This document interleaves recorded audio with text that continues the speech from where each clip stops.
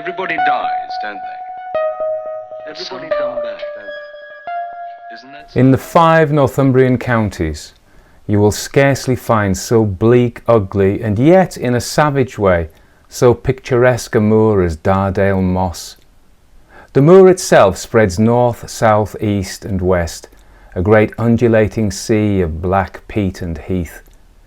What we may term its shores are wooded wildly with birch, hazel and dwarf oak. No towering mountains surround it, but here and there you have a rocky knoll rising among the trees, and many a wooded promontory of the same pretty, because utterly wild, forest running out into its dark level.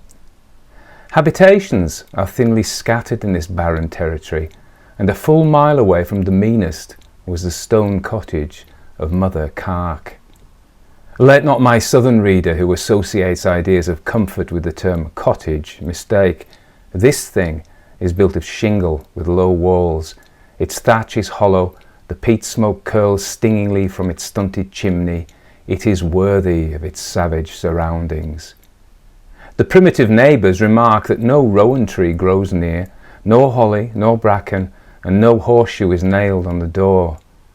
Not far from the birches and hazels that straggle about the rude wall of the little enclosure, on the contrary, they say, you may discover the broom and the ragwort in which witches mysteriously delight. But this is perhaps a scandal.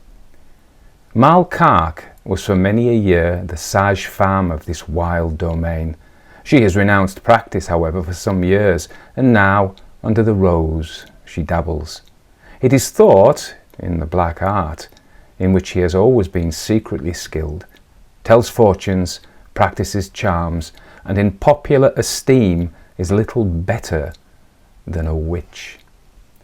Mother Carke has been away to the town of Willerdon to sell knit stockings and is returning to her rude dwelling by Dardale Moss. To her right, as far away as the eye can reach, the moor stretches. The narrow track she has followed here tops a gentle upland, and at her left a sort of jungle of dwarf oak and brushwood approaches its edge. The sun is sinking blood red in the west. His disk has touched the broad black level of the moor, and his parting beams glare athwart the gaunt figure of the old beldam as she strides homeward, stick in hand, and bring into relief the folds of her mantle, which gleam like the draperies of a bronze image in the light of a fire. For a few moments, this light floods the air.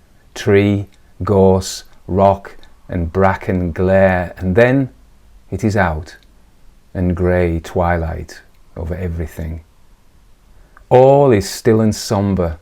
At this hour, the simple traffic of the thinly peopled country is over, and nothing can be more solitary. From this jungle, nevertheless, through which the mists of evening are already creeping, she sees a gigantic man approaching her. In that poor and primitive country, robbery is a crime unknown. She therefore has no fears for her pound of tea and pint of gin, and 16 shillings in silver which she's bringing home in her pocket. But there is something that would have frightened another woman about this man. He is gaunt, sombre, bony, dirty, and dressed in a black suit which a beggar would hardly care to pick out of the dust. This ill-looking man nodded to her as he stepped on the road. "I don't know you," she said. He nodded again. "I never seed you nowhere," she exclaimed sternly. "Fine evening, Mother Carke," he says, and holds his snuff-box toward her. She widened the distance between them by a step or so, and said again sternly and pale, "I have nought to say to thee, whoever thou beest." "You know Laura Silverbell?" "That's a by nyam, the lass's nyam is Laura Lou," she answered, looking straight before her. "One name's as good as another for one that was never christened, mother." "How know ye that?" she asked grimly, for it is a received opinion in that part of the world that the fairies have power over those who have never been baptized. The stranger turned on her a malignant smile. "There's a young lord in love with her," the stranger says, "and I'm that lord. Have her at your house tomorrow night at 8 o'clock, and you must stick cross pins through the candle, as you have done for many a one before, to bring her lover thither by 10, and her fortune's made.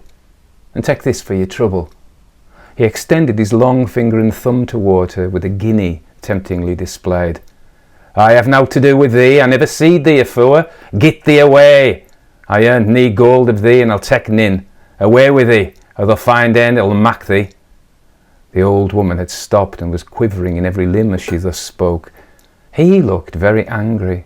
Sulkily he turned away at her words and strode slowly towards the wood from which he had come, and as he approached it, it seemed to her to grow taller and taller, and stalked into it as high as a tree.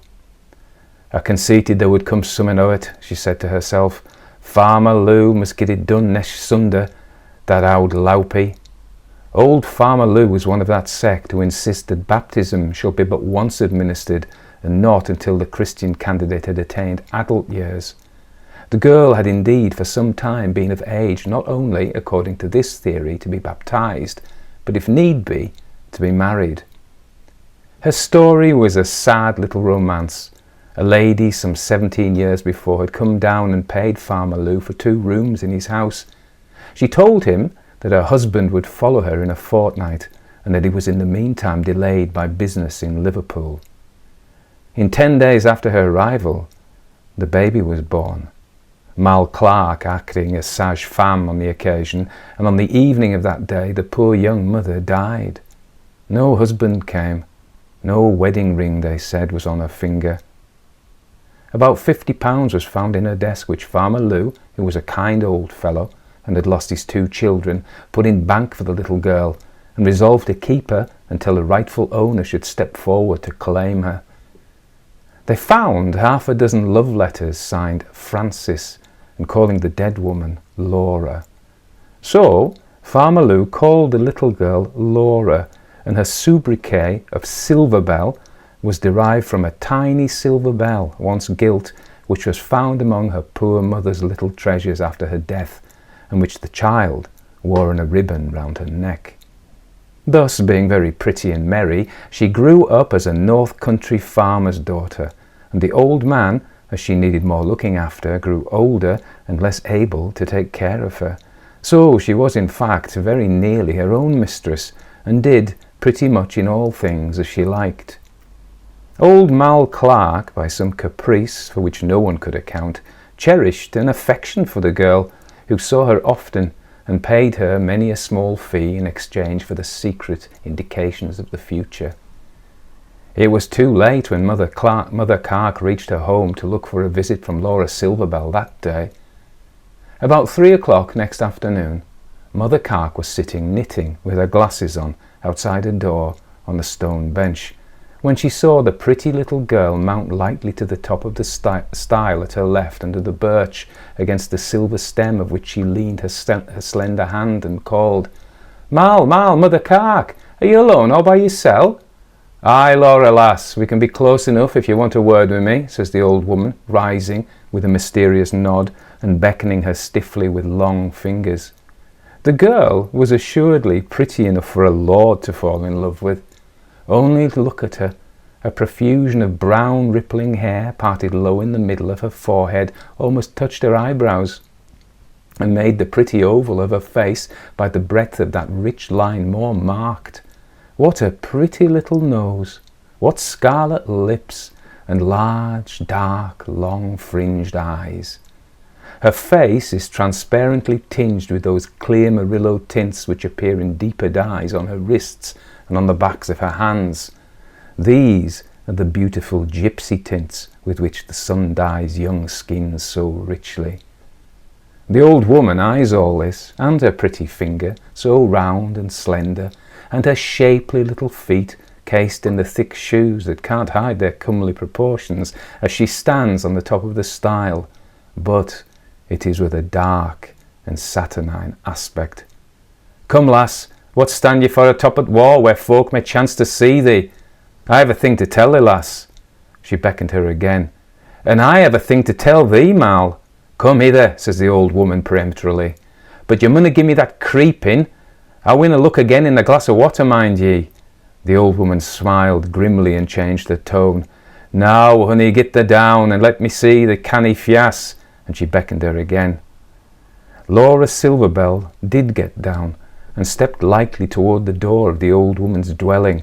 "Take this," said the girl, unfolding a piece of bacon from her apron, "and I have a silver sixpence to give thee when I'm going away yam." They entered the dark kitchen of the cottage, and the old woman stood by the door lest their conference should be lighted on by surprise.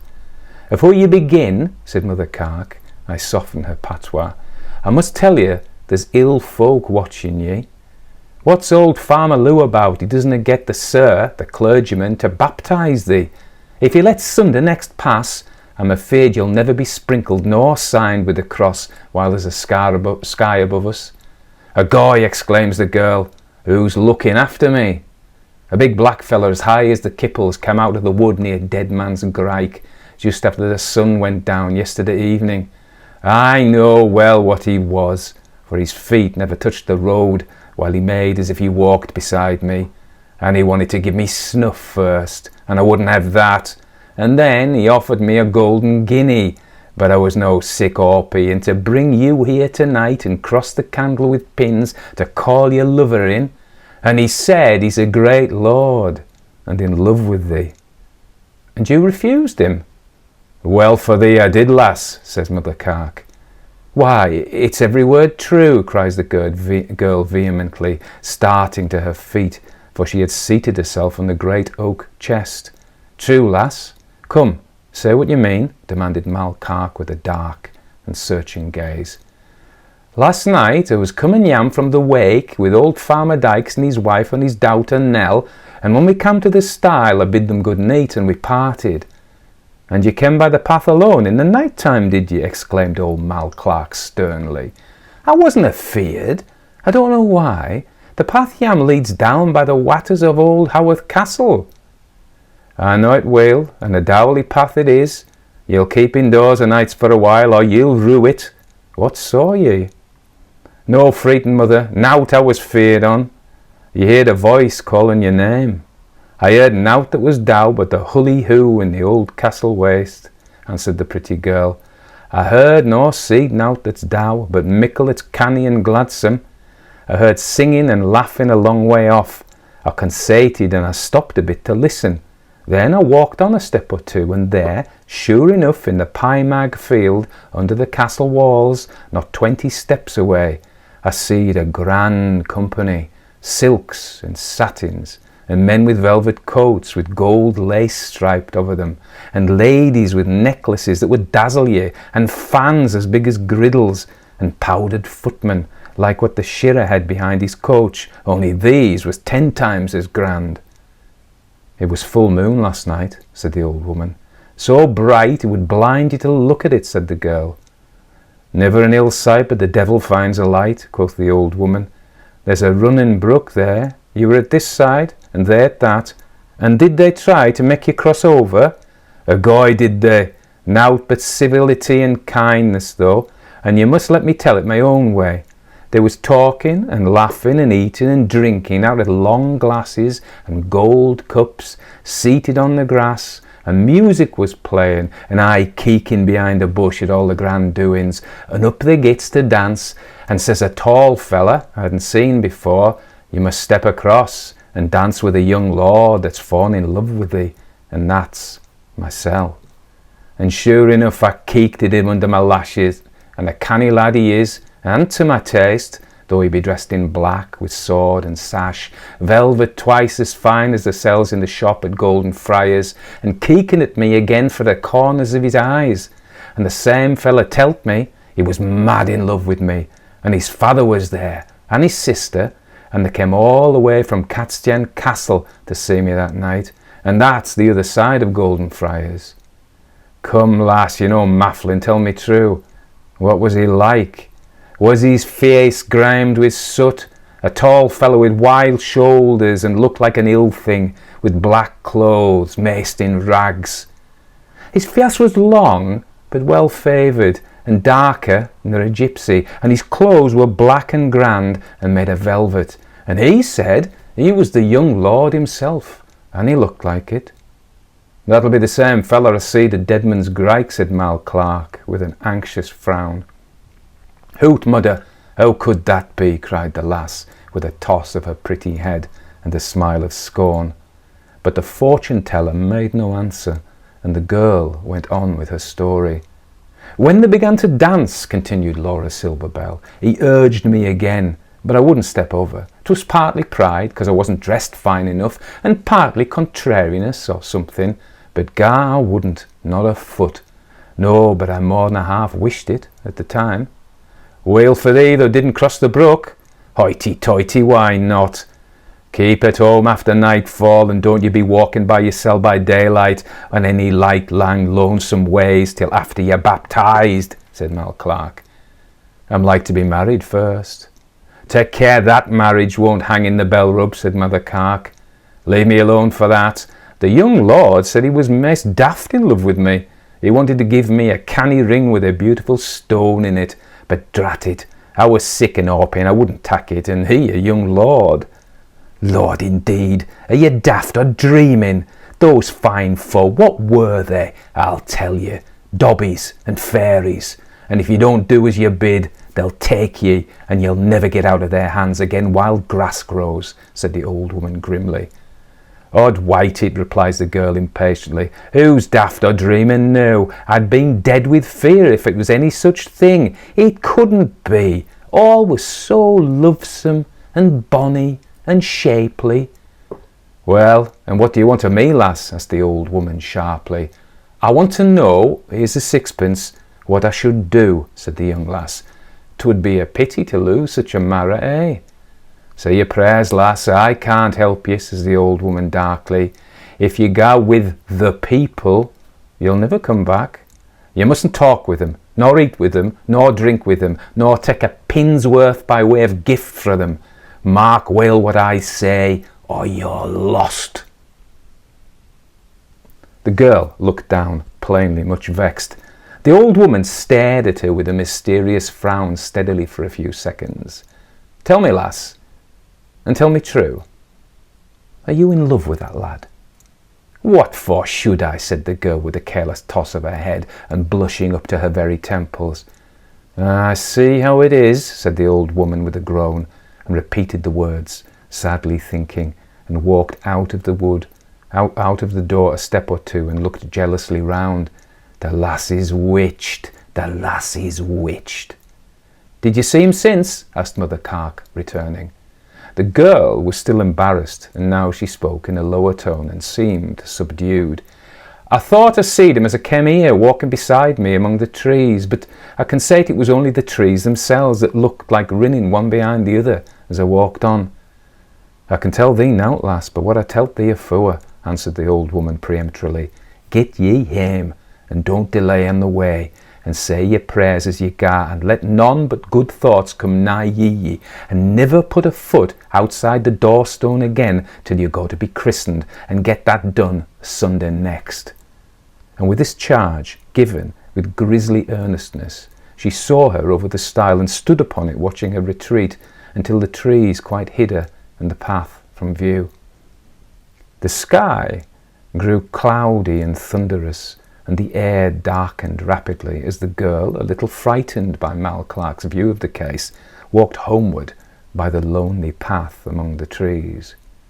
A black cat, which had walked close by her, for these creatures sometimes take a ramble in search of their prey among the woods and thickets, crept from under the hollow of an oak and was again with her. It seemed to her to grow bigger and bigger as the darkness deepened, and its green eyes glared as large as halfpennies in her affrighted vision as the thunder came booming along the heights from the Willarden road. She tried to drive it away, but it growled and hissed awfully, and set up its back as if it would spring at her, and finally it skipped up into a tree where they grew thickest at each side of her path, and accompanied her high overhead, hopping from bough to bough as if meditating a pounce upon her shoulders. Her fancy being full of strange thoughts, she was frightened, and she fancied that he was haunting her steps and destined to undergo some hideous transformation the moment she ceased to guard her path with prayers. She was frightened for a while after she got home. The dark looks of Mother Cark were always before her eyes, and a secret dread prevented her passing the threshold of her home again that night. Next day it was different. She had got rid of the awe which with Mother Cark had inspired her. She could not get the tall, dark-featured lord in the black velvet dress out of her head. He had taken her fancy. She was growing to love him. She could think of nothing else.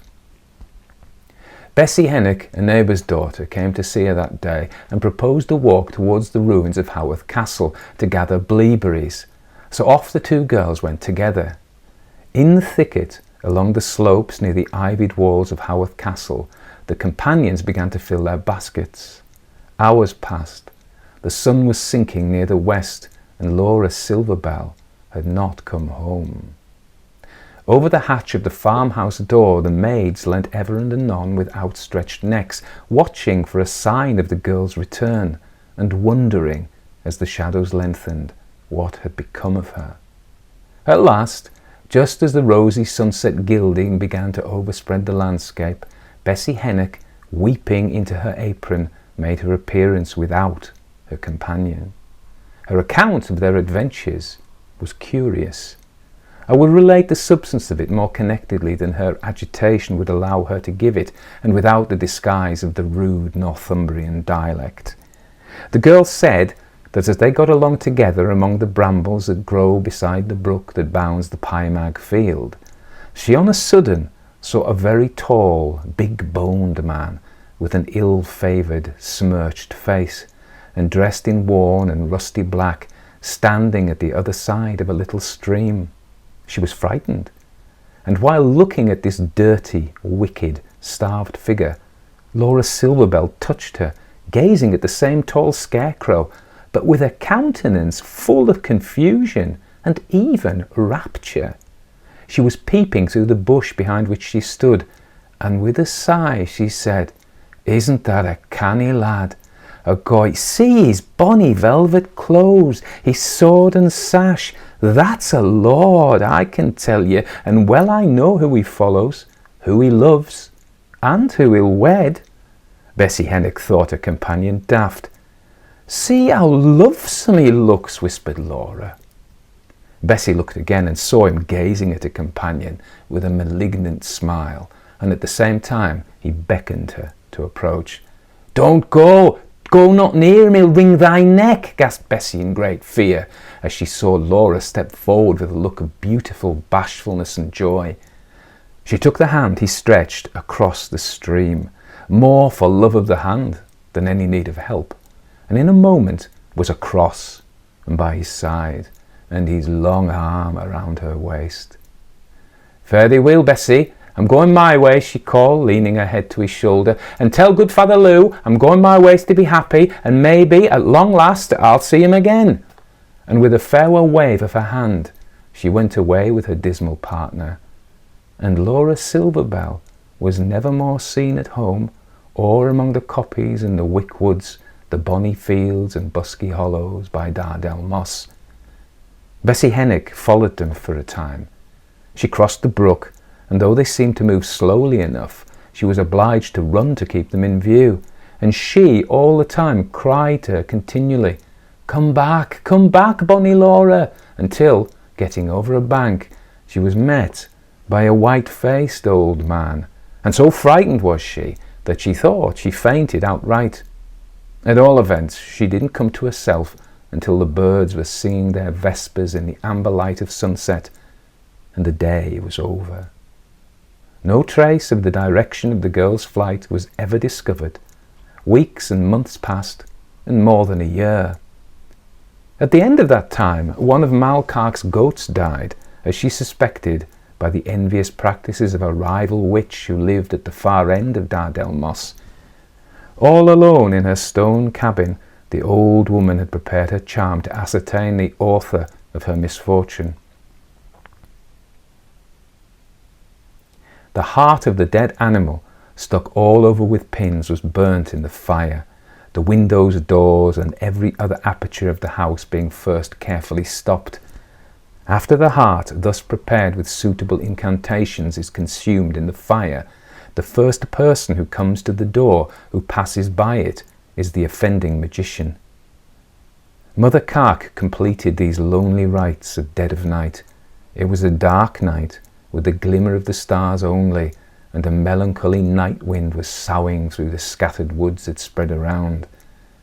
After a long and dead silence, there came a heavy thump at the door, and a deep voice called her by name. She was startled, for she expected no man's voice, and peeping from the window she saw in the dim light a coach and 4 horses, with gold-laced footmen, and a coachman in wig and cocked hat, turned out as if for a state occasion.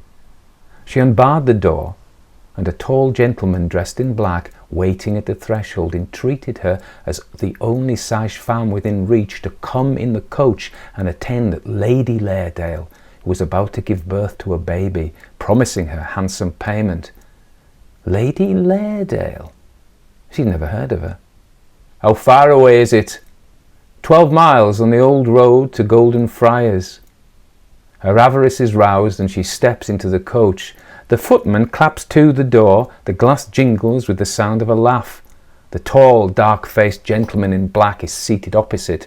They're driving at a furious pace. They have turned out of the road into a narrow one, dark with thicker and loftier forest than she was accustomed to. She grows anxious, for she knows every road and bypath in the country round, and she's never seen this one. He encourages her. The moon has risen above the edge of the horizon, and she sees a noble old castle. Its summit of tower, watchtower and battlement glimmers faintly in the moonlight. This is their destination. She feels on a sudden all but overpowered by sleep, but although she nods, she is quite conscious of the continued motion, which has become even rougher. She makes an effort and rouses herself. What has become of the coach, the castle, the servants? Nothing, but the strange forest remains the same. She is jolting along on a rude hurdle, seated on rushes, and a tall, big-boned man in rags sits in front, kicking with his heel the ill-favoured beast that pulls them along, every bone of which sticks out, and holding the halter which serves for reins. They stop at the door of a miserable building of loose stone, with a thatch so sunk and rotten that the roof tree and couples protrude in crooked corners like the bones of the wretched horse, with enormous head and ears that dragged them to the door. The long, gaunt man gets down, and his sinister face grimed like his hands. It was the same grimy giant who had accosted her on the lonely road to Dead Man's Grike, but she feels that she must go through with it now, and she follows him into the house. 2 rushlights were burning in the large and miserable room, and on a coarse, ragged bed lay a woman, groaning piteously. "That's Lady Lairdale," says the gaunt, dark man, who then began to stride up and down the room, rolling his head, stamping furiously and thumping one hand on the palm of the other, and talking and laughing in the corners, where there was no one visible to hear or to answer. Old Mal Cark recognised in the faded, half-starved creature who lay on the bed, as dark now and grimy as the man, and looking as if she had never in her life washed hands or face, the once blithe and pretty Laura Lou. The hideous being who was her mate continued in the same odd fluctuations of fury, grief and merriment, and whenever she uttered a groan, he parried it with another, as Mother Cark thought, in saturnine derision. At length he strode into another room and banged the door after him. In due time the poor woman's pains were over, and a daughter was born. Such an imp, with long pointed ears, flat nose, and enormous restless eyes and mouth. It instantly began to yell and talk in some unknown language, at the noise of which the father looked into the room and told the sage-femme that she should not go unrewarded. The sick woman seized the moment of his absence to say in the ear of Mal Cark, "If ye had not been at ill work tonight, he could not have fetched ye. Take no more now than your rightful fee, or he'll keep ye here." At this moment he returned with a bag of gold and silver coins, which he emptied on the table, and told her to help herself. She took 4 shillings, which was her primitive fee, neither more nor less, and all his urgency could not prevail with her to take a farthing more. He looked so terrible at her refusal that she rushed out of the house. He ran after her. "You'll take your money with you," he roared, snatching up the bag still half full, and flung it after her. It lighted on her shoulder, and partly from the blow, partly from terror, she fell to the ground, and when she came to herself, it was morning, and she was lying across her own doorstone. It is said that she never more told fortune or practised spell, and though all that happened 60 years ago and more, Laura Silverbell, wise folk think, is still living, and will so continue till the day of the doom among the fairies.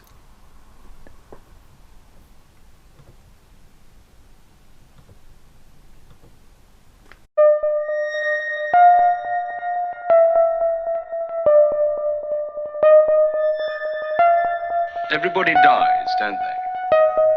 Everybody come back, don't they? Isn't that so? You tried to get into the locked room today, didn't you? How do the dead come back, Mother? What's the secret of the dead come back? Book because of the illustrations, because it's great. Actually, the illustrations are really good. I hope you can see this. There we are. So some of that dialect was rather challenging, even for me. So absolutely, I love fairy stories. They're my favourite kind of stories. So that I really like that. It was a good story. I wish the dialect hadn't been so broad, because I was wondering. At times I struggle to understand it. It's only up the road from me.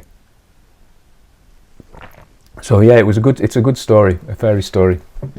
It reminded me, do you know what it reminded me? It reminded me of that film, of the Neil Gaiman story, Stardust, where that bit where they're in disguise and the goats are pulling the carriage. Yeah, it will end up as a live stream.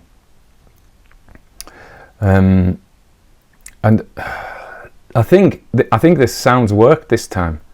And I think the pictures work this time, so that's good. So the next thing is I'm going to do a premiere on Monday.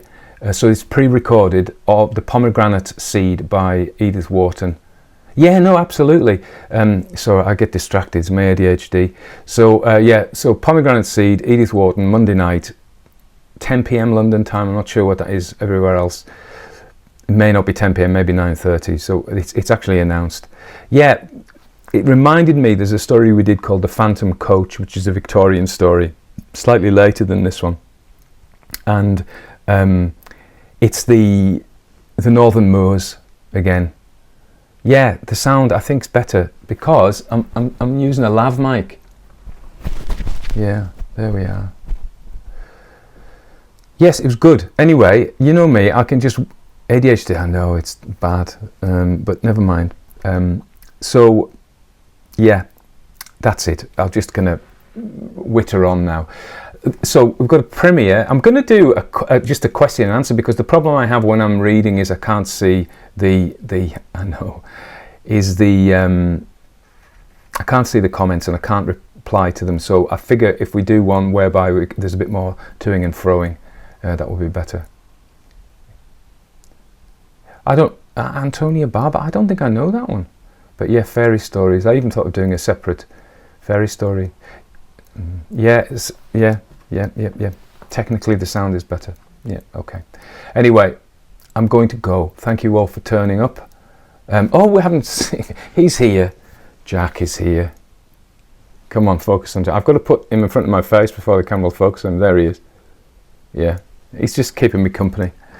There we go. Yes, all of those. Edith Wharton, Neil Gaiman, absolutely. Okay. Right, that's it. Okay, guys, see you. I'll be around. Premiere on Monday, all right. Yeah, the Pyramid one. Yeah, another. It's from this same book. So I'll do some credits actually before I go. So This is the book they're drawn from. It's actually sold out at the moment, but I think they'll probably reprint. And the music, of course, is from Witch Phase 4, and that's a link by the Heartwood Institute. And they give me permission, which I'm very grateful for. Yeah, anyway, okay, great. Bye, everybody, because I can just go on forever, so I won't. Bye-bye.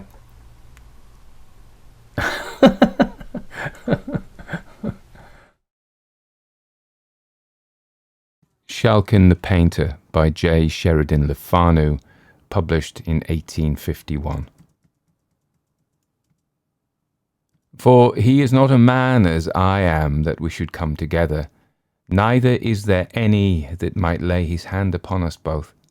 Let him, therefore, take his rod away from me, and let not his fear terrify me.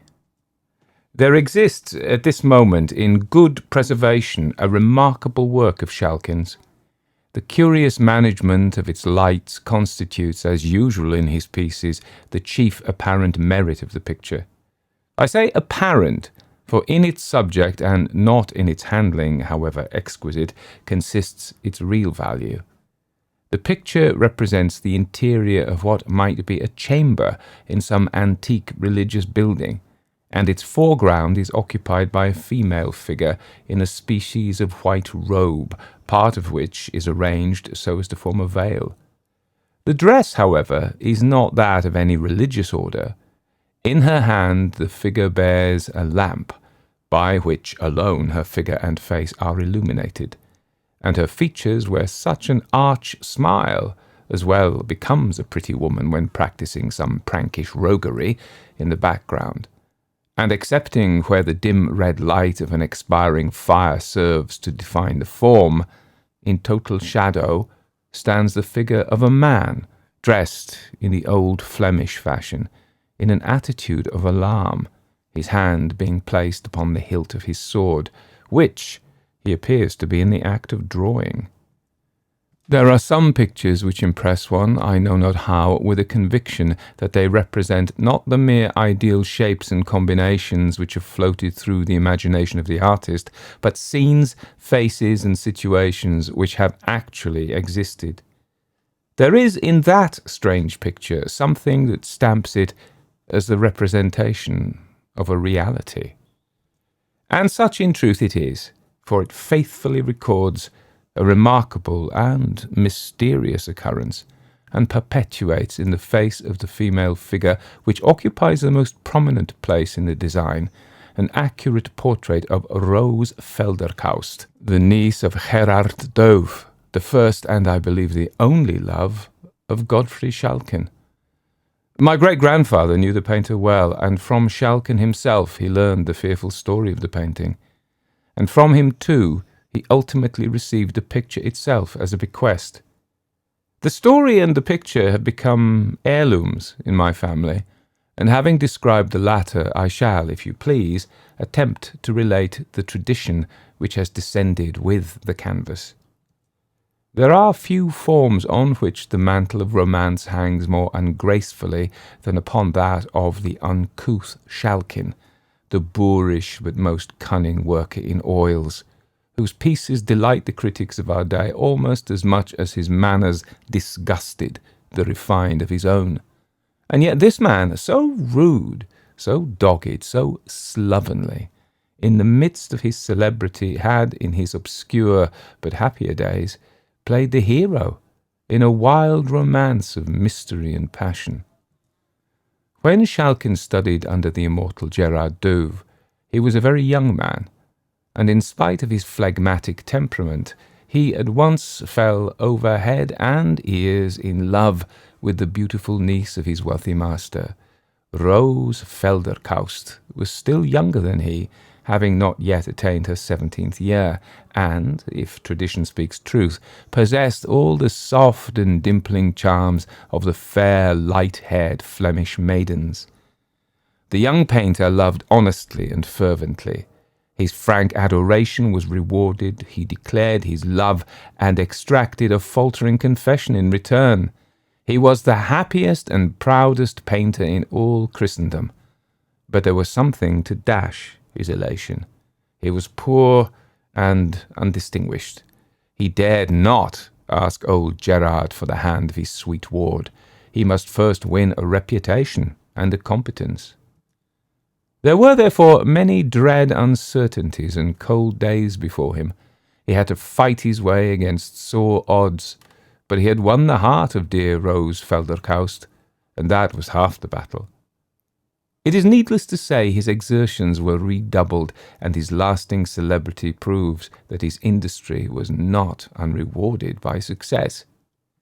These ardent labours, and worse still, the hopes that elevated and beguiled them, were, however, destined to experience a sudden interruption of a character so strange and mysterious as to baffle all inquiry, and to throw over the events themselves a shadow of preternatural horror. Schalken had one evening outstayed all his fellow pupils, and still pursued his work in the deserted room. As the daylight was fast failing, he laid aside his colours and applied himself to the completion of a sketch on which he had expressed extraordinary pains. It was a religious composition, and represented the temptations of a pot-bellied St. Anthony. The young artist, however destitute of elevation, had, nevertheless, discernment enough to be satisfied with his own work, and many were the patient erasures and improvements which saint and devil underwent, yet all in vain. The large, old-fashioned room was silent, and, with the exception of himself, quite emptied of its usual inmates. An hour had thus passed away, nearly 2, without any improved result. Daylight had already declined, and twilight was deepening into the darkness of night. The patience of the young painter was exhausted, and he stood before his unfinished production angry and mortified, one hand buried in the folds of his long hair, and the other holding the piece of charcoal which had so ill performed its office, and which he now rubbed, without much regard to the sable streaks it produced, with irritable pressure upon his ample Flemish inexpressibles. "Curse the subject," said the young man aloud. "Curse the picture, the devil's the saint." At this moment a short, sudden sniff, uttered close beside him, made the artist turn sharply round, and he now, for the first time, became aware that his labours had been overlooked by a stranger. Within about 1.5 yards, and rather behind him, there stood the figure of an elderly man in a cloak and broad-brimmed conical hat. In his hand, which was protected with a heavy gauntlet-shaped glove, he carried a long ebony walking-stick, surmounted with what appeared, as it glittered dimly in the twilight, to be a massive head of gold, and upon his breast, through the folds of the cloak, there shone the links of a rich chain of the same metal. The room was so obscure that nothing further of the appearance of the figure could be ascertained, and his hat threw his features into profound shadow. It would not have been easy to conjecture the age of the intruder, but a quantity of dark hair escaping from beneath this sombre hat, as well as his firm and upright carriage, served to indicate that his years could not yet exceed 80 or thereabouts. There was an air of gravity and importance about the garb of the person, and something indescribably odd, I might say awful, in the perfect, stone-like stillness of the figure, that effectually checked the testy comment which had at once risen to the lips of the irritated artist. He, therefore, as soon as he had sufficiently recovered his surprise, asked the stranger civilly to be seated, and desired to know if he had any message to leave for his master. "Tell Gerard Douw," said the unknown, without altering his attitude in the smallest degree, "that Mynheer van der Hausen of Rotterdam desires to speak with him on tomorrow evening at this hour, and if he please in this room, upon matters of weight. That is all."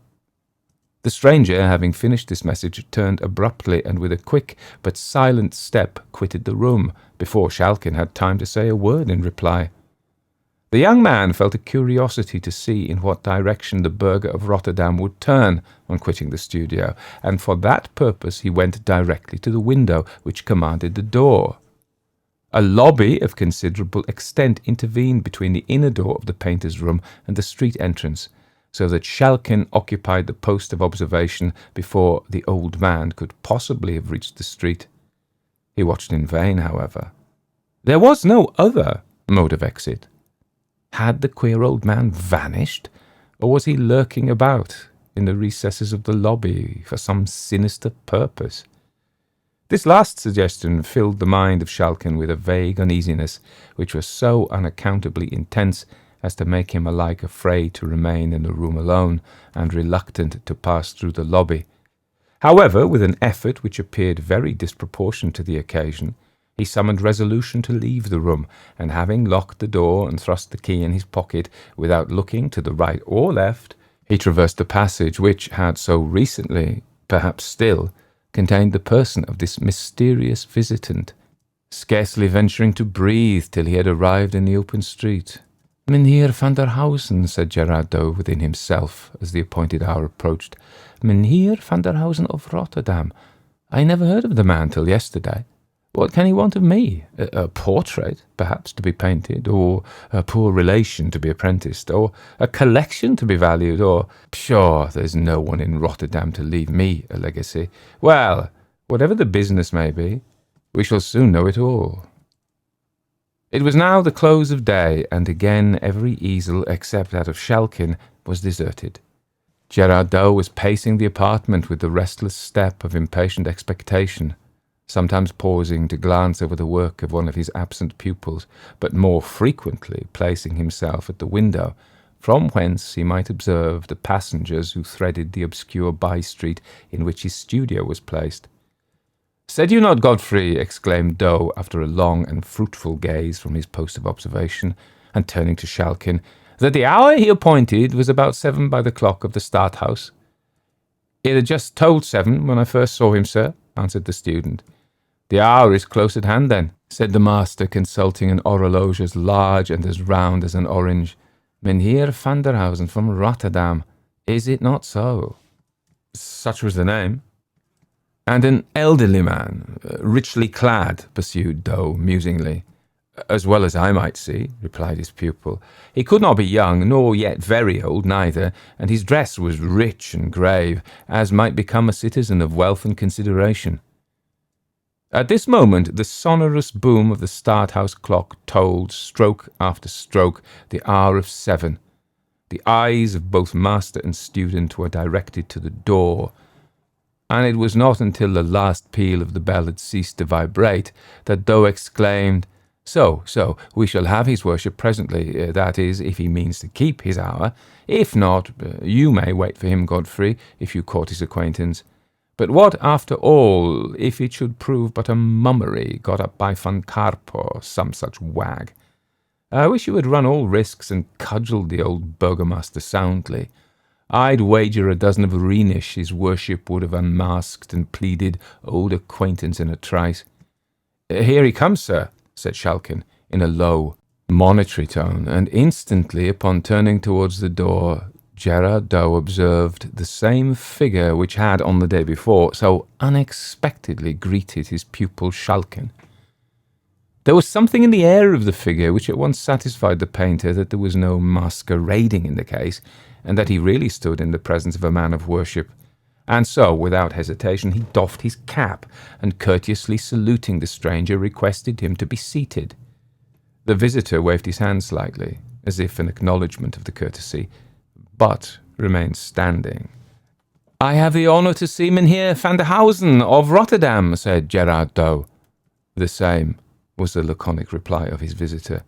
"I understand your worship desires to speak with me," continued Dow, "and I am here by appointment to wait your commands." "Is that a man of trust?" said van der Hausen, turning towards Schalken, who stood at a little distance behind his master. "Certainly," replied Gerard. "Then let him take this box, and get the nearest jeweller or goldsmith to value its contents, and let him return hither with the certificate of the valuation." At the same time he placed a small case, about 9 inches square, in the hands of Gerard Dow, who was as much amazed at its weight as at the strange abruptness with which it was handed to him. In accordance with the wishes of the stranger, he delivered it into the hands of Schalken, and repeating his direction, dispatched him on the mission. Schalken disposed his precious charge securely beneath the folds of his cloak, and rapidly traversing 2 or 3 narrow streets, he stopped at a corner house, the lower part of which was then occupied by the shop of a Jewish goldsmith. He entered the shop, and calling the little Hebrew into the obscurity of its back recesses, he proceeded to lay before him Van der Hausen's casket. On being examined by the light of a lamp, it appeared entirely cased with lead, the outer surface of which was much scraped and soiled and nearly white with age. This having been partially removed, there appeared beneath a box of some hard wood, which also they forced open, and after the removal of 2 or 3 folds of linen, they discovered its contents to be a mass of golden ingots, closely packed, and, as the Jew declared, of the most perfect quality. Every ingot underwent the scrutiny of the little Jew, who seemed to feel an Epicurean delight in touching and testing these morsels of the glorious metal, and each one of them was replaced in its berth with the exclamation, "Mein Gott, how very perfect! Not one grain of alloy. Beautiful! Beautiful!" The task was at length finished, and the Jew certified under his hand the value of the ingots submitted to his examination to amount to many thousand rix dollars. With the desired document in his pocket and the rich box of gold carefully pressed under his arm and concealed by his cloak, he retraced his way, and entering the studio found his master and the stranger in close conference. Schalken had no sooner left the room in order to execute the commission he had taken in charge than Van der Hausen addressed Gerard Doe in the following terms. "I cannot tarry with you tonight more than a few minutes, and so I shall shortly tell you the matter upon which I come. You visited the town of Rotterdam some 4 months ago, and then I saw in the church of St. Lawrence your niece, Rose Felderkaust. I desire to marry her, and if I satisfy you that I am wealthier than any husband you can dream of for her, I expect that you will forward my suit with your authority. If you approve my proposal, you must close with it here and now, for I cannot wait for calculations and delays."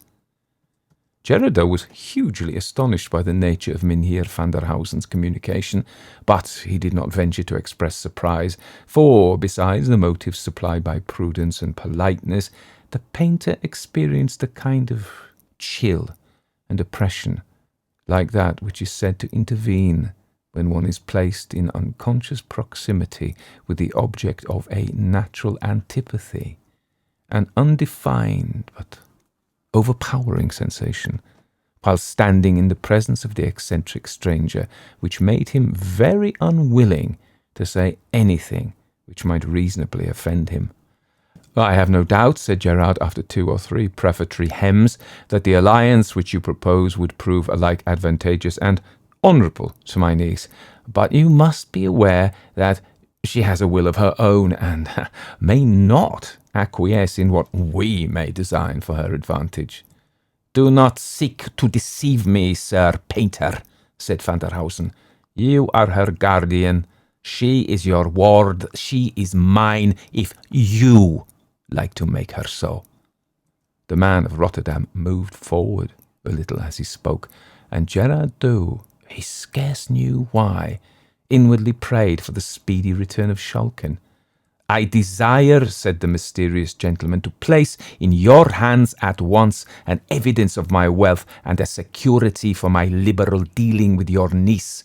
The lad will return in a minute or 2 with a sum in value 5 times the fortune which she has a right to expect from her husband. This shall lie in your hands together with her dowry, and you may apply the united sum as suits her interest best. It shall be all exclusively hers while she lives. Is that liberal?" Dow assented and inwardly acknowledged that fortune had been extraordinarily kind to his niece. The stranger, he thought, must be both wealthy and generous, and such an offer was not to be despised, though made by a humorist and one of no very prepossessing presence. Rose had no very high pretensions, for she had but a modest dowry, which she owed entirely to the generosity of her uncle. Neither had she any right to raise exceptions on the score of birth, for her own origin was far from splendid, and, as the other objections, Gerard resolved, and indeed, by the usages of the time, was warranted in resolving, not to listen to them for a moment. "Sir," he said, addressing the stranger, your offer is liberal, and whatever hesitation I may feel in closing with it immediately arises solely from my not having the honour of knowing anything of your family or station. Upon these points you can, of course, satisfy me without difficulty. As to my respectability," said the stranger dryly, "you must take that for granted at present. Pester me with no inquiries. You can discover nothing more about me than I choose to make known. You shall have sufficient security for my respectability, my word, if you are honourable. If you are sordid, my gold." A testy old gentleman, thought Doe. He must have his own way, but all things considered, I am not justified to declining his offer. I will not pledge myself unnecessarily, however. "You will not pledge yourself unnecessarily," said Van der Hausen, strangely uttering the very words which had just floated through the mind of his companion. "But you will do so, if it is necessary, I presume, and I will show you that I consider it indispensable. If the gold I mean to leave in your hands satisfy you, and if you don't wish my proposal to be at once withdrawn, you must, before I leave this room, write your name to this engagement." Having thus spoken, he placed a paper in the hands of the master, the contents of which expressed an engagement entered into by Gerard Doe to give Wilken van der Hausen of Rotterdam in marriage Rose Felderkaust, and so forth, within 1 week of the date thereof. While the painter was employed in reading this covenant by the light of a twinkling oil lamp in the far wall of the room, Schalken, as we have stated, entered the studio, and having delivered the box and the valuation of the Jew into the hands of the stranger, he was about to retire, when Van der Hausen called to him to wait, and presenting the case and the certificate to Gerard Doe, he paused in silence until he had satisfied himself by an inspection of both, respecting the value of the pledge left in his hands. At length he said, "Are you content?" The painter said he would fain have another day to consider. "Not an hour," said the suitor apathetically. "Well then," said Doe, with a sore effort, I'm content. It is a bargain." "Then sign at once," said Van der Hausen, "for I am weary." At the same time he produced a small case of writing materials, and Gerard signed the important document. "Let this youth witness the covenant," said the old man, and Godfrey Schalken unconsciously attested the instrument which forever bereft him of his dear Rose Felderkaust. The compact being thus completed, the strange visitor folded up the paper and stowed it safely in an inner pocket. "I will visit you tomorrow night at 9 o'clock at your own house, Gerard Doe, and will see the object of our contract." And so saying, Wilken van der Hausen moved stiffly but rapidly out of the room. Schalken, eager to resolve his doubts, had placed himself by the window in order to watch the street entrance. But the experiment served only to support his suspicions, for the old man did not issue from the door. This was very strange, odd, nay, fearful. He and his master returned together and talked but little on the way, for each had his own subjects of reflection, of anxiety, and of hope. Schalken, however, did not know the ruin which menaced his dearest projects. Gerard Doe knew nothing of the attachment which had sprung up between his pupil and his niece, and even if he had, it's doubtful whether he would have regarded its existence as any serious obstruction to the wishes of Mynheer van der Hausen. Marriages were then and there matters of traffic and calculation, and it would have appeared as absurd in the eyes of the guardian to make a mutual attachment an essential element in a contract of the sort, as it would have been to draw up his bonds and receipts in the language of romance. The painter, however, did not communicate to his niece the important step which he had taken in her behalf, a forbearance caused not by any anticipated opposition on her part, but solely by a ludicrous consciousness that if she were to ask him for a description of her destined bridegroom, he would be forced to confess that he had not once seen his face, and if called upon would find it absolutely impossible to identify him. Upon the next day, Gerard Dow, after dinner, called his niece to him, and having scanned her person with an air of satisfaction, he took her hand, and looking upon her pretty, innocent face with a smile of kindness, he said, "Rose, my girl, that face of yours will make your fortune." Rose blushed and smiled. Such faces and such tempers seldom go together, and when they do, the compound is a love charm few heads or hearts can resist. Trust me, you'll soon be a bride girl, but this is trifling, and I am pressed for time, so make ready the large room by 8 o'clock tonight and give directions for supper at 9. I expect a friend, and observe me, child, do trick yourself out handsomely. I won't have him think us poor or sluttish." With these words, he left her, and took his way to the room in which his pupils worked. When the evening closed in, Gerard called Schalken, who was about to take his departure to his own obscure and comfortless lodgings, and asked him to come home and sup with Rose and van der Hausen. The invitation was of course accepted, and Gerard Dow and his pupil soon found themselves in a handsome and even then antique chamber which had been prepared for the reception of the stranger. A cheerful wood fire blazed in the hearth, a little at one side of which an old-fashioned table, which shone in the firelight like burnished gold, was awaiting the supper, for which preparations were going forward, and ranged with exact regularity stood the tall-backed chairs, whose ungracefulness was more than compensated by their comfort. The little party, consisting of Rose, her uncle, and the artist, awaited the arrival of the expected visitor with considerable impatience. 9 o'clock at length came, and with it a summons at the street door, which being speedily answered, was followed by a slow and emphatic tread upon the staircase. The steps moved heavily across the lobby. The door of the room in which the party we have described were assembled slowly opened, and there entered a figure which startled, almost appalled the phlegmatic Dutchman, and nearly made Rose scream with terror. It was the form, and arrayed in the garb of Mynheer van der Hausen. The air, the gait, the height were the same, but the features had never been seen by face completely. The stranger stopped at the door of the room and displayed his form and face completely. He wore a dark-coloured cloth cloak, which was short and full, not falling quite to his knees. His legs were cased in dark purple silk stockings, and his shoes were adorned with roses of the same colour. The opening of the cloak in front showed the undersuit to consist of some very dark, perhaps sable, material, and his hands were enclosed in a heavy pair of leather gloves, which ran up considerably above the wrist, in the manner of a gauntlet.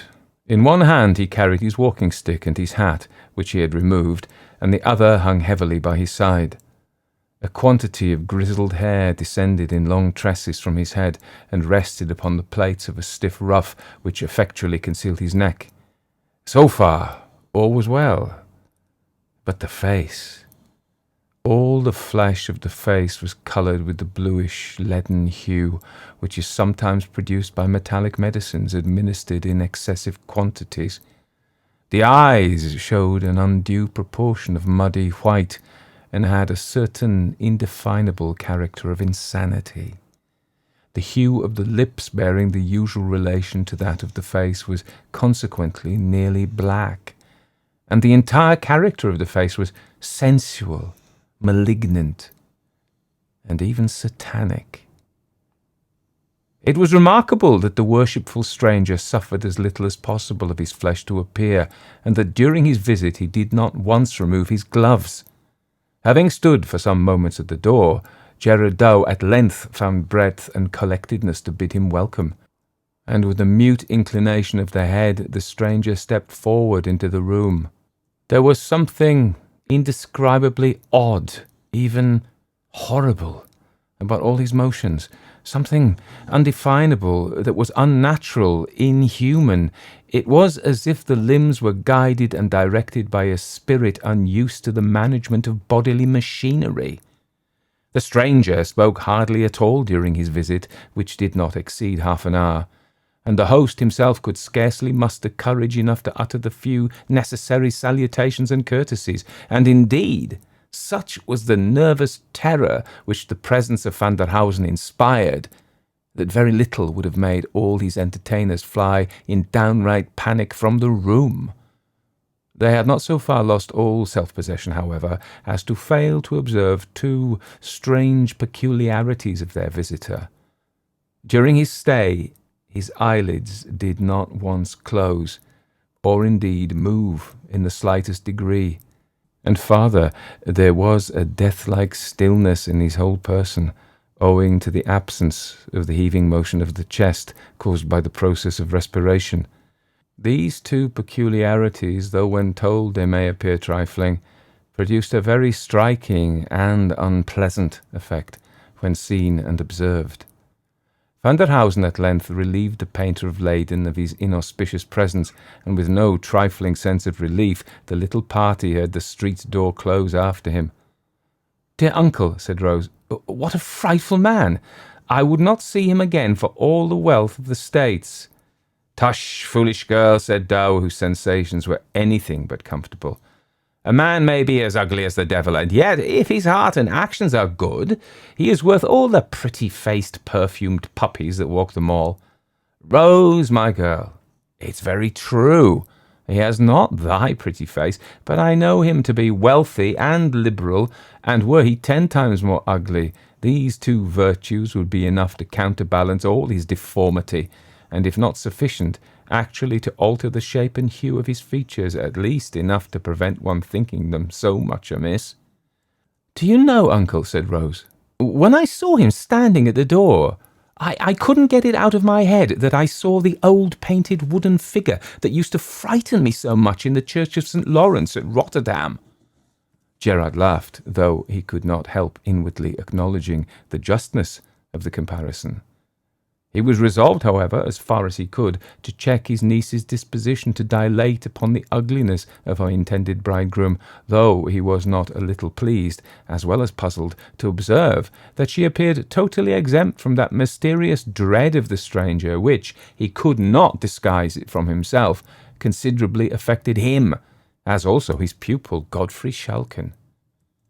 Early on the next day there arrived from various quarters of the town rich presents of silks, velvets, jewellery, and so forth for Rose, and also a packet directed to Gerard Dow, which, upon being opened, was found to contain a contract of marriage formally drawn up between Wilkin van der Hausen of the Boom Key in Rotterdam and Rose Velderkaust of Leyden, niece to Gerard Dow, master in the art of painting, also of the same city, and containing engagements on the part of Van der Hausen to make settlements upon his bride, far more splendid than he had before led her guardian to believe likely, and which were to be secured to her use in the most unexceptionable manner possible, the money being placed in the hand of Gerard Dow himself.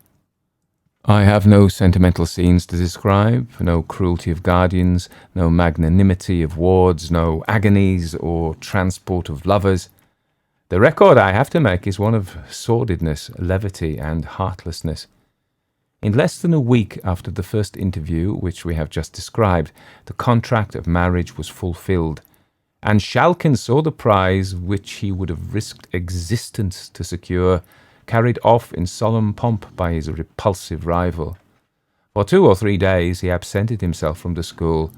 He then returned and worked, if with less cheerfulness, with far more dogged resolution than before. The stimulus of love had given place to that of ambition. Months passed away, and contrary to his expectation, and indeed to the direct promise of the parties, Gerard Dow heard nothing of his niece or her worshipful spouse. The interest of the money, which was to have been demanded in quarterly sums, lay unclaimed in his hands. He began to grow extremely uneasy. Mynheer van der Hausen's direction in Rotterdam he was fully possessed of. After some irresolution, he finally determined to journey thither, a trifling undertaking and easily accomplished, and thus to satisfy himself of the safety and the comfort of his ward, for whom he entertained an honest and strong affection. His search was in vain, however. No one in Rotterdam had ever heard of Mynheer van der Hausen. Gerard Dow left not a house in the Boom Key untried, but all in vain. No one could give him any information whatever touching the object of his inquiry, and he was obliged to return to Leyden, nothing wiser and far more anxious than when he had left it. On his arrival, he hastened to the establishment from which van der Hausen had hired the lumbering, though, considering the times, most luxurious vehicle which the bridal party had employed to convey them to Rotterdam. From the driver of this machine he learned that, having proceeded by slow stages, they had late in the evening approached Rotterdam, but that before they entered the city, and while yet nearly a mile from it, a small party of men, soberly clad and after the old fashion, with peaked beards and moustaches, standing in the centre of the road, obstructed the further progress of the carriage. The driver reined in his horses, much fearing from the obscurity of the hour and the loneliness of the road that some mischief was intended. His fears were, however, somewhat allayed by his observing that these strange men carried a large litter of an antique shape, and which they immediately set down upon the pavement, whereupon the bridegroom, having opened the coach door from within, descended, and having assisted his bride to do likewise, led her, weeping bitterly and wringing her hands, to the litter, which they both entered. It was then raised by the men who surrounded it, and speedily carried towards the city, and before it had proceeded very far, the darkness concealed it from the view of the Dutch coachman. In the inside of the vehicle he found a purse, whose contents more than thrice paid the hire of the carriage and man.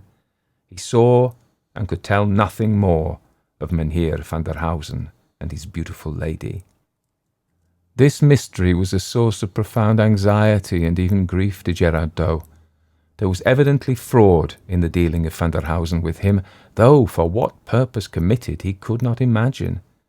He greatly doubted how far it was possible for a man possessing such a countenance to be anything but a villain, and every day that passed without his hearing from or of his niece, instead of inducing him to forget his fears, on the contrary, tended more and more to aggravate them. The loss of her cheerful society tended also to depress his spirits, and in order to dispel the gloom which often crept upon his mind after his daily occupations were over, he was wont frequently to ask Schalken to accompany him home and share his otherwise solitary supper. One evening the painter and his pupil were sitting by the fire, having accomplished a comfortable meal, and had yielded to the silent and delicious melancholy of digestion, when their ruminations were disturbed by a loud sound at the street door, as if occasioned by some person rushing and scrambling vehemently against it. A domestic had run without delay to ascertain the cause of the disturbance, and they heard him twice or thrice interrogate the applicant for admission, but without eliciting any other answer but a sustained reiteration of the sounds. They heard him then open the hall door, and immediately there followed a light and rapid tread on the staircase. Schalken advanced towards the door. It opened before he reached it, and Rose rushed into the room. She looked wild, fierce, and haggard with terror and exhaustion, but her dress surprised them as much as even her unexpected appearance. It consisted of a kind of a white woolen wrapper made close about the neck and descending to the very ground. It was much deranged and travel-soiled.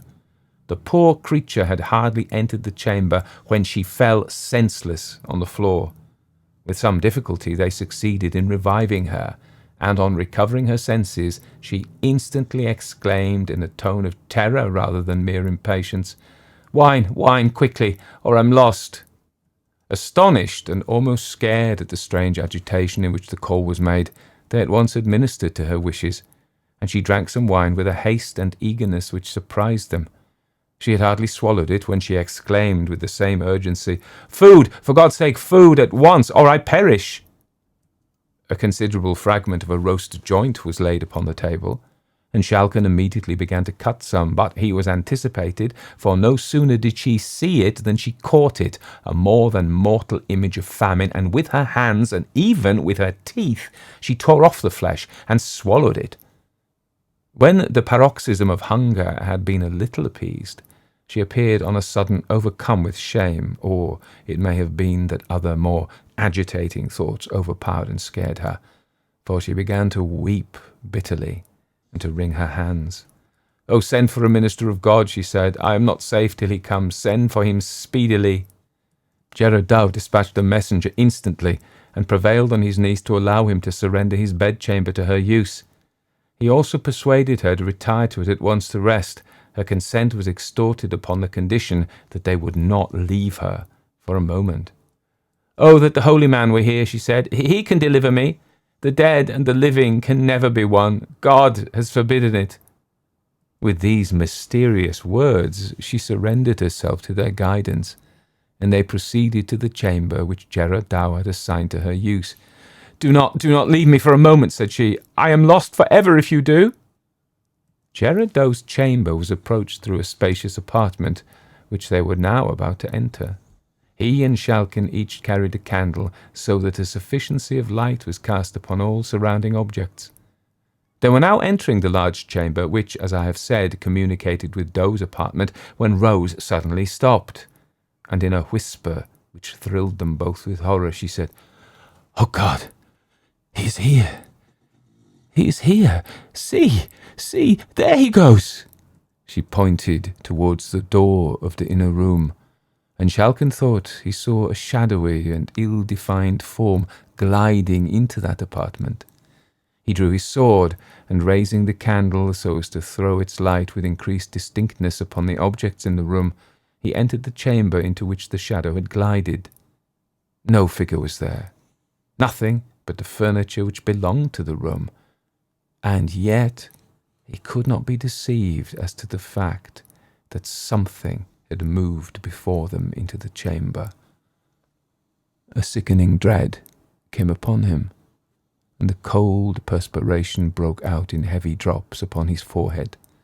Nor was he more composed when he heard the increased urgency and agony of entreaty with which Rose implored them not to leave her for a moment. "I saw him," said she. "He's here. I cannot be deceived. I know him. He's by me. He's with me. He's in the room. Then, for God's sake, as you would save me, do not stir from beside me." They at length prevailed upon her to lie down upon the bed, where she continued to urge them to stay by her. She frequently uttered incoherent sentences, repeating again and again, "The dead and the living cannot be one. God has forbidden it." Then again, "Rest to the wakeful, sleep to the sleepwalkers." These and other such mysterious and broken sentences she continued to utter until the clergyman arrived. Gerard Dow began to fear, naturally enough, that terror or ill-treatment had unsettled the poor girl's intellect, and he half suspected, by the suddenness of her appearance, the unseasonableness of the hour, and above all from the wildness and terror of her manner, that she had made her escape from some place of confinement for lunatics, and was in imminent fear of pursuit. He resolved to summon medical advice as soon as the mind of his niece had been in some measure set at rest by the offices of the clergyman, whose attendance she had so earnestly desired.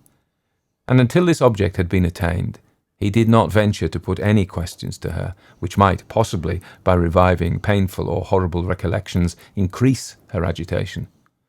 The clergyman soon arrived, a man of ascetic countenance and venerable age, one whom Gerard Dow respected very much, forasmuch as he was a veteran polemic, though one perhaps more dreaded as a combatant than beloved as a Christian, of pure morality, subtle brain, and frozen heart.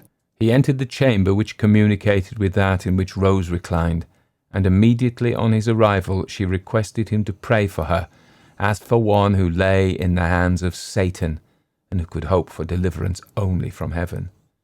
That you may distinctly understand all the circumstances of the event which I am going to describe, it is necessary to state the relative position of the parties who were engaged in it. The old clergyman and Schalken were in the anteroom of which I have already spoken.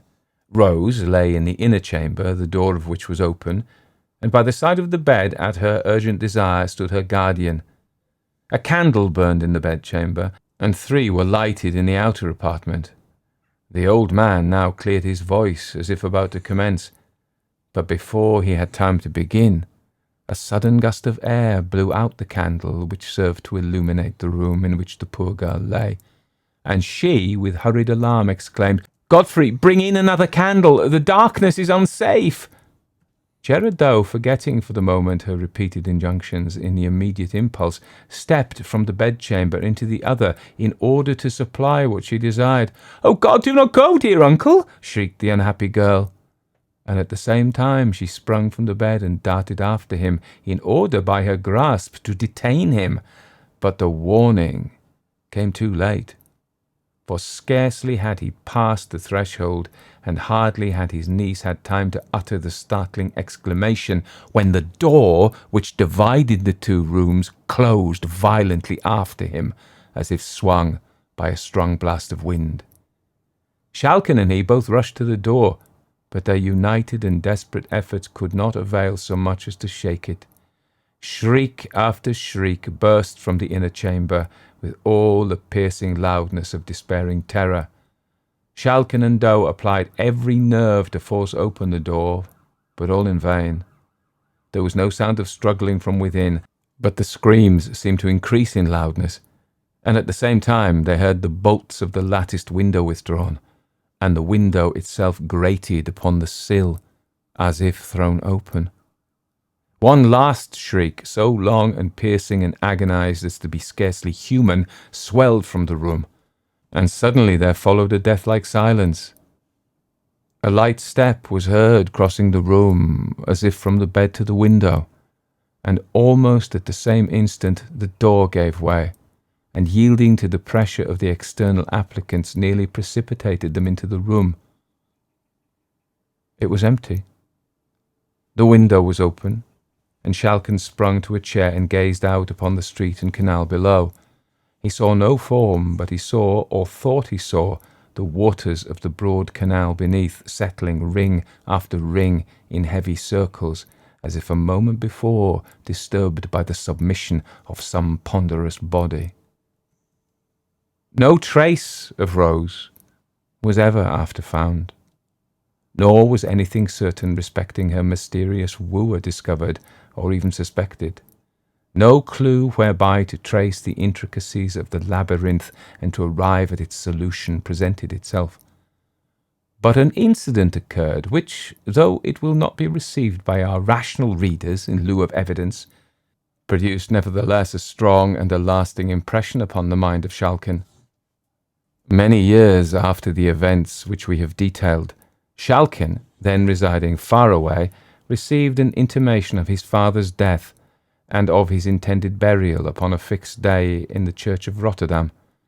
It was necessary that a very considerable journey should be performed by the funeral procession, which, as it will be readily believed, was not very numerously attended. Schalken with difficulty arrived in Rotterdam late in the day upon which the funeral was appointed to take place. It had not then arrived. Evening closed in, and still it did not appear. Schalken strolled down to the church. He found it open. Notice of the arrival of the funeral had been given, and the vault in which the body was to be laid had been opened. The sexton, on seeing a well-dressed gentleman whose object was to attend the expected obsequies, pacing the aisle of the church, hospitably invited him to share with him the comforts of a blazing fire, which, as was his custom in winter-time upon such occasions, he had kindled in the hearth of a chamber in which he was accustomed to await the arrival of such grisly guests, and which communicated by a flight of steps with the vault below. In this chamber Schalken and his entertainer seated themselves, and the sexton, after some fruitless attempts to engage his guest in conversation, was obliged to apply himself to his tobacco pipe and can to solace his solitude. In spite of his grief and cares, the fatigues of a rapid journey of nearly 40 hours gradually overcame the mind and body of Godfrey Schalken, and he sank into a deep sleep, from which he awakened by someone shaking him gently by the shoulder. He first thought that the old sexton had called him, but he was no longer in the room. He roused himself, and as soon as he could clearly see what was around him, he perceived a female form, clothed in a kind of light robe of white, part of which was so disposed as to form a veil, and in her hand she carried a lamp. She was moving rather away from him, in the direction of a flight of steps which conducted towards the vaults. Schalken felt a vague alarm at the sight of this figure, and at the same time an irresistible impulse to follow its guidance. He followed it towards the vaults, but when it reached the head of the stairs he paused. The figure paused also, and turning gently round, displayed by the light of the lamp it carried the face and features of his first love, Rose Felderkaust. There was nothing horrible or even sad in the countenance. On the contrary, it wore the same arch smile which used to enchant the artist long before in his happy days. A feeling of awe and interest, too intense to be resisted, prompted him to follow the spectre, if spectre it were. She descended the stairs, he followed, and turning to the left, through a narrow passage, she led him, to his infinite surprise, into what appeared to be an old-fashioned Dutch apartment, such as the pictures of Gerard Dow have served to immortalize. Abundance of costly antique furniture was disposed about the room, and in one corner stood a four-post bed, with heavy black cloth curtains around it. The figure frequently turned towards him with the same arch smile, and when she came to the side of the bed, she drew the curtains, and by the light of the lamp which she held towards its contents, she disclosed to the horror-stricken painter, sitting bolt upright in the bed, the livid and demoniac form of Van der Hausen. Schalken had hardly seen him when he fell senseless upon the floor, where he lay until discovered on the next morning by persons employed in closing the passages into the vaults. He was lying in a cell of considerable size, which had not been disturbed for a long time. He had fallen beside a large coffin, which was supported upon small pillars, a security against the attacks of vermin. To his dying day, Schalken was satisfied of the reality of the vision which he had witnessed, and he has left behind him a curious evidence of the impression which it wrought upon his fancy, in a painting executed shortly after the event I have narrated, and which is valuable as exhibiting not only the peculiarities which have made Schalken's pictures sought after, but even more so as presenting a portrait of his early love, Rose Felderkaust, whose mysterious fate must always remain a matter of speculation.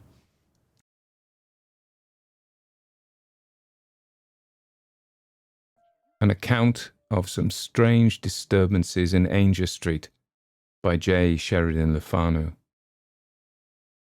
It's not worth telling, this story of mine, at least not worth writing.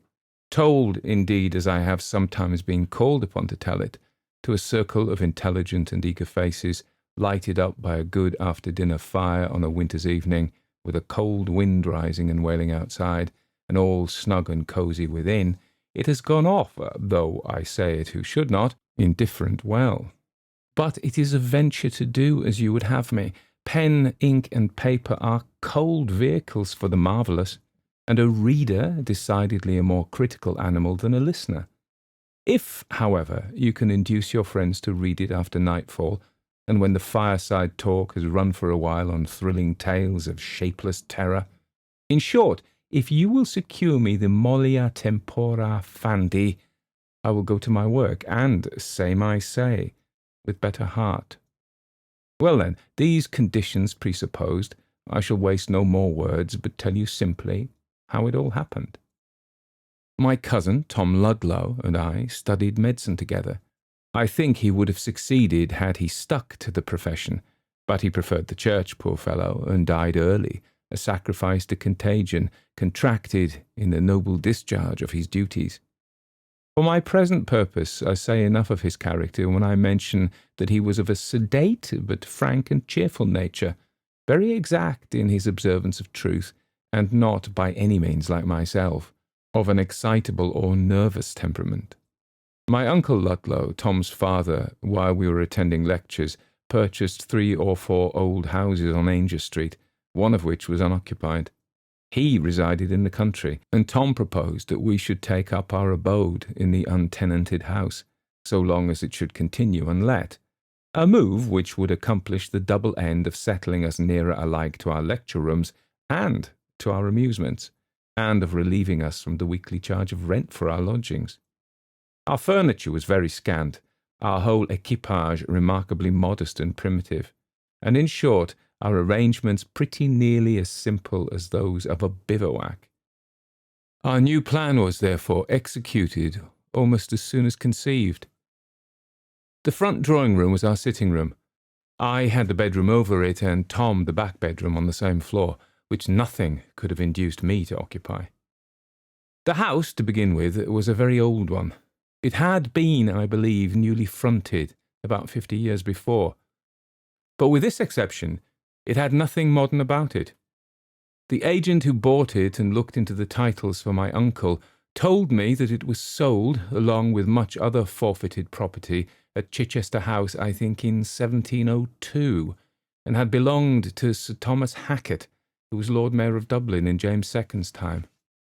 How old it was then, I can't say, but at all events it had seen years and changes enough to have contracted all that mysterious and saddened air, at once exciting and depressing, which belongs to most old mansions.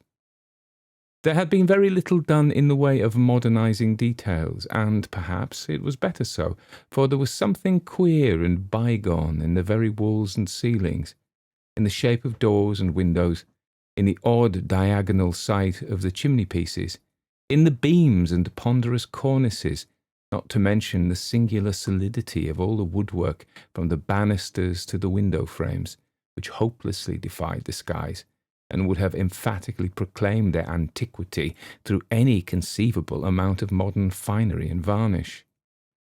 An effort had indeed been made to the extent of papering the drawing-rooms, but somehow the paper looked raw and out of keeping, and the old woman, who kept a little dirt pie of a shop in the lane, and whose daughter, a girl of 52, was our solitary handmaid, coming in at sunrise and chastely receding again as soon as she had made all ready for tea in our state apartment, this woman, I say, remembered it when old Judge Horrocks, who, having earned the reputation of a particularly hanging judge, ended by hanging himself, as the coroner's jury found, under an impulse of temporary insanity, with the child's skipping rope, over the massive old banisters, resided there, entertaining good company with fine venison and rare old port.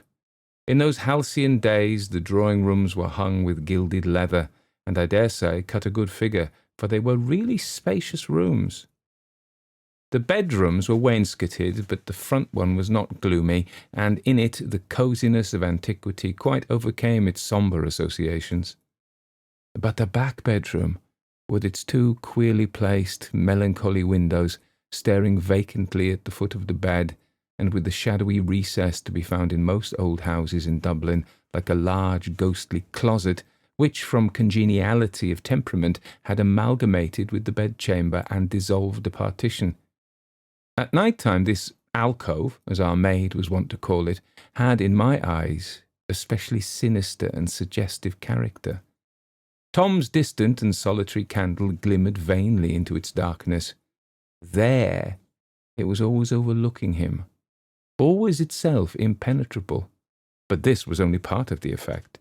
The whole room was, I can't tell how, repulsive to me. There was, I suppose, in its proportions and features, a latent discord, a certain mysterious and indescribable relation, which jarred indistinctly upon some secret sense of the fitting and the safe, and raised indefinable suspicions and apprehensions of the imagination. On the whole, as I began by saying, nothing could have induced me to pass a night alone in it. I had never pretended to conceal from poor Tom my superstitious weakness, and he, on the other hand, most unaffectedly ridiculed my tremors. The sceptic was, however, destined to receive a lesson, as you shall hear. We had not been very long in occupation of our respective dormitories when I began to complain of uneasy nights and disturbed sleep. I was, I suppose, the more impatient under this annoyance, as I was usually a sound sleeper, and by no means prone to nightmares. It was now, however, my destiny, instead of enjoying my customary repose, every night to sup full of horrors. After a preliminary course of disagreeable and frightful dreams, my troubles took a definite form, and the same vision, without an appreciable variation in a single detail, visited me, at least, on an average, every second night in the week. Now, this dream, nightmare, or infernal illusion, which you please, of which I was the miserable sport, was on this wise. I saw, or thought I saw, with the most abominable distinctness, although at the time in profound darkness, every article of furniture and accidental arrangement of the chamber in which I lay. This, as you know, is incidental to ordinary nightmare. Well, while in this clairvoyant condition, which seemed but the lighting up of the theatre in which was to be exhibited the monotonous tableau of horror, which made my nights insupportable, my attention invariably became, I know not why, fixed upon the windows opposite the foot of my bed, and, uniformly with the same effect, a sense of dreadful anticipation always took slow but sure possession of me.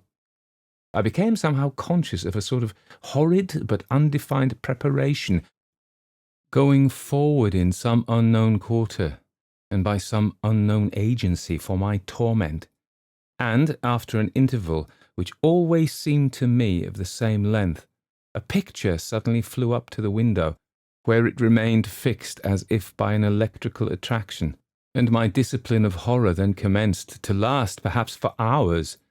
The picture, thus mysteriously glued to the window-panes, was the portrait of an old man, in a crimson-flowered silk dressing-gown, the folds of which I could now describe with a countenance embodying a strange mixture of intellect, sensuality, and power, but withal sinister and full of malignant omen. His nose was hooked like the beak of a vulture, his eyes large, grey, and prominent, and lighted up with more than mortal cruelty and coldness. These features were surmounted by a crimson velvet cap, the hair that peeped from under which was white with age, while the eyebrows retained their original blackness. Well I remember every line, hue, and shadow of that stony countenance, and well I may. The gaze of this hellish visage was fixed upon me, and mine returned it with the inexplicable fascination of nightmare, for what appeared to me to be hours of agony. At last the cock he crew, away he flew. The fiend, who had enslaved me through the awful watches of the night, and harassed and nervous, I rose to the duties of the day. I had, I can't say exactly why, but it may have been from the exquisite anguish and profound impressions of unearthly horror with which this strange phantasmagoria was associated, an insurmountable antipathy to describing the exact nature of my nightly troubles to my friend and comrade. Generally, however, I told him that I was haunted by abominable dreams, and true to the imputed materialism of medicine, we put our heads together to dispel my horrors, not by exorcism, but by a tonic. I will do this tonic justice, and frankly admit that the accursed portrait began to intermit its visits under its influence. What of that? Was this singular apparition, as full of character as of terror, therefore the creature of my fancy, or the invention of my poor stomach? Was it, in short, subjective, to borrow the technical slang of the day, and not the palpable aggression and intrusion of an external agent? That, good friend, as we will both admit, by no means follows. The evil spirit who enthralled my senses in the shape of that portrait may have been just as near me, just as energetic, just as malignant, though I saw him not. What means the whole moral code of revealed religion regarding the due keeping of our own bodies, soberness, temperance, etc.? Here is an obvious connection between the material and the invisible. The healthy tone of the system and its unimpaired energy may, for aught we can tell, guard us against influences which would otherwise render life itself terrific. The mesmerist and the electrobiologist will fail upon an average with 9 patients out of 10. So may the evil spirit. Special conditions of the corporeal system are indispensable to the production of certain spiritual phenomena. The operation succeeds sometimes fails. That is all. I found afterwards that my would-be sceptical companion had his troubles too, but of these I knew nothing yet. One night, for a wonder, I was sleeping soundly, when I was roused by a step on the lobby outside my room, followed by the loud clang of what turned out to be a large brass candlestick, flung with all his force by poor Tom Ludlow over the banisters, and rattling with a rebound down the second flight of stairs, and almost concurrently with this, Tom burst open my door and bounced into my room backwards in a state of extraordinary agitation. I had jumped out of bed and clutched him by the arm before I had any distinct idea of my own whereabouts.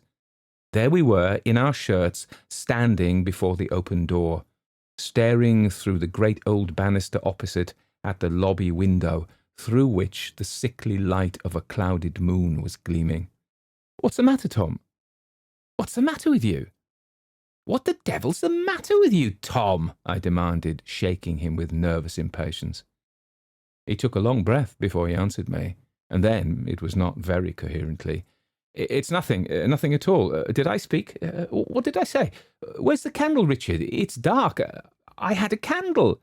"Yes, dark enough," I said, "but what's the matter? What is it? Why don't you speak, Tom? Have you lost your wits? What is the matter?" "The matter? Oh, it's all over. It must have been a dream. Nothing at all but a dream. Don't you think so? It couldn't be anything more than a dream." "Of course," said I, feeling uncommonly nervous. "It was a dream. I thought," he said, "there was a man in my room, and I jumped out of bed, and where's the candle?" "In your room, most likely," I said. "Shall I go and bring it?" "No, stay here. Don't go. It's no matter. Don't, I tell you. It was all a dream. Bolt the door, Dick. I'll stay here with you. I feel nervous. So, Dick, like a good fellow, light your candle and open the window. I'm in a shocking state." I did as he asked me, and robing himself like Gronwale in one of my blankets, he seated himself close beside my bed. Everybody knows how contagious is fear of all sorts, but more especially that particular kind of fear under which poor Tom was at that moment labouring. I would not have heard, nor, I believe, would he have recapitulated just at that moment for half the world the details of the hideous vision which had so unmanned him. "Don't mind telling me anything about your nonsensical dream, Tom," said I, affecting contempt, really, in a panic. "Let's talk about something else. But it's quite plain that this dirty old house disagrees with us both, and hang me if I stay here any longer to be pestered with indigestion and bad nights. So we may as well look out for lodgings. Don't you think so? At once." Tom agreed, and after an interval said, "I've been thinking, Richard, that it's a long time since I saw my father, and I have made up my mind to go down tomorrow and return in a day or two, and you can take rooms for us in the meantime." I fancy that this resolution, obviously the result of the vision which had so profoundly scared him, would probably vanish next morning with the damps and shadows of night. But I was mistaken. Off went Tom at peep of day to the country, having agreed that so soon as I had secured suitable lodgings, I was to recall him by letter from his visit to my Uncle Ludlow. Now, anxious as I was to change my quarters, it so happened, owing to a series of petty procrastinations and accidents, that nearly a week elapsed before my bargain was made, and my letter of recall on the wing to Tom, and in the meantime a trifling adventure or two had occurred to your humble servant, which, absurd as they now appear, diminished by distance, did certainly at the time serve to whet my appetite for change considerably. A night or two after the departure of my comrade, I was sitting by my bedroom fire, the door locked and the ingredients of a tumbler of hot whisky punch upon the crazed spider table, for, as the best mode of keeping the black spirits and white, blue spirits and grey, with which I was environed at bay, I had adopted the practice recommended by the wisdom of my ancestors, and kept my spirits up by pouring spirits down. I had thrown aside my volume of anatomy, and was treating myself by way of a tonic preparatory to my punch and bed to 6 pages of the Spectator, when I heard a step on the flight of stairs descending from the attics. It was 2:00, and the streets were as silent as a churchyard. The sounds were, therefore, perfectly distinct. There was a slow, heavy tread, characterized by the emphasis and deliberation of age, descending by the narrow staircase from above, and what made the sound more singular, it was plain that the feet which produced it were perfectly bare, measuring the descent with something between a pound and a flop. Very ugly to hear. I knew quite well that my attendant had gone away many hours before, and that nobody but myself had any business in the house. It was quite plain also that the person who was coming downstairs had no intention whatever of concealing his movements, but, on the contrary, appeared disposed to make even more noise, and proceed more deliberately than was at all necessary.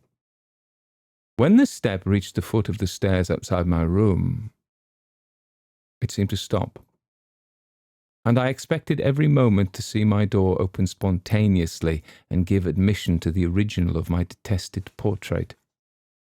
I was, however, relieved in a few seconds by hearing the descent renewed, just in the same manner, upon the staircase leading down to the drawing-rooms, and thence, after another pause, down the next flight, and so on to the hall, whence I heard no more. Now, by the time the sound had ceased, I was wound up, as they say, to a very unpleasant pitch of excitement. I listened, but there was not a stir. I screwed up my courage to a decisive experiment, opened my door, and in a stentorian voice bawled over the banisters, "Who's there?" There was no answer but the ringing of my own voice through the empty old house. No renewal of the movement. Nothing, in short, to give my unpleasant sensations a definite direction.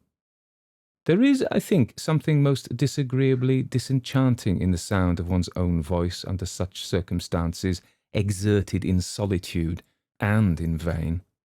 It redoubled my sense of isolation, and my misgivings increased on perceiving that the door, which I certainly thought I had left open, was closed behind me. In a vague alarm, lest my retreat should be cut off, I got again into my room as quickly as I could, where I remained in a state of imaginary blockade, and very uncomfortable indeed, till morning. Next night brought no return of my barefooted fellow-lodger, but the night following, being in my bed and in the dark, somewhere, I suppose about the same hour as before, I distinctly heard the old fellow again descending from the garrets. This time I had had my punch, and the morale of the garrison was consequently excellent. I jumped out of bed, clutched the poker as I passed the expiring fire, and in a moment was upon the lobby. The sound had ceased by this time. The dark and chill were discouraging, and guess my horror when I saw, or thought I saw, a black monster, whether in the shape of a man or a bear I could not say, standing, with its back to the wall, on the lobby, facing me, with a pair of great greenish eyes shining dimly out. Now, I must be frank and confess that the cupboard which displayed our plates and cups stood just there, though at the moment I did not recollect it. At the same time, I must honestly say that, making every allowance for an excited imagination, I never could satisfy myself that I was made the dupe of my own fancy in this matter. For this apparition, after one or two shiftings of shape, as if in the act of incipient transformation, began, as it seemed on second thoughts, to advance upon me in its original form. From an instinct of terror rather than courage, I hurled the poker with all my force at its head, and to the music of a horrid crash, made my way into my room, and double-locked the door. Then, in a minute more, I heard the horrid bare feet walk down the stairs, till the sound ceased in the hall, as on the former occasion. If the apparition of the night before was an ocular delusion of my fancy sporting with the dark outlines of our cupboard, and if its horrid eyes were nothing but a pair of inverted teacups, I had, at all events, the satisfaction of having launched the poker with admirable effect, and, in true fancy phrase, knocked its 2 daylights into 1, as the commingled fragments of my tea service testified. I did my best to gather comfort and courage from these evidences, but it would not do. And then, what could I say of those horrid bare feet, and the regular tramp, tramp, tramp, which measured the distance of the entire staircase through the solitude of my haunted dwelling, and at an hour when no good influence was stirring? Confound it, the whole affair was abominable. I was out of spirits, and dreaded the approach of night. It came, ushered ominously in with a thunderstorm and dull torrents of depressing rain. Earlier than usual, the streets grew silent, and by 12 o'clock, nothing but the comfortless pattering of the rain was to be heard. I made myself as snug as I could. I lighted 2 candles instead of 1. I forswore bed, and being myself in readiness for a sally, candle in hand, for coûte qui coûte, I was resolved to see the being, if visible at all, who troubled the nightly stillness of my mansion. I was fidgety and nervous, and tried in vain to interest myself with my books. I walked up and down my room, whistling in turn martial and hilarious music, and listening ever and anon for the dreadful noise.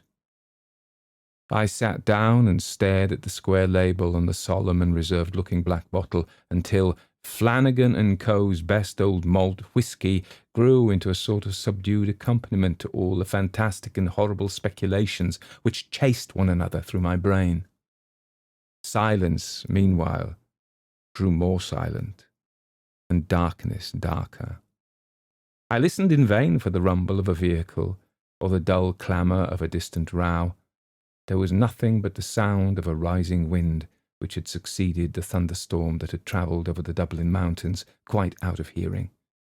In the middle of this great city, I began to feel myself alone with nature, and heaven knows what beside. My courage was ebbing. Punch, however, which makes beasts of so many, made a man of me again.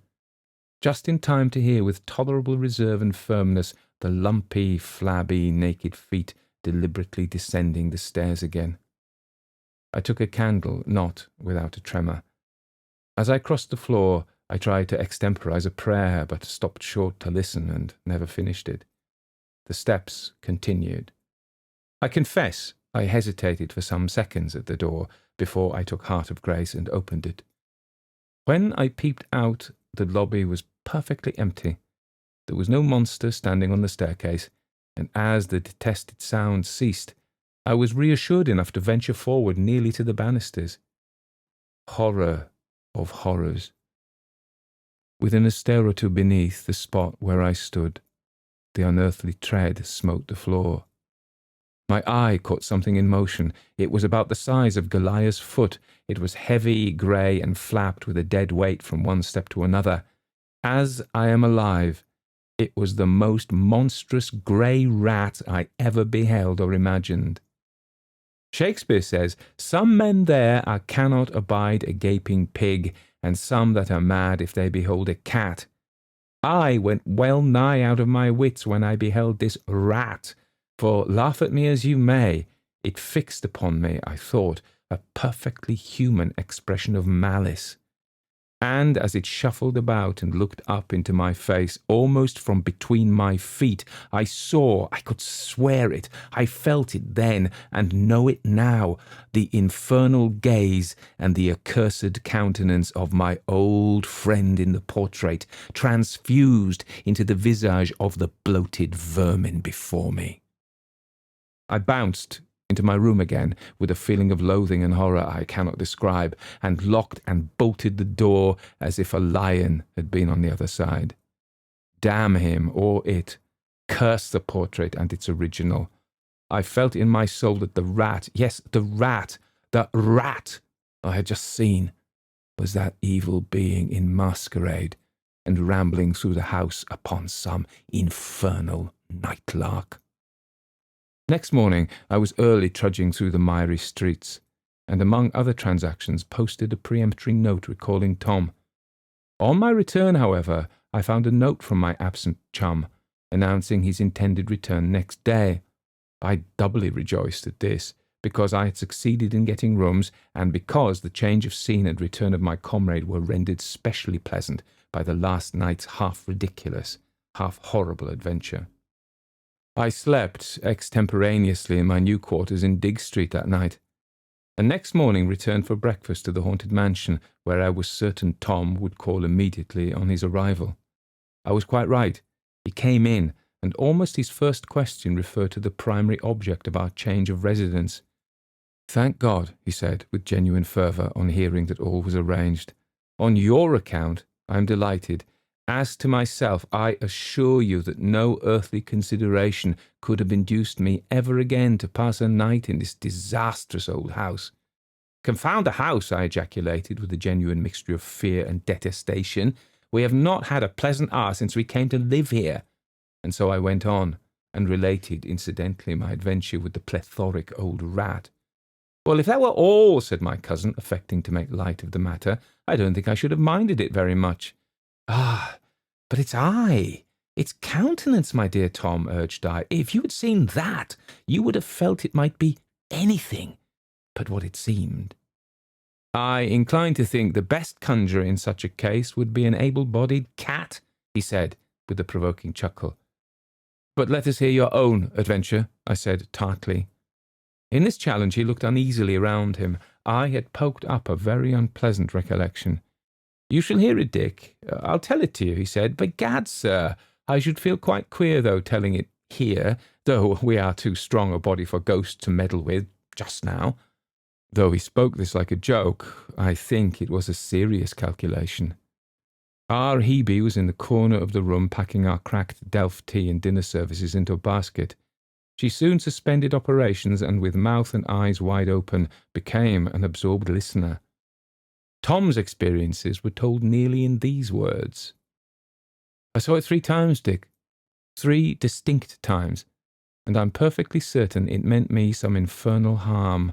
I was, I say, in danger, in extreme danger, for if nothing else had happened, my reason would most certainly have failed me unless I had escaped so soon.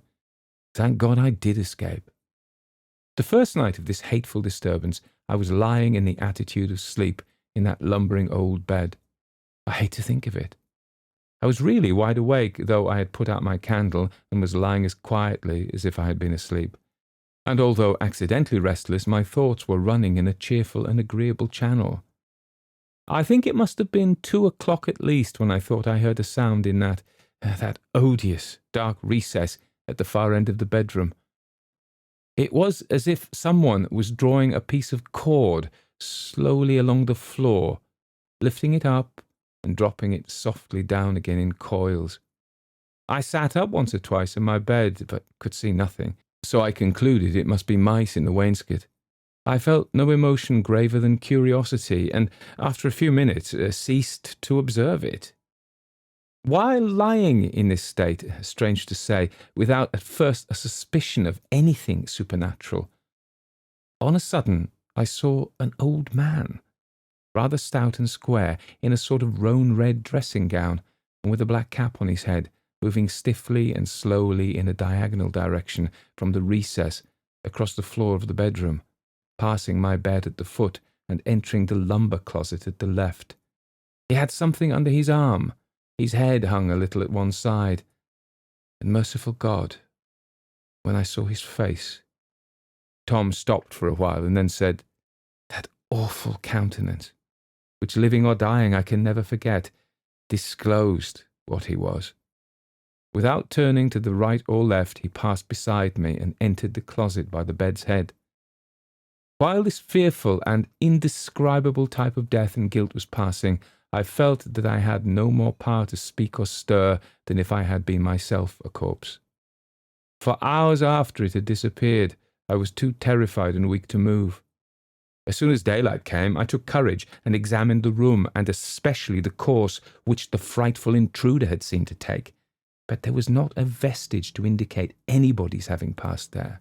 No sign of any disturbing agency visible among the lumber that strewed the floor of the closet. I now began to recover a little. I was fagged and exhausted, and at last overpowered by a feverish sleep. I came down late, and finding you out of spirits on account of your dreams about the portrait whose original, I am now certain, disclosed himself to me, I did not care to talk about the infernal vision.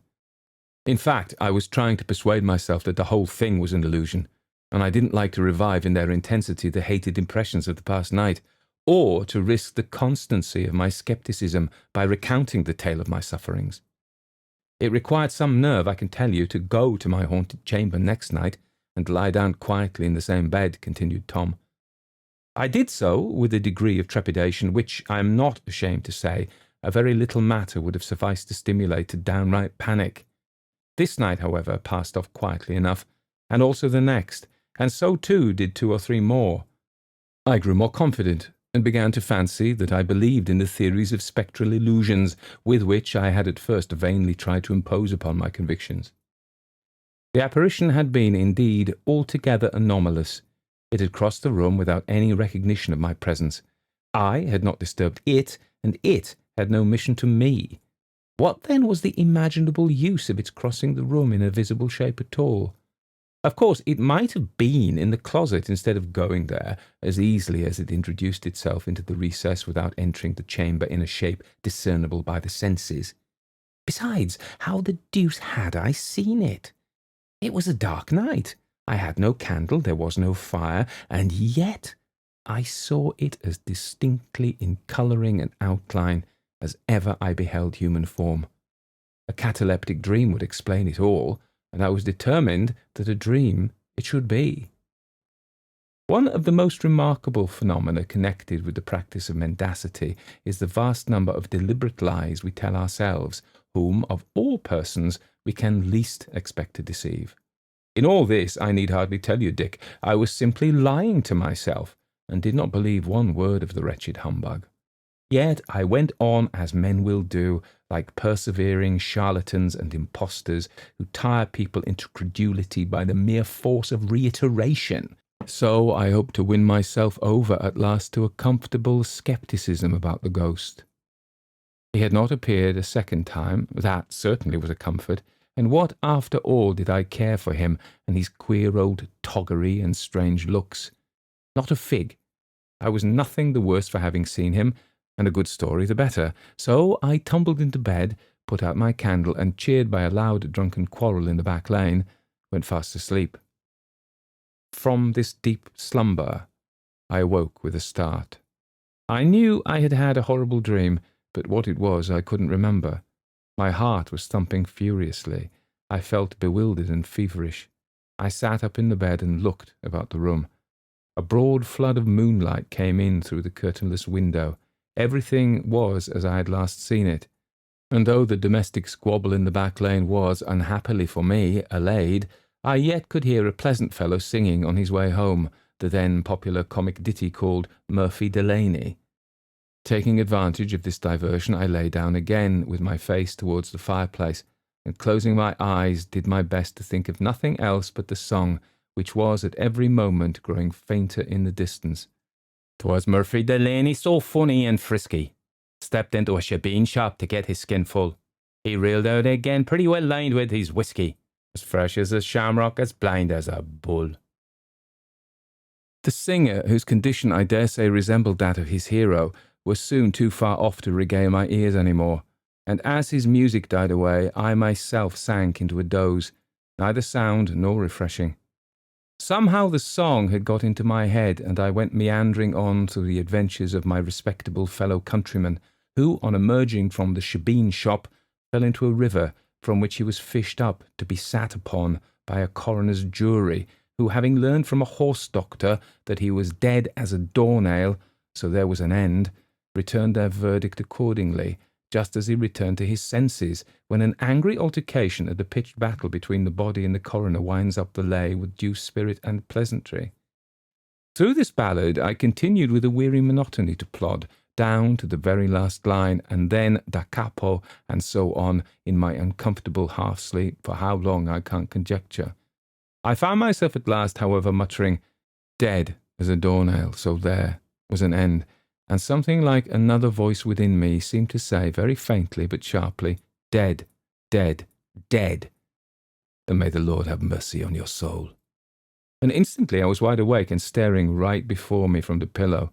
Now, will you believe it, Dick?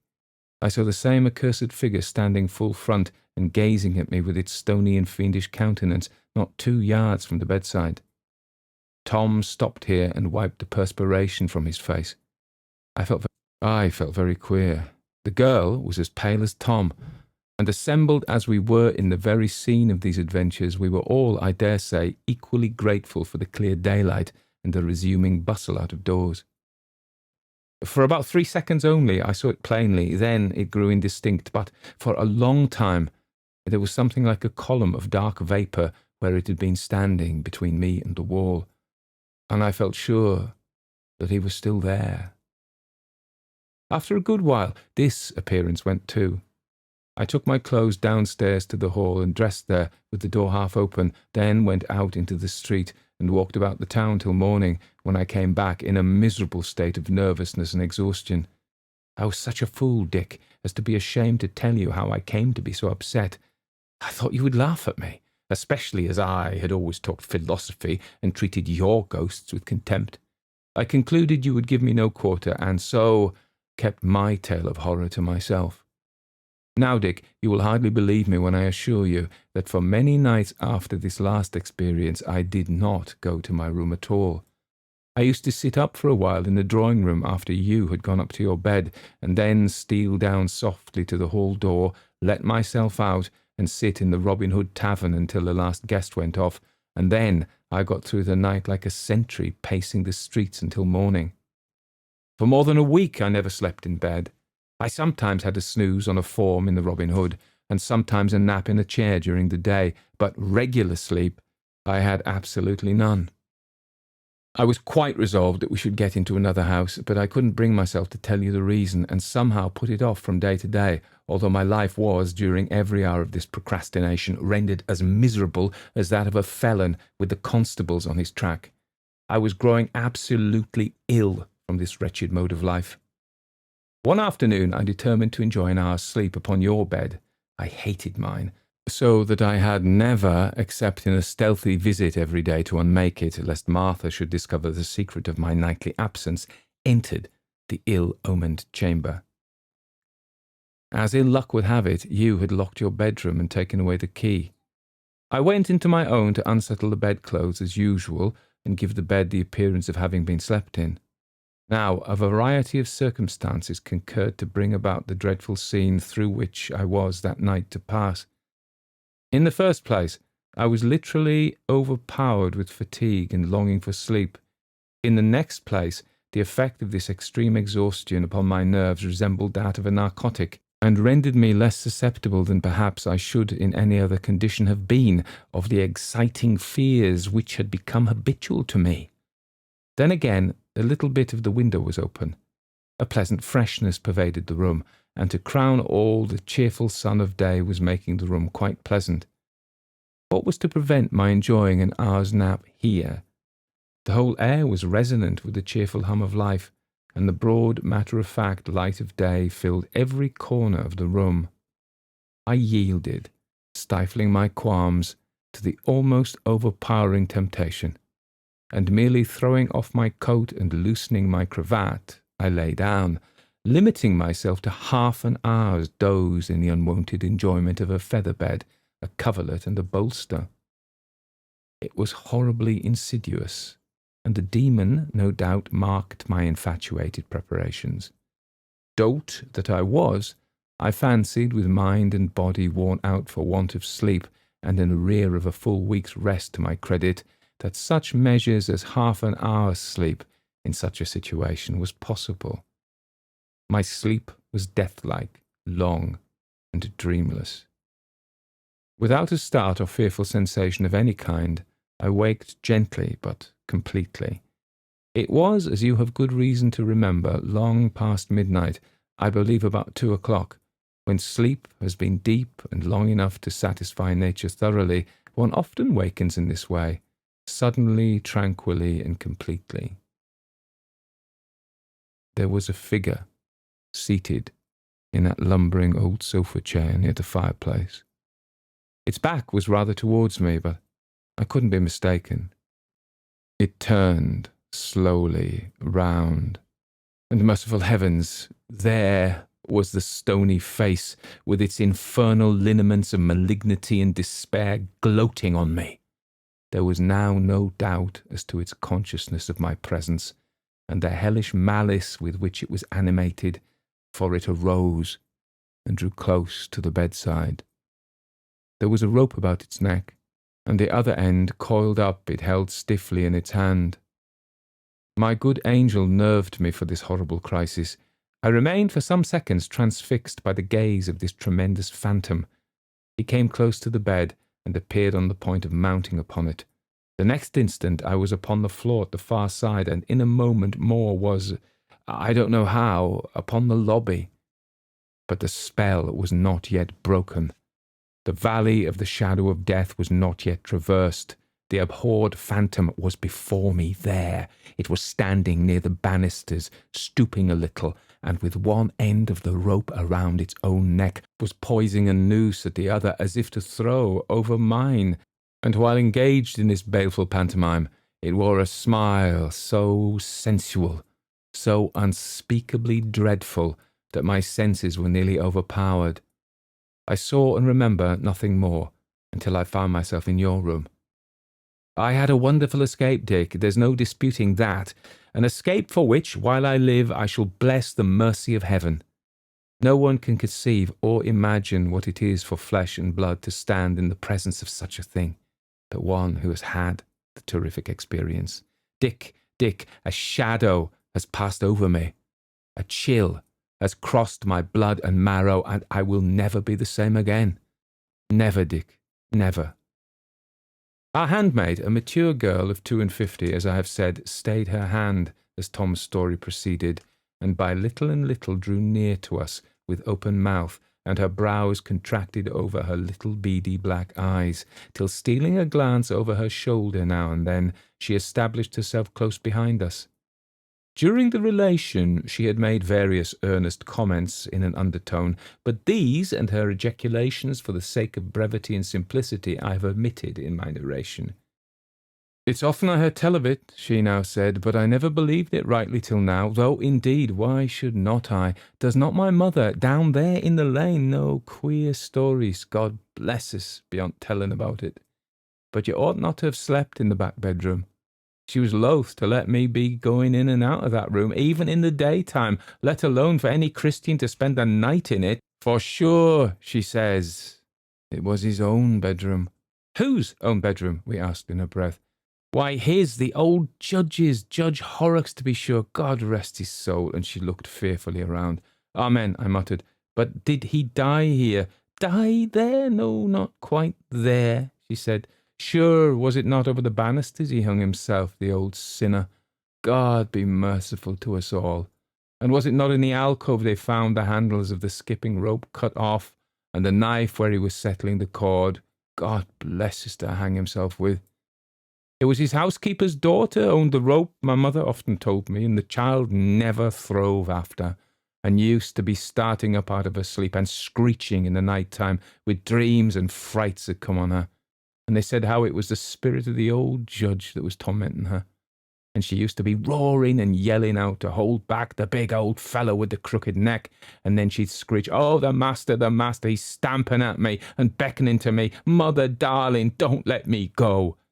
And so the poor creature died at last, and the doctors said it was water on the brain. But it was all they could say." "How long ago was this?" I asked. "Oh, then how would I know?" she answered. "But it must be a wonderful long time ago, for the housekeeper was an old woman with a pipe in her mouth and not a tooth left, and better nor 80 years old when my mother was first married, and they said she was a real buxom, fine-dressed woman when the old judge came to his end, and indeed, my mother's not far from 80 years old herself this day. And what made it worse for the unnatural old villain, God rest his soul, to frighten a little girl out of the world the way he did was what was mostly thought and believed by everyone. My mother says how the poor little creature was his own child, for he was by all accounts an old villain every way, and the hangingest judge that ever was known in Ireland's ground. From what you say about the danger of sleeping in that bedroom, said I suppose there were stories about the ghost having appeared there to others. Well, there was things said. Queer things, surely, she answered, as it seemed with some reluctance. And why would not there? Sure, it was not up in that same room he slept for more than 20 years? And was it not in the alcove he got the rope ready that done his own business at last, the way he done many a better man's in his lifetime? And was not the body lying in the same bed after death and put in the coffin there too, and carried out to his grave from it in Peter's churchyard after the coroner was gone? But there was queer stories. My mother has them all, about how one Nicholas Spate got into trouble on the head of it. And what did they say of this Nicholas Spate, I asked. Oh, for that matter, it's soon told, she answered. And she certainly did relate a very strange story which so piqued my curiosity that I took occasion to visit the ancient lady, her mother, from whom I learned many very curious particulars. Indeed, I am tempted to tell the tale, but my fingers are weary and I must defer it.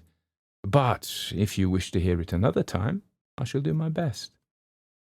When we had heard the strange tale I have not told you, we put one or two further questions to her about the alleged spectral visitations to which the house had, ever since the death of the wicked old judge, been subjected.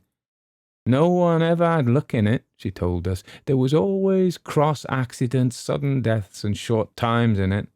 The first that took, it was a family, I forget the name, but at any rate there was 2 young ladies and the papa. He was about 60, and a stout, healthy gentleman as you'd wish to see at that age. Well, he slept in that unlucky back bedroom, and God between us and harm. Sure enough, he was found dead one morning, half out of the bed, with his head as black as a sloe, and swelled like a pudding, hanging down near the floor. It was a fit, they said. He was as dead as a mackerel, and so he could not say what it was, but the old people was all sure that it was nothing at all but the old judge, God bless us, that frightened him out of his senses and his life together.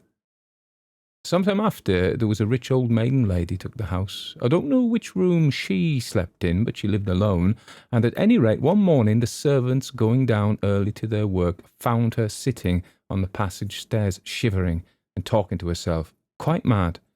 And never a word more could any of them or her friends get from her ever afterwards. But don't ask me to go, for I promised to wait for him. They never made out from her who it was she meant by him, but of course those that knew all about the old house were at no loss for the meaning of all that happened to her. Then, afterwards, when the house was let out in lodgings, there was Mickey Byrne that took the same room with his wife and 3 little children, and sure I heard Mrs. Byrne myself telling how the children used to be lifted up in the bed at night, she couldn't see by what means, and how they were started and screeching every hour, just all as one as the housekeeper's little girl that died. Till at last one night poor Mickey had a drop in him, the way he used to, now and again, and what do you think? In the middle of the night he thought he heard a noise on the stairs, and being in liquor, nothing less to do him, but out he must go himself to see what was wrong. Well, after that, all she ever heard of him was himself saying, "Oh God," and a tumble that shook the very house, and there, sure enough, he was lying on the lower stairs under the lobby, with his neck smashed double under him, where he was flung over the banisters. Then the handmaiden added, "I'll go down to the lane and send up Joe Gavey to pack up the rest of the things and bring all the things to cross to your new lodgings." And so we all sallied out together, each of us breathing more freely, I have no doubt, as we crossed that ill-omened threshold for the last time. Now, I may add thus much in compliance with the immemorial usage of the realm of fiction, which sees the hero not only through his adventures, but fairly out of the world. You must have perceived that what the flesh, blood, and bone hero of romance proper is to the regular compounder of fiction, this old house of brick, wood, and mortar is to the humble recorder of this true tale. I therefore relate, as in duty bound, the catastrophe which ultimately befell it, which was simply this, that about 2 years subsequently to my story, it was taken by a quack doctor who called himself Baron Dusseldorf, and filled the parlour windows with bottles of indescribable horrors preserved in brandy, and the newspapers with the usual grandiloquent and mendacious advertisements. This gentleman, among his virtues, did not reckon sobriety, and one night, being overcome with much wine, he set fire to his bed curtains, partially burned himself, and totally consumed the house. It was afterwards rebuilt, and for a time an undertaker established himself in the premises. I have now told you my own and Tom's adventures, together with some valuable collateral particulars, and having acquitted myself of my engagement, I wish you a very good night, and pleasant dreams.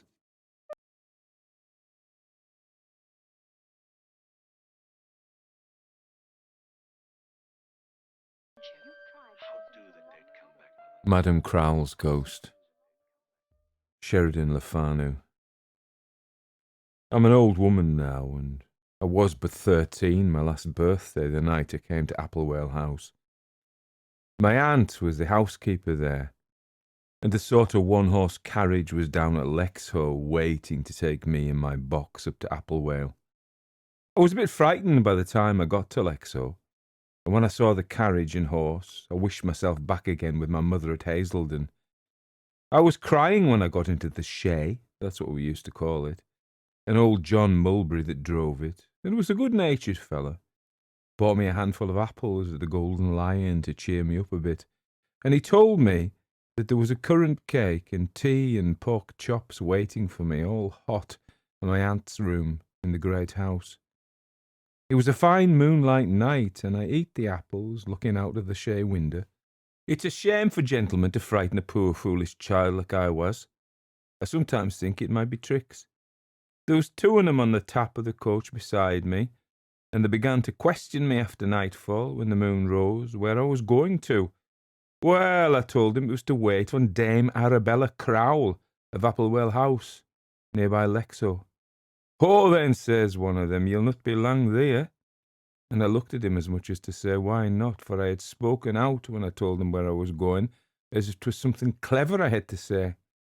"Because," says he, "and don't you for the life tell no one, only watch her and see. She's possessed by the devil, and one half a ghost. Have you got a Bible?" "Yes, sir," says I, for my mother put my little Bible in my box, and I knew it was there. And by the same token, though the print's too small for my old eyes, I have it in my press to this hour. As I looked up at him saying, "Yes, sir," I thought I saw him winking at his friend, but I couldn't be sure. "Well," says he, "be sure you put it under your bolster every night. It'll keep the old girl's claws off you." And I got such a fright when he said that, you wouldn't fancy. And I'd like to ask him a lot about the old lady, but I was too shy. And he and his friend began talking together about their own concerns, and dowly enough, I got down, as I told you, at Lexhow. My heart sank as I drove into the dark avenue. The trees stand very thick and big, as old as the old house almost, and 4 people with their arms out and their fingers touching barely gourds round some of them. Well, my neck was stretched out to the winds, looking for the first view of the great house, and all at once we pulled up in front of it. A great white and black house it is, with great black beams across and right up to it, and gables looking out as white as a sheet to the moon, and the shadows of the trees, 2 or 3 up and down in front. You could count the leaves on them, and all the little diamond-shaped window panes glimmering on the great hall window, and great shutters in the old fashion, hinged on the wall outside, bolted across the rest of the windows in front, for there was but 3 or 4 servants, and the old lady in the house, and mastered rooms was locked up. Me heart was in me mouth when I seed the journey was over, and this the great house afore me. And I saw near me aunt that I never seed till now, and Dame Crowl that I was come to wait upon, and was afeard on already. Me aunt kissed me in the hall and brought me to her room. She was tall and thin, with a pale face and black eyes, and long thin hands with black mittens on. She was past 50, and her word was short, but her word was law. I have no complaints to make of her, but she was a hard woman, and I think she would have been kinder to me if I had been a sister's child in place of a brother's. But all that's nae consequence now. The squire, his name was Mr. Chevenix Crowl. He was Dame Crowl's grandson, come down there by way of seeing that the old lady was well treated about 2 or 3 in a year. I seed him but 2 all the time I was at Applewell House. I can't say but she was well taken care of, notwithstanding, but that was because my aunt and Meg Wiven, that was a maid, had a conscience and did their duty by her. Mrs. Wiven, Meg Wiven, my aunt called her to herself, and Mrs. Wiven to me, was a fat, jolly lass of 50, a good height and a good breadth, always good-humoured, and walked slow. She had fine wages, but she was a bit stingy, and kept all her fine clothes under lock and key, and wore mostly a twilled chocolate cotton with red and yellow and green sprigs and bars on it, and it lasted wonderful. She never give me nowt, not the value of a brass thimble all time I was there, but she was good-humoured and always laughing, and she talked no end of prose over her tea, and seeing me sae sackless and dowly, she roused me up with her laughing and her stories, and I think I liked her better than me aunt. Children is so taken with a bit of fun or a story, though me aunt was very good to me, but a hard woman about some things, and silent always. Me aunt took me into her bedchamber that I might rest mysel a bit while she was setting the tea in her room. But first she patted me on the shoulder and said I was a tall lass of me years and had spired up weel, and asked me if I could do plain work and stitching, and she looked in me face and said I was like me father, her brother, that was dead and gone, and she hoped I was a better Christian, and would nae do all that lids. It was hard saying the first time I set foot in a room, I thought.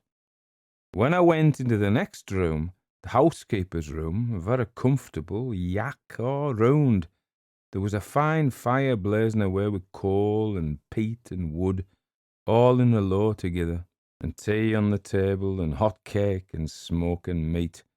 And there was Mrs. Wiven, fat, jolly, and talking away more in an hour than my aunt would in a year. While I was still at my tea, my aunt went upstairs to see Madam Crowl. She's gone up to see that old Judith Squales is awake, said Mrs. Wiven. Judith sits with Madam Crowl when me and Mrs. Shutters, that was my aunt's name, is away. She's a troublesome old lady. You'll have to be sharp with her, or she'll be into t' fire out at window. She goes on wires, she does, old though she be. How old, ma'am, says I. 93 her last birthday, and that's 8 months gone, says she, and she laughed. And don't be asking questions about her before your aunt, mind. I tell you, just take her as you find her, and that's all. And what's to be my business about her, please, ma'am, says I. About the old lady? Well, says she, your aunt, Mrs. Shutters, will tell you that. But I suppose you'll have to sit in the room with your work and see she's at no mischief, and let her amuse herself with her things on the table, and get her a food and drink as she calls for it, and keep her out of mischief, and ring the bell hard if she's troublesome. Is she deaf, ma'am? Nay, no, blin, says she, as sharp as a needle, but she's gone quite outpy, and can't remember nowt rightly, and Jack the Giant Killer or Goody Two Shoes will please her as weel as the King's Court or the affairs of the nation. And what did the little girl go away for, ma'am, that went on Friday last? My aunt wrote to me mother she was to go. Yes, She's gone. What for? Says I again. She didn't answer, Mrs. Shutters, I do suppose, says she. I don't know. Don't be talking. Your aunt can't abide a talking child. And please, ma'am, is the old lady well in health, says I. It ain't no harm to ask that, says she. She's toffling a bit lately, but better this week past, and I dare say she'll last out 100 years yet. Wisht, here's your aunt coming down the passage. In comes me aunt and begins talking to Mrs. Wiven, and I beginning to feel more comfortable and at home like, was walking about the room, looking at this thing and that. There was pretty old china things on the cupboard, and pictures again on the wall. There was a door up on it wainscot, and I sees a queer old leathern jacket with straps and buckles to it, and sleeves as long as the bedpost hanging up inside. What's that you're at, child? Says my aunt, sharp enough, turning about when I thought she least minded. What's that in your hand? This, ma'am, says I, turning about with the leathern jacket. I don't know what it is, ma'am. Pale as she was, the red came up on her cheeks, and her eyes flashed with anger, and I think only she had half a dozen steps to take between her and me she'd have given me a sessup. But she did give me a shack by the shoulder, and she plucked the thing out of me hand, and says she, "While ever you stay here, don't ye meddle with nowt that don't belong to ye." And she hung it up on the pin that was there, and shut the door with a bang, and locked it fast. Mrs. Wiven was lifting up her hands and laughing all this time, quietly in her chair, rolling herself a bit in it, as she used to do when she was kinking. The tears was in my eyes, and she winked at my aunt, and says she, drying her own tears, was wet with the laughing, "Tut, the child meant nae harm. Come here to me, child. It's only a pair of crutches for lame ducks, and ask us nae question, mind, and we'll tell you nae lies. And come here and sit down and drink a mug of beer before you go to your bed." My room, mind ye, was upstairs next to the old lady's, and Mrs. Wiven's bed was near hers in her room, and I was to be ready at call if need should be. The old lady was in one of her tantrums that night and part of the day before. She used to take fits of the sulks. Sometimes she wouldn't let them dress her, and at other times she would not let them take her clothes off. She was a great beauty, they said, in her day, but there was nae one about Applewell that remembered her in her prime. And she was dreadful fond of dress, and had thick silks and stiff satins and velvets and laces and all sorts, enough to set up 7 shops at the least. All her dresses was old-fashioned and queer, but worth a fortune. Well, I went to my bed. I lay for a while awake, for all things was new to me, and I think the tea was in my nerves too, for I wasn't used to it, except now and then on a holiday like. And I heard Mrs. Wiven talking, and I listened with my hand to my ear, but I could not hear Mrs. Crowl, and I don't think she said a word. There was great care took of her. The people at Applewell knew that when she died, they would every one get the sack, and the situations was well paid and easy. The doctor come twice a week to see the old lady, and you may be sure they all did as he bid them. One thing was the same every time. They were niver to cross or frump her anyway, but to humour and please her in everything.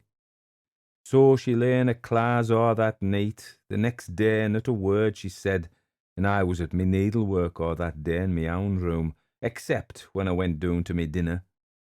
I would have liked to see the old lady, and even to hear her speak, but she might as well been in London or time for me. When I had me dinner, me aunt sent me out for a walk for an hour. I was glad when I come back. The trees were so big, and the place was so dark and lonesome. It was a cloudy day, and I cried a great deal thinking of home while I was walking alone there. That evening, the candles being alight, I was sitting in my room, and the door was open into Madam Crowl's chamber where my aunt was. It was then, for the first time, I heard what I suppose was the old lady talking. It was a queer noise, like. I couldn't well say which, a bird or a beast, only it had a bleating sound in it, and was very small. I pricked me ears to hear all I could, but I couldn't mak out one word she said, and me aunt answered, "The evil one can't hurt no one, ma'am, but the Lord permits." Then the same queer voice from the bed says something more that I couldn't make head nor tail on, and me aunt made answer again, "Let them pull faces, ma'am, and say what they will. If the Lord be for us, who can be against us?" I kept listening, with me ear turned to the door, holding me breath, but not another word or sound came in from the room. In about 20 minutes, as I was sitting by the table looking at the pictures in the old Aesop's fables, I was aware of something moving at the door. And looking up, I seed me aunt's face looking in at the door, and her hand raised. "Whisht," she say, very soft, and comes out to me on tiptoe, and she says in a whisper, "Thank God she's asleep at last, and don't ye make no noise till I come back, for I'm going down to take me cup of tea, and be back in now, me and Mrs. Wiven, and she'll be sleeping in the room, and you can run down when we come up, and Judith will gie you your supper in my room." And with that, she goes. I kept looking at the picture book as before, listening every now and then, but there was no sound nor a breath that I could hear, and I began whispering to the pictures and talking to myself to keep me heart up, for I was grown feared in that big room. And at last up I got and began walking about the room, looking at this and peeping at that to amuse me mind, you'll understand. And at last, what should I do but peeps into Madam Crowl's bedchamber. A grand chamber it was, with a great fower poster with fluid silk curtains as tall as the ceiling and folding down to the floor, and drawn close all around. There was a looking glass, the biggest I ever seed before, and the room was a blaze of light. I counted 22 wax candles all lit. Such was her fancy, and no one dared say her nay. I listened at the door and gaped and wondered all around. When I heard there was not a breath, and did not see so much as a stir in the curtains, I took heart, and walked into the room on tiptoe, and looked around again. Then I takes a keek at mysel in the big glass, and at last it came into me head, why couldn't I ha' a keek at the old lady hersel in the bed? You'd think me a fool if you knew half how I longed to see Dame Crowl, and I thought to mysel if I didn't peep now, I might wait many a day before I got so good a chance again. Well, my dear, I come to the side of the bed, the curtains being closed, and my heart almost failed me, but I took courage, and I slips my finger in between the thick curtains, and then my hand, so I waits a bit, but all was as still as death. So softly, I draws the curtain, and there, sure enough, I seed before me, stretched out like the painted lady on the tombstone in Lexhorn Church, the famous Dame Crowl of Applewell House. There she was, dressed out. You never seed the like in their days, satin and silk and scarlet and green and gold and pint lace by Jen. 'Twas her seat, a big powdered wig, half as high as hersel, was the top of her head, and wow, was ever such wrinkles, and her old baggy throat all powdered white, and her cheeks rouged, and mouse skin eyebrows that Mrs. Wiven used to stick on.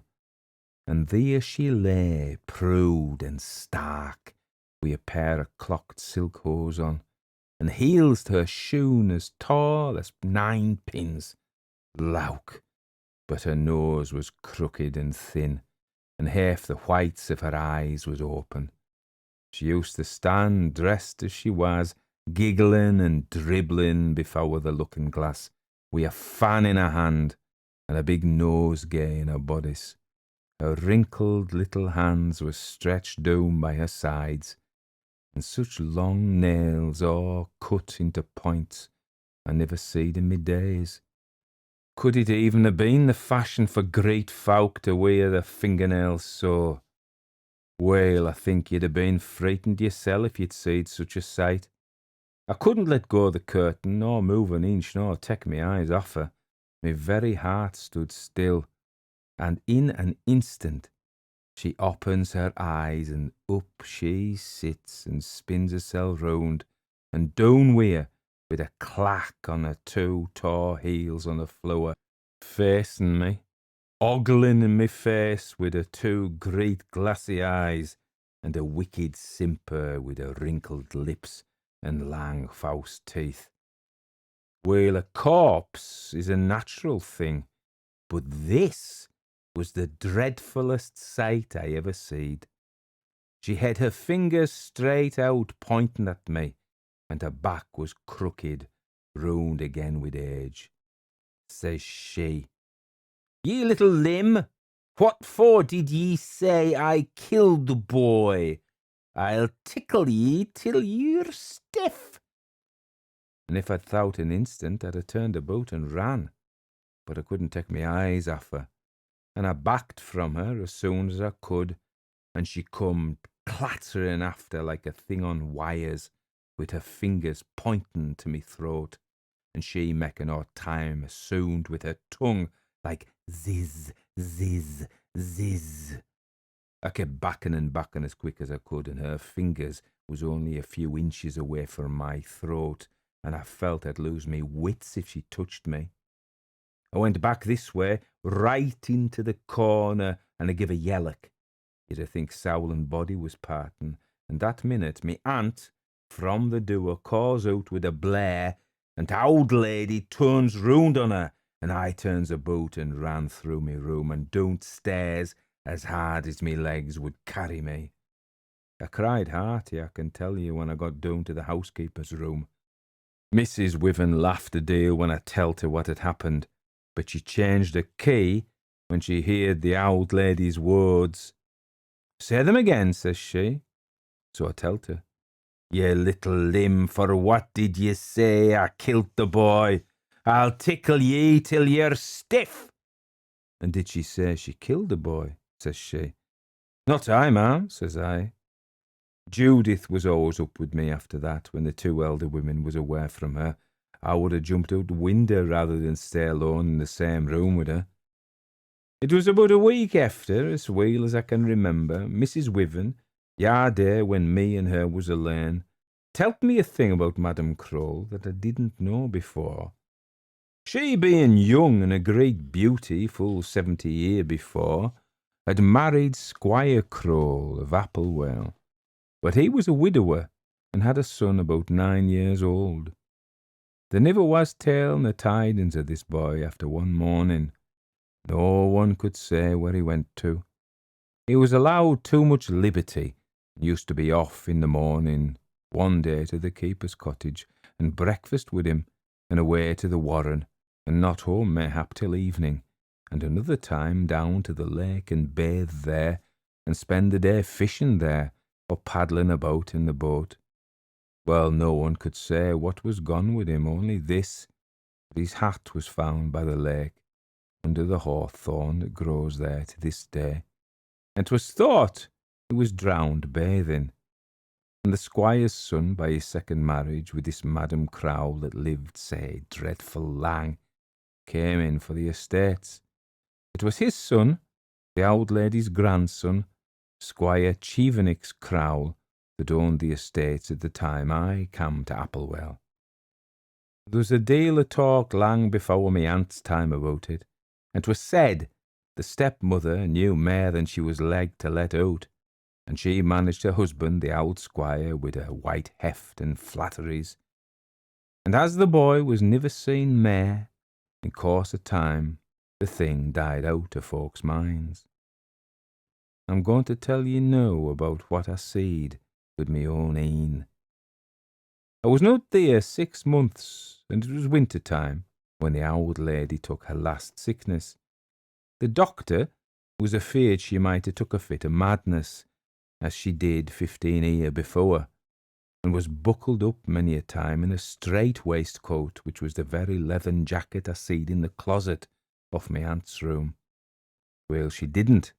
She pined and winded, and went aff, tawflin' quiet enough, till a day or two before her flitting. Then she took to rabbling, and sometimes skirling in the bed. You'd think a robber had a knife to her throat.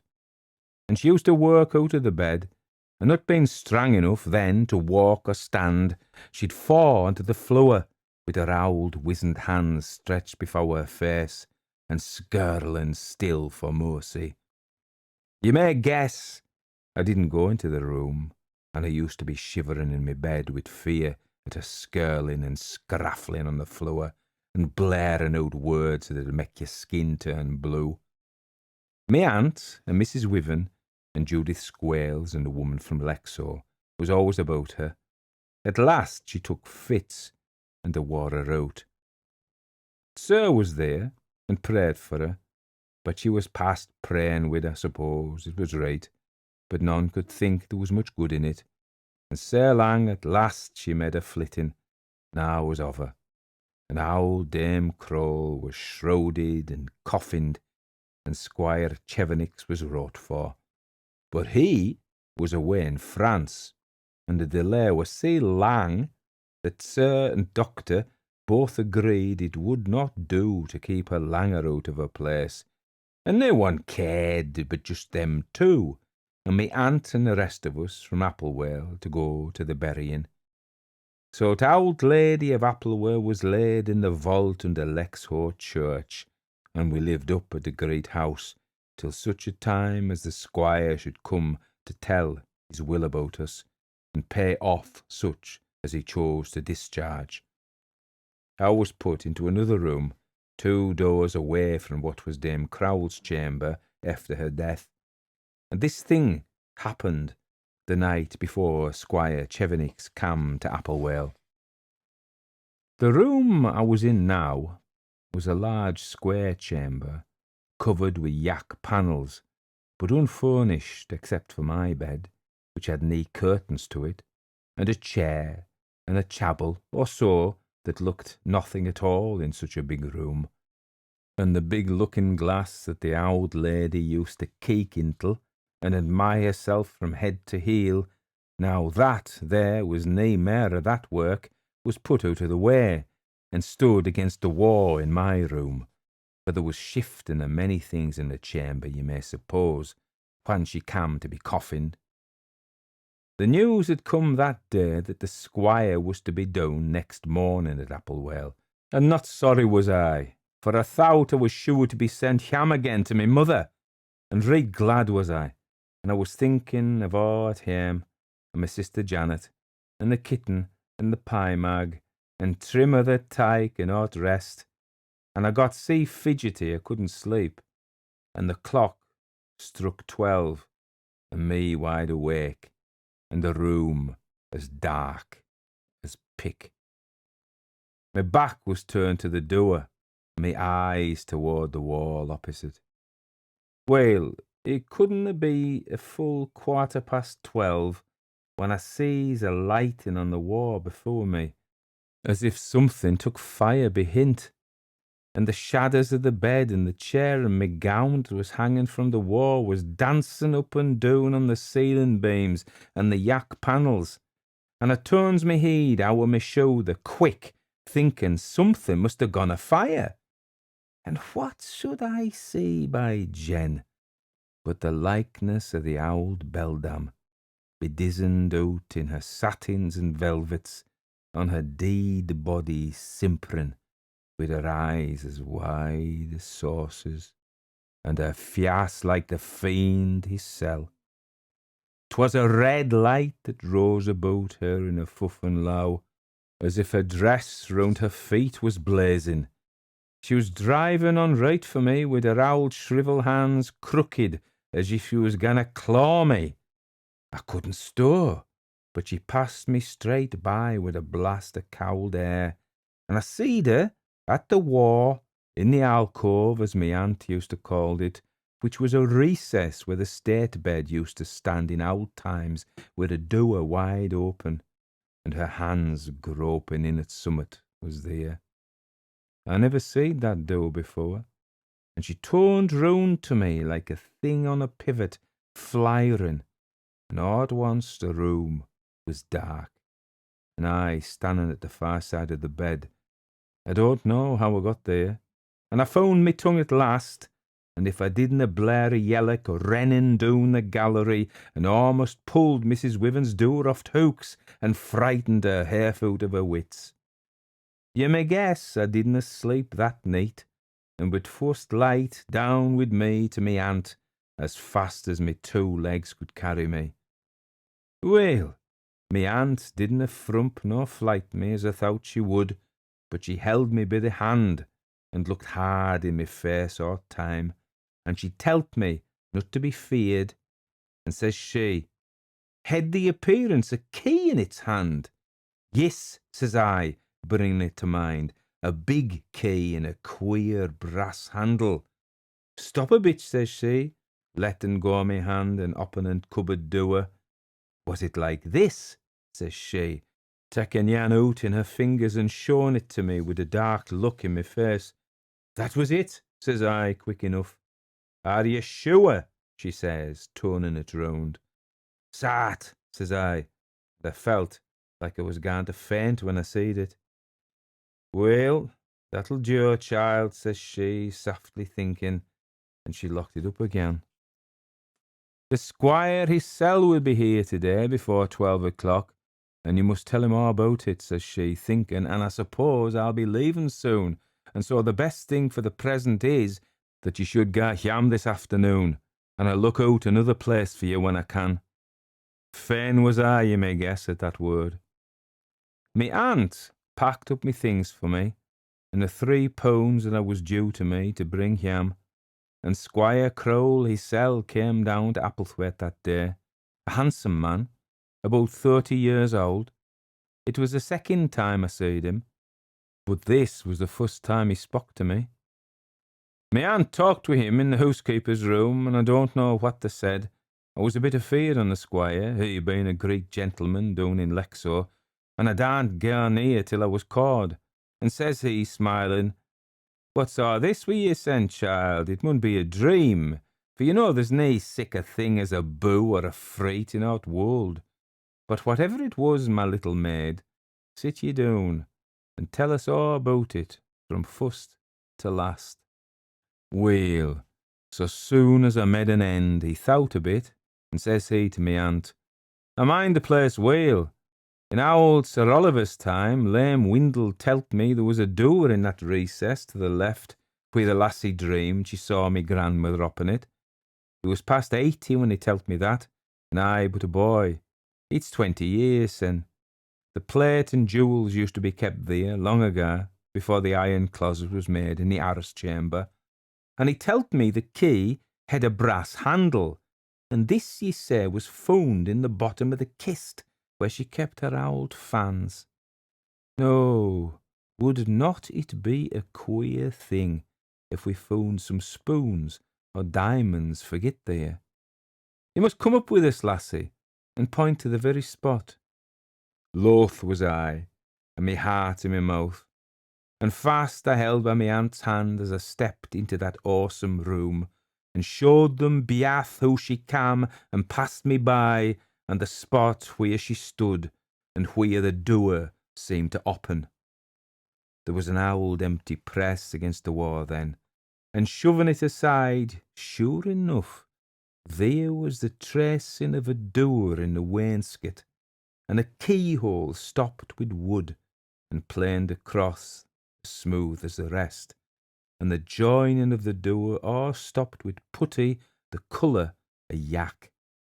But for the hinges that showed a bit where the press was shoved aside, ye would not consait there was a door there at all. "Ha!" says he with a queer smile. "This looks like it." It took some minutes with a small chisel and hammer to pick the bit of wood out of the keyhole. The key fitted, sure enough, and with a strong twist and a lang skreek, the boat went back, and he pulled door open. There was another door inside, stranger than the first, but the locks was gone, and it opened easy. Inside was a narrow floor, and walls and vaulted brick. We could not see what was in it, for 'twas dark as pick. When me aunt had lighted candle, the squire held it up and stepped in. Me aunt stood on tiptoe, trying to look over his shoulder, and I didn't see nowt. "Ha ha!" says the squire, stepping backward. "What's that? Give me the poker, quick," says he to me aunt. And as she went to the hearth, I peeps beside his arm, and I seed, squat down in the far corner, a monkey or a flame on the chest, or else the most shrivelled up, wizened old wife that ever was seen on the earth. "By Jen," says me aunt, was putting poker in his hand. She keeked by his shoulder, and seed the ill-favoured thing. "Ha care, sir, what ye doing? Back wi' ye, and shut to the door." But in place of that, he steps in softly with the poker pointed like a sword, and he gives it a poke, and down it tumbles together, heed and all in a heap of bjans and dust, little mair than a hatful. 'Twas bjans of a child. All the rest went to dust at a touch. They said nowt for a while, but he turns round skull as it lay on the floor. Young as I was, I concerted I knew well enough what they was thinking on. "The deed cat," says he, pushing back and blowing out candle and shutting door. "We'll come back, you and me, Mrs. Shutters, and look on the shelves by and by. I've other matters for us to speak to ye about. And this little girl's gone yam, you say. She has her wages, and I must mak her a present," says he, patting me shoulder with his hand. And he did give me a good pound, and I went after Lexo about an hour after, and saw Yam at stagecoach, and fain was I to be at Yam again, and I never see Dame Crowl Applewell, God be thanked, either in appearance or in dream efter.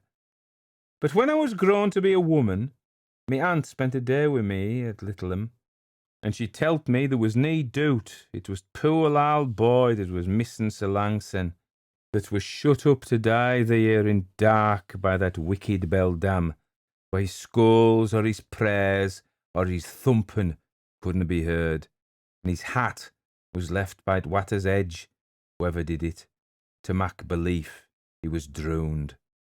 The claws at the first touch ran into snuff of dust in the cell where the bjans was fun. But there was a handful of jet buttons, and a knife with a green heft, together with a couple of pennies the poor old fella had in his pocket, I suppose, when he was decoyed in there, and seed his last at late. And there was among the squire's papers a copy of the notice that was printed after he was lost, when the old squire thought he might have run away or been took bit gypsies, and it said he had a green hefted knife with him, and that his buttons were cut a jet. So that is all I have to say concerning old Dame Crowl, Applewell House.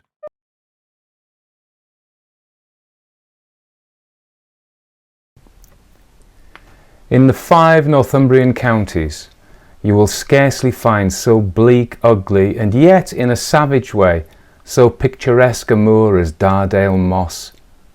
The moor itself spreads north, south, east, and west, a great undulating sea of black peat and heath. What we may term its shores are wooded wildly with birch, hazel, and dwarf oak. No towering mountains surround it, but here and there you have a rocky knoll rising among the trees, and many a wooded promontory of the same pretty, because utterly wild, forest running out into its dark level. Habitations are thinly scattered in this barren territory, and a full mile away from the meanest was the stone cottage of Mother Cark. Let not my southern reader, who associates ideas of comfort with the term cottage, mistake. This thing is built of shingle with low walls. Its thatch is hollow, the peat smoke curls stingingly from its stunted chimney, it is worthy of its savage surroundings. The primitive neighbours remark that no rowan tree grows near, no holly, no bracken, and no horseshoe is nailed on the door.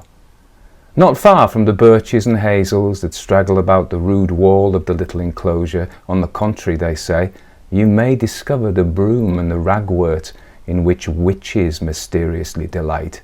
But this is perhaps a scandal. Mal Cark was for many a year the sage femme of this wild domain. She has renounced practice, however, for some years, and now, under the rose, she dabbles. It is thought, in the black art, in which he has always been secretly skilled, tells fortunes, practices charms, and in popular esteem is little better than a witch. Mother Cark has been away to the town of Willardon to sell knit stockings and is returning to her rude dwelling by Dardale Moss. To her right, as far away as the eye can reach, the moor stretches. The narrow track she has followed here tops a gentle upland, and at her left a sort of jungle of dwarf oak and brushwood approaches its edge. The sun is sinking blood red in the west. His disk has touched the broad black level of the moor, and his parting beams glare athwart the gaunt figure of the old beldam as she strides homeward, stick in hand, and bring into relief the folds of her mantle, which gleam like the draperies of a bronze image in the light of a fire.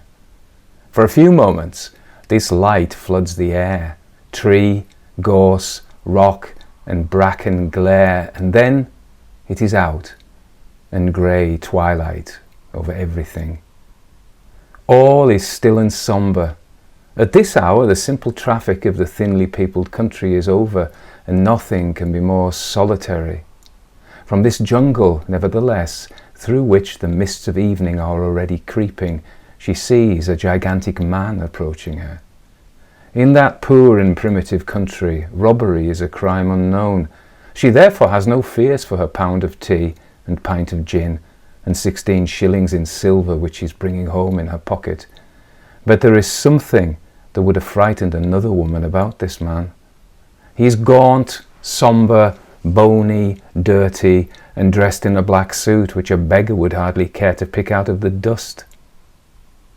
This ill-looking man nodded to her as he stepped on the road.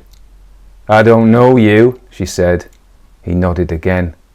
"I never seed you nowhere," she exclaimed sternly. "Fine evening, Mother Cark," he says, and holds his snuff-box toward her. She widened the distance between them by a step or so, and said again sternly and pale, "I have nought to say to thee, whoever thou beest." "You know Laura Silverbell?" "That's a by nyam, the lass's nyam is Laura Lou," she answered, looking straight before her. "One name's as good as another for one that was never christened, mother." "How know ye that?" she asked grimly, for it is a received opinion in that part of the world that the fairies have power over those who have never been baptized. The stranger turned on her a malignant smile. "There's a young lord in love with her," the stranger says, "and I'm that lord. Have her at your house tomorrow night at 8 o'clock, and you must stick cross pins through the candle, as you have done for many a one before, to bring her lover thither by 10, and her fortune's made. And take this for your trouble." He extended his long finger and thumb toward her with a guinea temptingly displayed. "I have nought to do with thee, I never seed thee afore. Get thee away. I earned nee gold of thee, and I'll take nin. Away with thee, or they'll find end it'll mack thee." The old woman had stopped and was quivering in every limb as she thus spoke. He looked very angry. Sulkily he turned away at her words and strode slowly towards the wood from which he had come, and as he approached it, it seemed to her to grow taller and taller, and stalked into it as high as a tree. "I conceited there would come something o' it," she said to herself. "Farmer Lou must get it done next Sunday, that old loupy." Old Farmer Lou was one of that sect who insist that baptism shall be but once administered, and not until the Christian candidate had attained adult years. The girl had indeed for some time been of age not only, according to this theory, to be baptized, but if need be, to be married. Her story was a sad little romance. A lady some 17 years before had come down and paid Farmer Lou for 2 rooms in his house. She told him that her husband would follow her in a fortnight and that he was in the meantime delayed by business in Liverpool. In 10 days after her arrival, the baby was born. Mal Clark acting as sage-femme on the occasion, and on the evening of that day the poor young mother died. No husband came. No wedding ring, they said, was on her finger. About £50 was found in her desk, which Farmer Lou, who was a kind old fellow and had lost his 2 children, put in bank for the little girl, and resolved to keep her until the rightful owner should step forward to claim her. They found half a dozen love letters signed Francis and calling the dead woman Laura. So Farmer Lou called the little girl Laura, and her sobriquet of Silverbell was derived from a tiny silver bell, once gilt, which was found among her poor mother's little treasures after her death, and which the child wore in a ribbon round her neck. Thus, being very pretty and merry, she grew up as a North Country farmer's daughter, and the old man, as she needed more looking after, grew older and less able to take care of her. So she was in fact very nearly her own mistress, and did pretty much in all things as she liked. Old Mal Clark, by some caprice for which no one could account, cherished an affection for the girl, who saw her often and paid her many a small fee in exchange for the secret indications of the future. It was too late when Mother Clark reached her home to look for a visit from Laura Silverbell that day. About 3 o'clock next afternoon, Mother Clark was sitting knitting with her glasses on outside her door on the stone bench, when she saw the pretty little girl mount lightly to the top of the stile at her left under the birch, against the silver stem of which she leaned her slender hand, and called, "Mal, Mother Clark, are you alone all by yourself?" "Aye, Laura, lass, we can be close enough if you want a word with me," says the old woman, rising with a mysterious nod and beckoning her stiffly with long fingers. The girl was assuredly pretty enough for a lord to fall in love with. Only look at her, a profusion of brown rippling hair parted low in the middle of her forehead almost touched her eyebrows, and made the pretty oval of her face by the breadth of that rich line more marked. What a pretty little nose, what scarlet lips, and large, dark, long-fringed eyes. Her face is transparently tinged with those clear Murillo tints which appear in deeper dyes on her wrists and on the backs of her hands. These are the beautiful gypsy tints with which the sun dyes young skins so richly. The old woman eyes all this, and her pretty finger, so round and slender, and her shapely little feet, cased in the thick shoes that can't hide their comely proportions, as she stands on the top of the stile, but it is with a dark and saturnine aspect. "Come, lass, what stand ye for atop at wall, where folk may chance to see thee? I have a thing to tell thee, lass." She beckoned her again. "And I have a thing to tell thee, Mal." "Come hither," says the old woman peremptorily. "But you munna give me that creeping. I winna look again in the glass of water, mind ye." The old woman smiled grimly and changed her tone. "Now, honey, get thee down and let me see the canny fias," and she beckoned her again. Laura Silverbell did get down and stepped lightly toward the door of the old woman's dwelling. "Take this," said the girl, unfolding a piece of bacon from her apron, "and I have a silver sixpence to give thee when I'm going away yam." They entered the dark kitchen of the cottage, and the old woman stood by the door lest their conference should be lighted on by surprise. "Afore you begin," said Mother Clark, I softened her patois, "I must tell you there's ill folk watching ye. What's old Farmer Lou about? He doesn't get the sir, the clergyman, to baptise thee.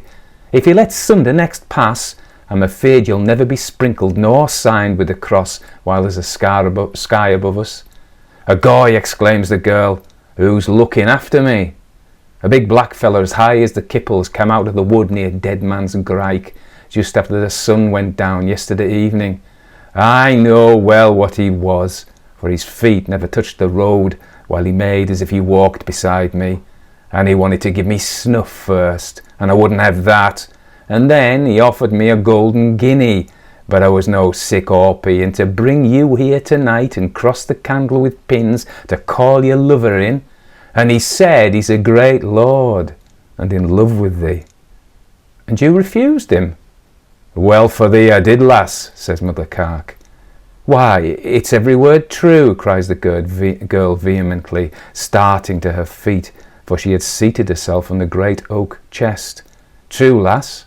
Come, say what you mean, demanded Mal Cark with a dark and searching gaze. Last night I was coming yam from the wake with old Farmer Dykes and his wife and his daughter Nell, and when we came to the stile I bid them good night and we parted. And you came by the path alone in the night time, did you? Exclaimed old Mal Clark sternly. I wasn't afeard. I don't know why. The path yam leads down by the waters of old Haworth Castle. I know it will, and a dowly path it is. You'll keep indoors o' nights for a while, or you'll rue it. What saw ye? No freetin', mother, nowt I was feared on. You heard a voice calling your name. I heard nowt that was dow but the hully-hoo in the old castle waste, answered the pretty girl. I heard nor seed nowt that's dow, but mickle it's canny and gladsome. I heard singing and laughing a long way off. I consated and I stopped a bit to listen. Then I walked on a step or two, and there, sure enough, in the pie-mag field under the castle walls, not 20 steps away, I seed a grand company, silks and satins, and men with velvet coats with gold lace striped over them, and ladies with necklaces that would dazzle ye, and fans as big as griddles, and powdered footmen like what the shirra had behind his coach, only these was 10 times as grand. It was full moon last night, said the old woman. So bright it would blind you to look at it, said the girl. Never an ill sight but the devil finds a light, quoth the old woman. There's a running brook there. You were at this side, and they at that, and did they try to make you cross over? Agoy did they, nowt but civility and kindness though, and you must let me tell it my own way. They was talking and laughing and eating and drinking out of long glasses and gold cups, seated on the grass, and music was playing, and I keeking behind a bush at all the grand doings, and up they gets to dance, and says a tall fella I hadn't seen before, you must step across and dance with a young lord that's fallen in love with thee, and that's mysel. And sure enough I keeked at him under my lashes, and a canny lad he is, and to my taste, though he be dressed in black with sword and sash, velvet twice as fine as the sells in the shop at Golden Friars, and keeking at me again for the corners of his eyes. And the same fella telt me he was mad in love with me, and his father was there, and his sister, and they came all the way from Catstean Castle to see me that night, and that's the other side of Golden Friars. Come, lass, you know Mafflin, tell me true. What was he like? Was his face grimed with soot, a tall fellow with wide shoulders and looked like an ill thing, with black clothes, maced in rags? His face was long, but well favoured, and darker nor a gypsy, and his clothes were black and grand and made of velvet, and he said he was the young lord himself, and he looked like it. That'll be the same fella I seed at Deadman's Grike, said Mal Clark, with an anxious frown. Hoot, mother, how could that be? Cried the lass, with a toss of her pretty head and a smile of scorn. But the fortune-teller made no answer, and the girl went on with her story. When they began to dance, continued Laura Silverbell, he urged me again, but I wouldn't step over. 'Twas partly pride, 'cause I wasn't dressed fine enough, and partly contrariness or something, but gar I wouldn't, not a foot. No, but I more than half wished it at the time. Well for thee, thou didn't cross the brook. Hoity-toity, why not? Keep at home after nightfall, and don't you be walking by yourself by daylight on any light, lang, lonesome ways till after you're baptized, said Mal Clark. I'm like to be married first. Take care that marriage won't hang in the bell rub, said Mother Cark. Leave me alone for that. The young lord said he was maist daft in love with me. He wanted to give me a canny ring with a beautiful stone in it, but drat it, I was sick and orpy and I wouldn't tack it, and he a young lord. Lord, indeed, are you daft or dreaming? Those fine folk, what were they? I'll tell you. Dobbies and fairies. And if you don't do as you're bid, they'll take ye, and you'll never get out of their hands again while grass grows, said the old woman grimly. Od wait it, replies the girl impatiently. Who's daft or dreaming now? I'd been dead with fear if it was any such thing. It couldn't be. All was so lovesome and bonny and shapely. Well, and what do you want of me, lass? asked the old woman sharply. I want to know, here's a sixpence, what I should do, said the young lass. 'Twould be a pity to lose such a marrow, eh? Say your prayers, lass, I can't help you, says the old woman darkly. If you go with the people, you'll never come back. You mustn't talk with them, nor eat with them, nor drink with them, nor take a pin's worth by way of gift fra them. Mark well what I say, or you're lost. The girl looked down, plainly much vexed. The old woman stared at her with a mysterious frown steadily for a few seconds. Tell me, lass, and tell me true, are you in love with that lad? What for should I, said the girl with a careless toss of her head and blushing up to her very temples.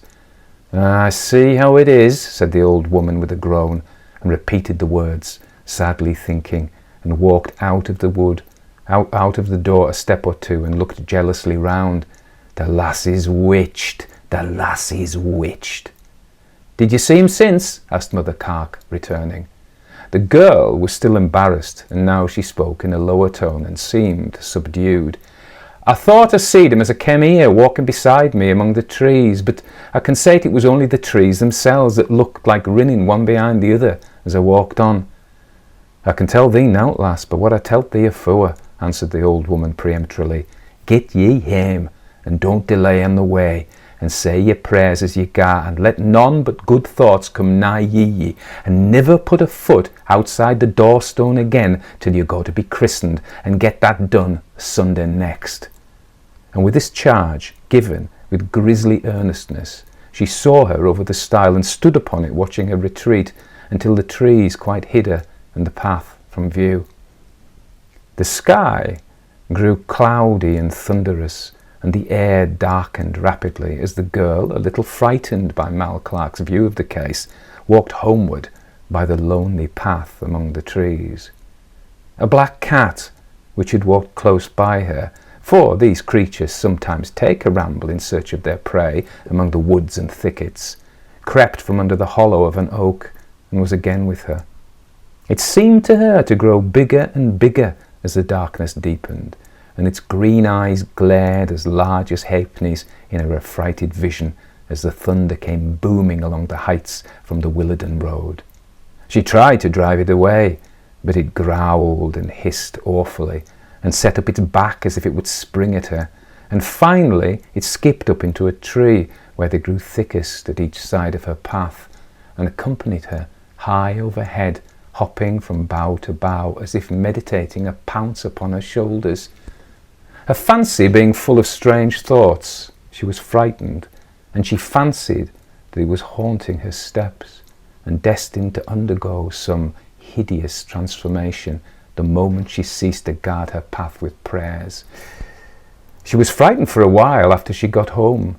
The dark looks of Mother Cark were always before her eyes, and a secret dread prevented her passing the threshold of her home again that night. Next day it was different. She had got rid of the awe which with Mother Cark had inspired her. She could not get the tall, dark-featured lord in the black velvet dress out of her head. He had taken her fancy. She was growing to love him. She could think of nothing else. Bessie Hennock, a neighbour's daughter, came to see her that day and proposed a walk towards the ruins of Haworth Castle to gather bleaberries. So off the two girls went together. In the thicket, along the slopes near the ivied walls of Haworth Castle, the companions began to fill their baskets. Hours passed. The sun was sinking near the west, and Laura Silverbell had not come home. Over the hatch of the farmhouse door the maids leant ever and anon with outstretched necks, watching for a sign of the girl's return, and wondering, as the shadows lengthened, what had become of her. At last, just as the rosy sunset gilding began to overspread the landscape, Bessie Hennock, weeping into her apron, made her appearance without her companion. Her account of their adventures was curious. I will relate the substance of it more connectedly than her agitation would allow her to give it, and without the disguise of the rude Northumbrian dialect. The girl said that as they got along together among the brambles that grow beside the brook that bounds the Pymag field, she on a sudden saw a very tall, big-boned man with an ill-favoured, smirched face, and dressed in worn and rusty black, standing at the other side of a little stream. She was frightened, and while looking at this dirty, wicked, starved figure, Laura Silverbell touched her, gazing at the same tall scarecrow, but with a countenance full of confusion and even rapture. She was peeping through the bush behind which she stood, and with a sigh she said, "Isn't that a canny lad?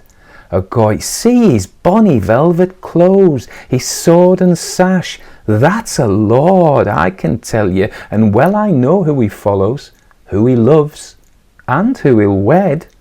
Bessie Hennock thought her companion daft. "See how lovesome he looks," whispered Laura. Bessie looked again and saw him gazing at her companion with a malignant smile, and at the same time he beckoned her to approach. "Don't go! Go not near him, he'll wring thy neck," gasped Bessie in great fear, as she saw Laura step forward with a look of beautiful bashfulness and joy. She took the hand he stretched across the stream, more for love of the hand than any need of help, and in a moment was across and by his side, and his long arm around her waist.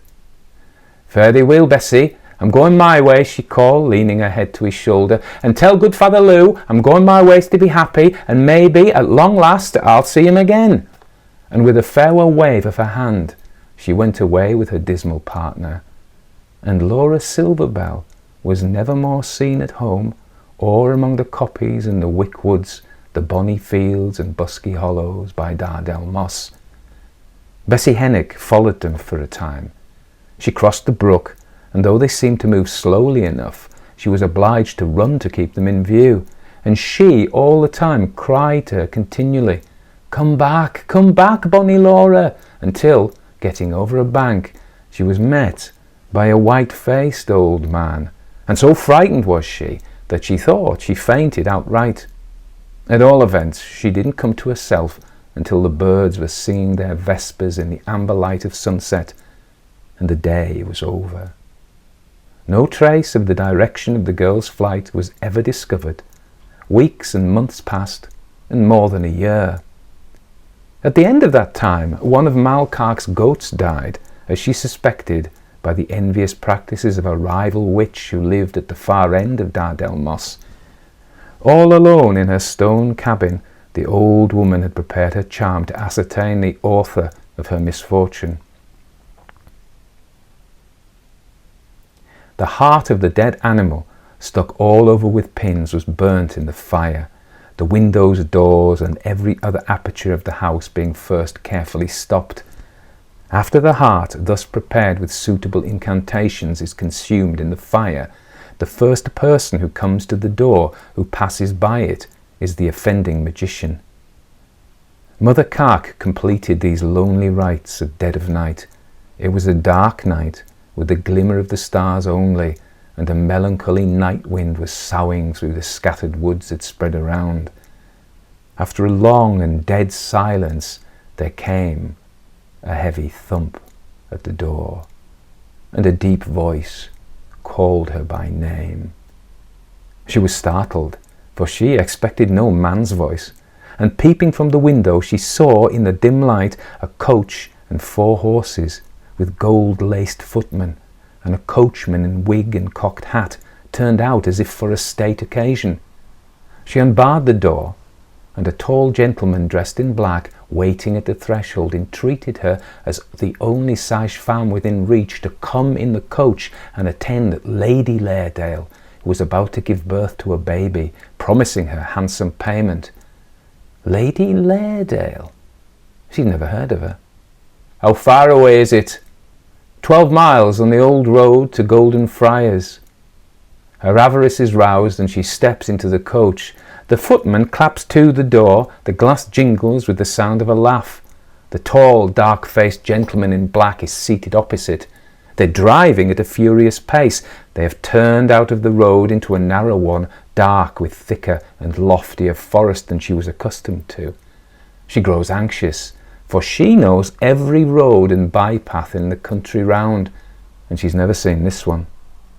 He encourages her. The moon has risen above the edge of the horizon, and she sees a noble old castle. Its summit of tower, watchtower and battlement glimmers faintly in the moonlight. This is their destination. She feels on a sudden all but overpowered by sleep, but although she nods, she is quite conscious of the continued motion, which has become even rougher. She makes an effort and rouses herself. What has become of the coach, the castle, the servants? Nothing, but the strange forest remains the same.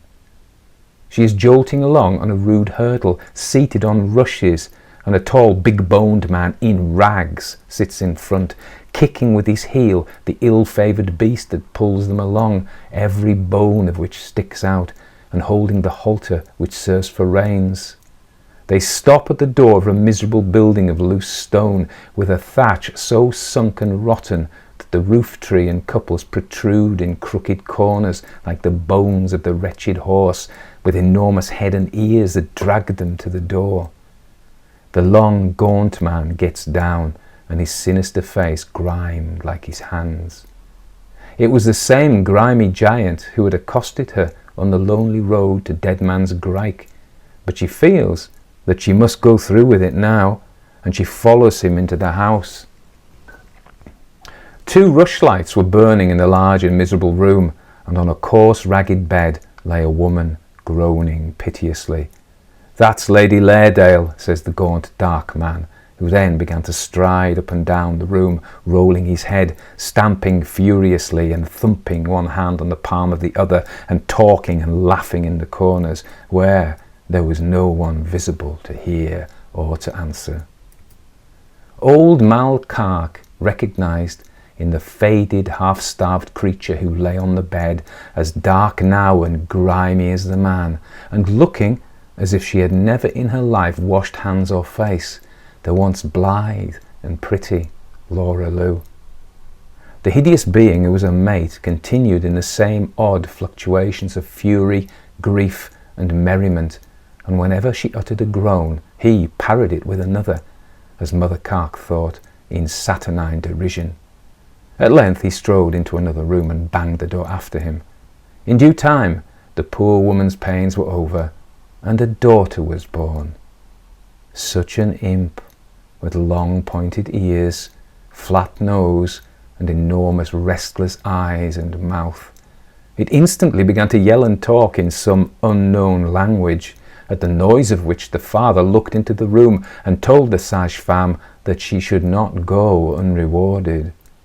The sick woman seized the moment of his absence to say in the ear of Mal Cark, "If ye had not been at ill work tonight, he could not have fetched ye. Take no more now than your rightful fee, or he'll keep ye here." At this moment he returned with a bag of gold and silver coins, which he emptied on the table, and told her to help herself. She took 4 shillings, which was her primitive fee, neither more nor less, and all his urgency could not prevail with her to take a farthing more. He looked so terrible at her refusal that she rushed out of the house. He ran after her. "You'll take your money with you," he roared, snatching up the bag still half full, and flung it after her. It lighted on her shoulder, and partly from the blow, partly from terror, she fell to the ground, and when she came to herself, it was morning, and she was lying across her own doorstone. It is said that she never more told fortune or practised spell, and though all that happened 60 years ago and more, Laura Silverbell, wise folk think, is still living, and will so continue till the day of the doom among the fairies.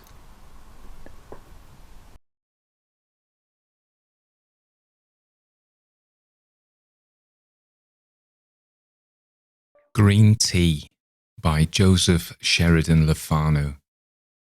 Prologue. Martin Hesselius, the German physician. Though carefully educated in medicine and surgery, I have never practiced either. The study of each continues, nevertheless, to interest me profoundly. Neither idleness nor caprice caused my secession from the honourable calling which I had just entered. The cause was a very trifling scratch inflicted by a dissecting knife. The trifle cost me the loss of 2 fingers, amputated promptly, and the more painful loss of my health, for I have never been quite well since, and have seldom been 12 months together in the same place. In my wanderings I became acquainted with Dr. Martin Hesselius, a wanderer like myself, like me, a physician, and like me, an enthusiast in his profession. Unlike me in this, that his wanderings were voluntary, and he a man, if not of fortune, as we estimate fortune in England, at least in what our forefathers used to term easy circumstances. He was an old man when I first saw him, nearly 35 years my senior. In Dr. Martin Hesselius I found my master. His knowledge was immense, his grasp of a case was an intuition. He was the very man to inspire a young enthusiast like me with awe and delight. My admiration has stood the test of time and survived the separation of death. I am sure it was well founded. For nearly 20 years I acted as his medical secretary. His immense collection of papers he has left in my care to be arranged, indexed, and bound.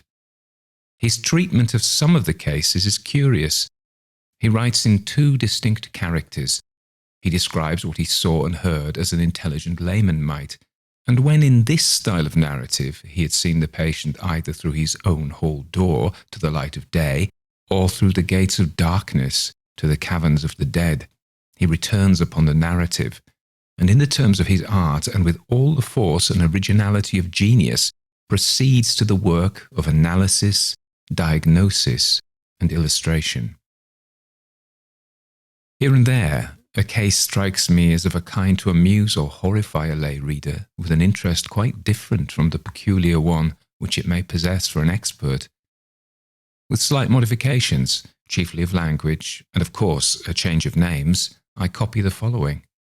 The narrator is Dr. Martin Hesselius. I find it among the voluminous notes of cases which he made during a tour in England about 64 years ago. It is related in a series of letters to his friend Professor van Loo of Leyden. The professor was not a physician, but a chemist, and a man who read history and metaphysics and medicine, and had in his day written a play.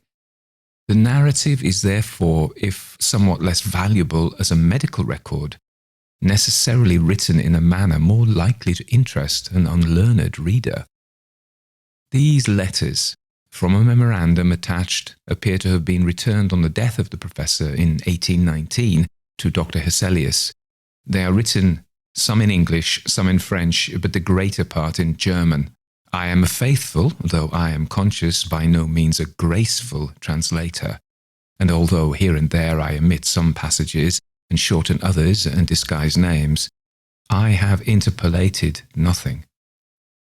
Chapter 1. Dr. Hesselius relates how he met the Reverend Mr. Jennings.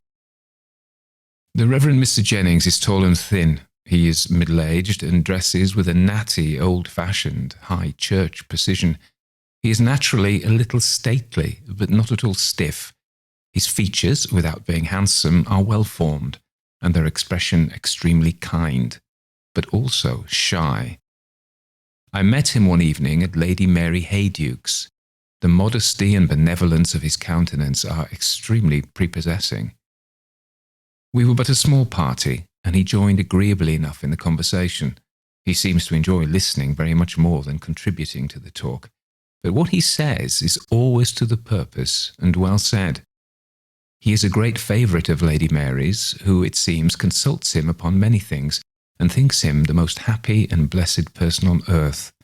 Little knows she about him.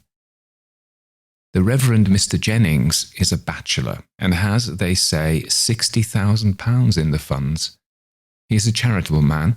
He is most anxious to be actively employed in his sacred profession, and yet, though always tolerably well elsewhere, when he goes down to his vicarage in Warwickshire to engage in the actual duties of his sacred calling, his health soon fails him, and in a very strange way. So says Lady Mary. There is no doubt that Mr. Jennings's health does break down in generally a sudden and mysterious way, sometimes in the very act of officiating in his old and pretty church at Kenlis. It may be his heart, it may be his brain, but so it has happened 3 or 4 times, or oftener, that after proceeding a certain way in the service, he has on a sudden stopped short, and after a silence, apparently quite unable to resume, he has fallen into solitary, inaudible prayer, his hands and his eyes uplifted, and then, pale as death, and in the agitation of a strange shame and horror, descended trembling and got into the vestry room, leaving his congregation without explanation to themselves. This occurred when his curate was absent. When he goes down to Kenlis now, he always takes care to provide a clergyman to share his duty and to supply his place on the instant should he become thus suddenly incapacitated.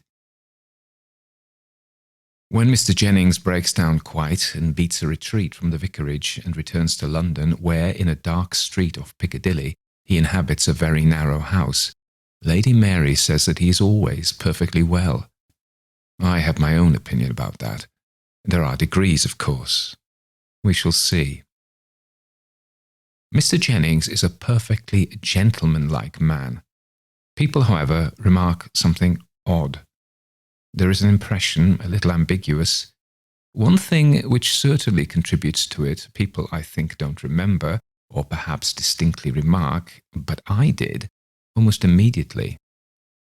Mr. Jennings has a way of looking sidelong upon the carpet, as if his eye followed the movements of something there.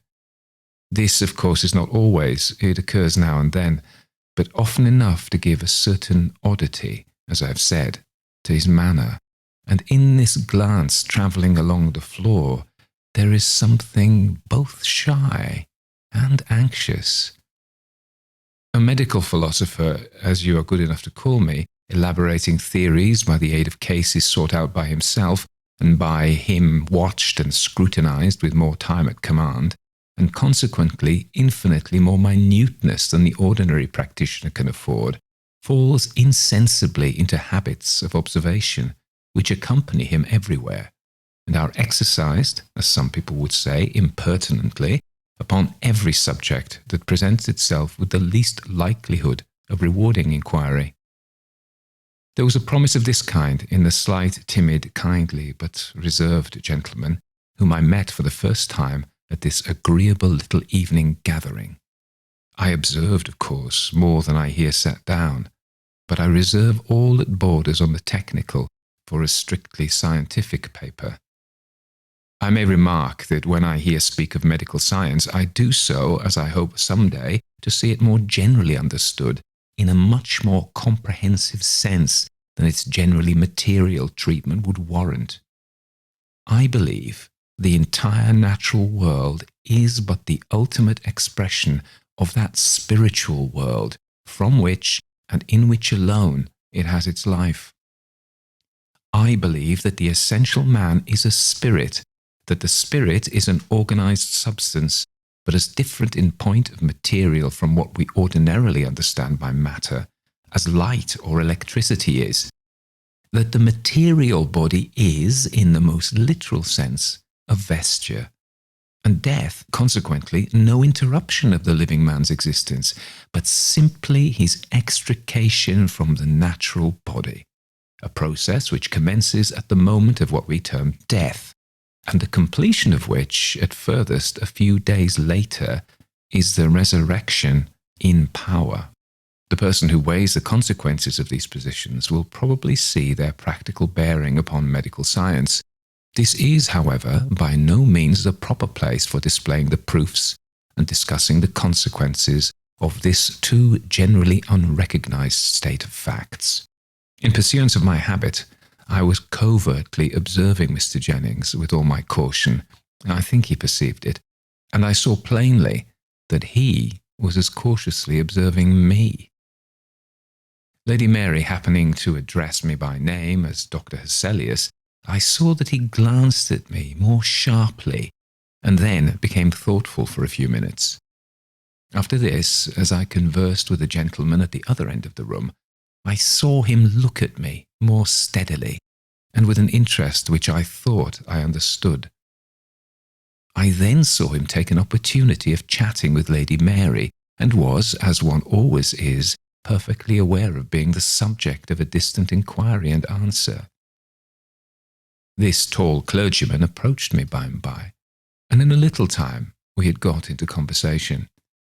When two people who like reading and who know books and places, having travelled, wish to discourse, it is very strange if they can't find topics. It was not accident that brought him near me and led him into conversation. He knew German and had read my essays on metaphysical medicine, which suggest more than they actually say. This courteous man, gentle, shy, plainly a man of thought and reading, who moving and talking among us was not altogether of us, and whom I already suspected of leading a life whose transactions and alarms were carefully concealed with an impenetrable reserve from not only the world, but his best beloved friends, was cautiously weighing in his own mind the idea of taking a certain step with regard to me. I penetrated his thoughts without his being aware of it, and was careful to say nothing which could betray to his sensitive vigilance my suspicions respecting his position, or my surmises about his plans respecting myself. We chatted upon indifferent subjects for a time, but at last he said, "I was very much interested by some papers of yours, Dr. Hesselius, upon what you term metaphysical medicine. I read them in German 10 or 12 years ago. Have they been translated?" "No, I'm sure they haven't. I should have heard.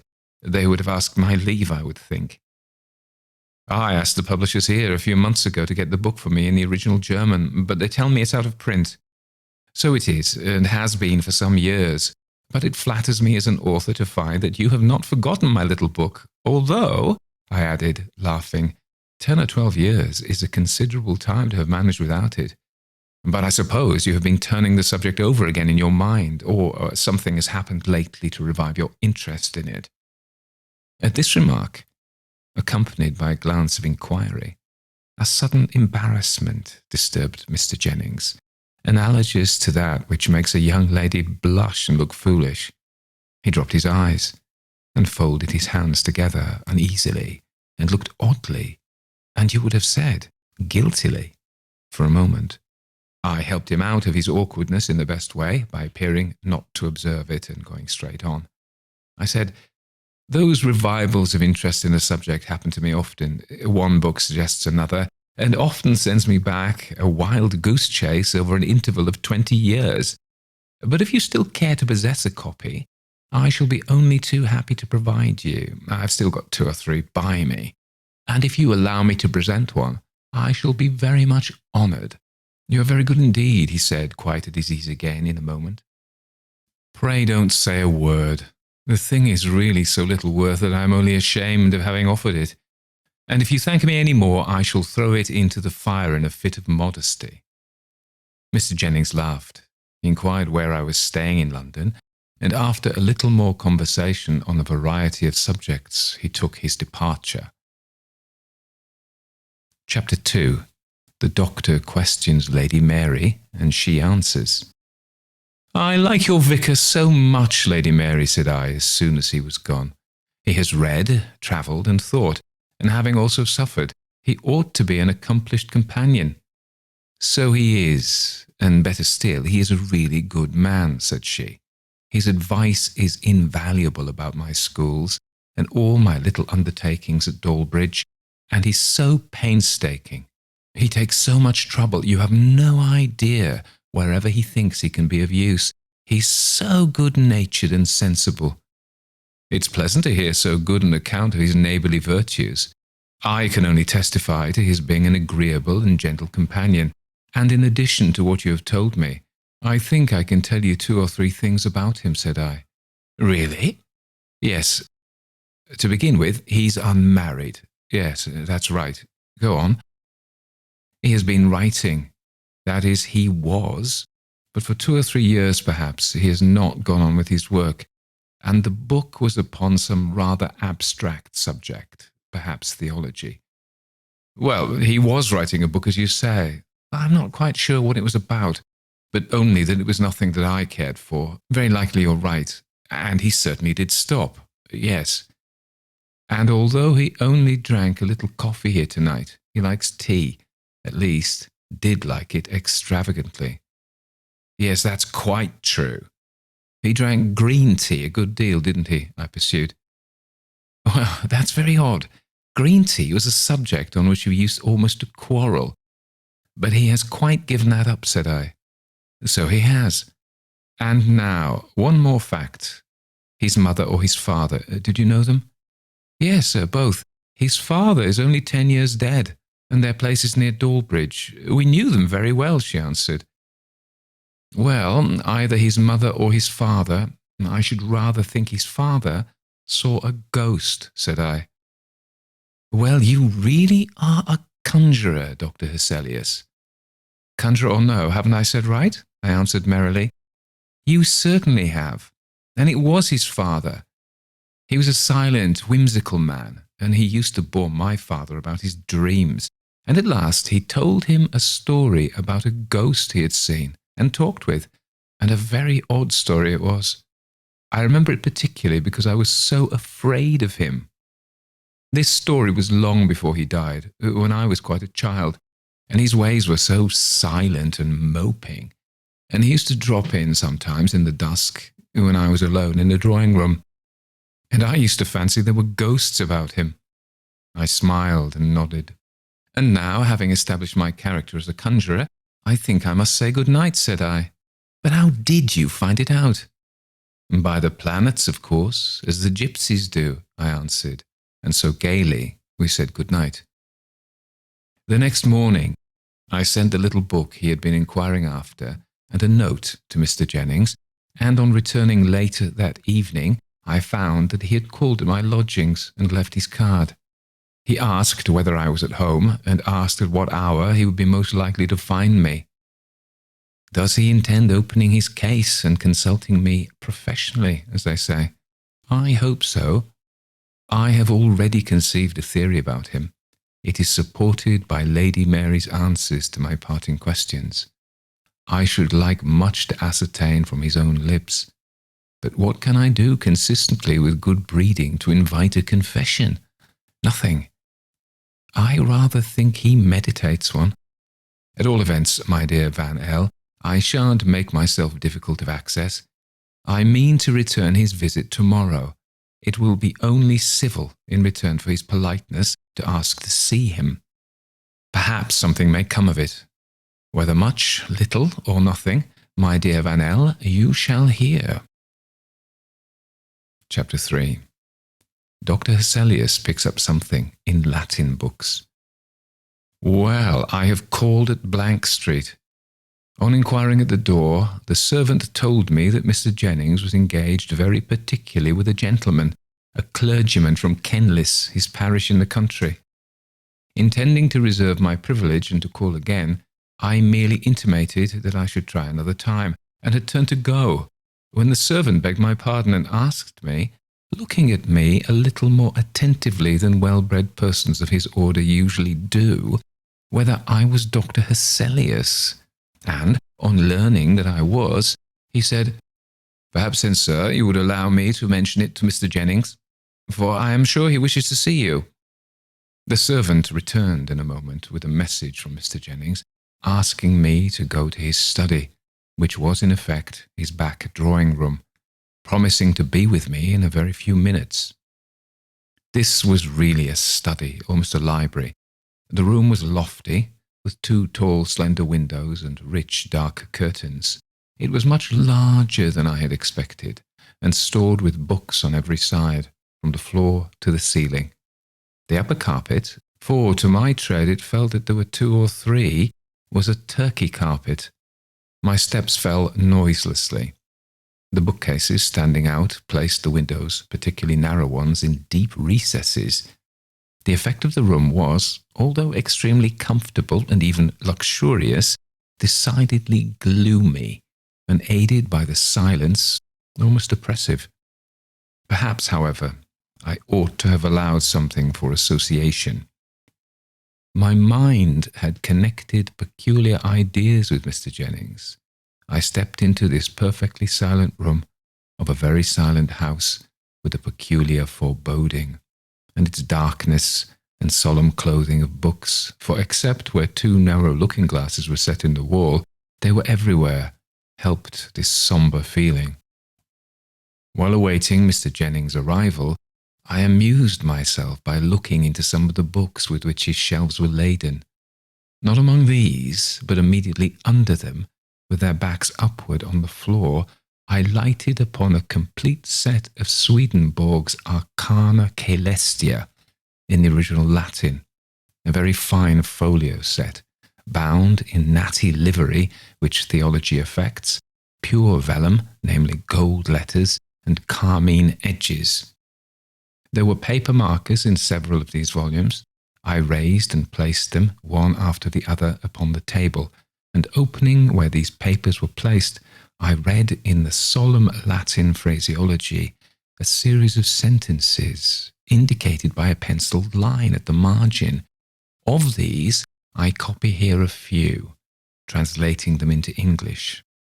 When man's interior sight is opened, which is that of his spirit, then there appear the things of another life, which cannot possibly be made visible to the bodily sight. By the internal sight, it has been granted me to see the things that are in the other life more clearly than I see those that are in the world. From these considerations, it is evident that external vision exists from interior vision, and this from a vision still more interior, and so on. There are with every man at least 2 evil spirits. With wicked genii, there is also a fluent speech, but harsh and grating. There is also among them a speech which is not fluent, wherein the descent of the thoughts is perceived as something secretly creeping along within it. The evil spirits associated with man are indeed from the hells, but when with man, they are not then in hell, but are taken out thence. The place where they then are is in the midst between heaven and hell, and is called the world of spirits. Where the evil spirits who are with man are in that world, they are not in infernal torment, but in every thought and affection of man, and so in all that the man himself enjoys. But when they are remitted into their hell, they return to their former state.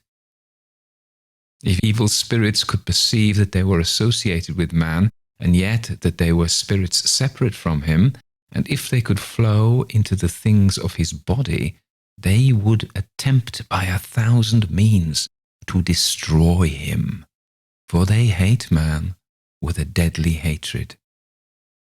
Knowing, therefore, that I was a man in the body, they were continually striving to destroy me, not as to the body only, but especially as to the soul.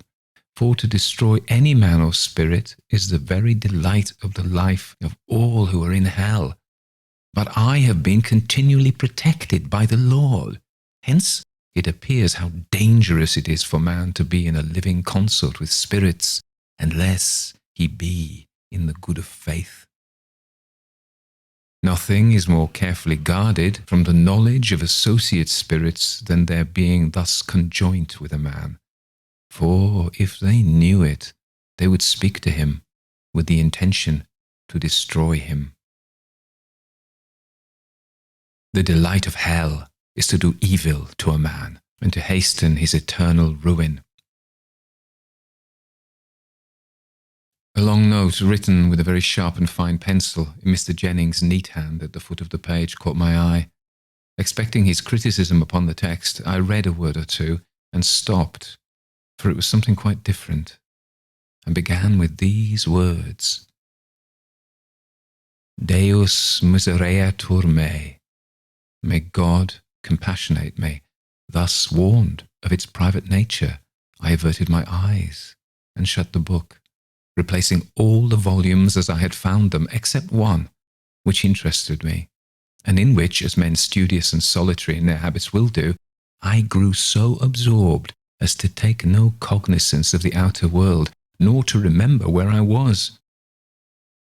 I was reading some pages which refer to representatives and correspondence in the technical language of Swedenborg, and had arrived at a passage, the substance of which is that evil spirits, when seen by other eyes than those of their infernal associates, present themselves by correspondence in the shape of the beast, Fera, which represent their particular lust and life in aspect direful and atrocious.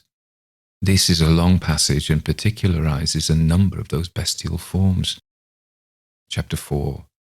4 eyes were reading the passage. I was running the head of my pencil case along the line as I read it, and something caused me to raise my eyes. Directly before me was one of the mirrors I have mentioned, in which I saw reflected the tall shape of my friend Mr. Jennings, leaning over my shoulder and reading the page at which I was busy, and with a face so dark and wild that I should hardly have known him. I turned and rose. He stood erect also, and with an effort laughed a little, saying, I came in and asked you how you did, but without succeeding in awaking you from your book. So I couldn't restrain my curiosity, and very impertinently, I'm afraid, peeped over your shoulder. This is not your first time of looking into those pages. You have looked into Swedenborg, no doubt, long ago. Oh dear, yes, I owe Swedenborg a great deal. You'll discover traces of him in the little book on metaphysical medicine which you were so good as to remember. Although my friend affected a gaiety of manner, there was a slight flush in his face, and I could perceive that he was inwardly much perturbed. I'm scarcely yet qualified. I know so little of Swedenborg. I've only had them a fortnight, he answered. And I think they're rather likely to make a solitary man nervous. That is, judging from the very little I've read. I don't say that they have made me so, he laughed, and I'm so very much obliged for the book. I hope you got my note. I made all proper acknowledgments and modest disclaimers. I never read a book that I go with so entirely as that of yours, he continued. I saw at once there is more in it than is quite unfolded.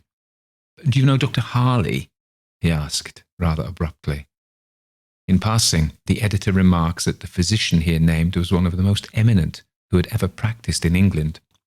I did, having had letters to him, and had experienced from him great courtesy and considerable assistance during my visit to England. I think that man one of the very greatest fools I ever met in my life, said Mr. Jennings. This was the first time I had ever heard him say a sharp thing of anybody, and such a term applied to so high a name a little startled me. Really? And in what way? I asked. In his profession, he answered. I smiled. I mean this, he said. He seems to me one half blind. One half of all he looks at is dark. Preternaturally bright and vivid all the rest, and the worst of it is, it seems willful. I can't get him. He won't. I've had some experience of him as a physician, but I look on him as, in that sense, no better than a paralytic mind, an intellect half dead.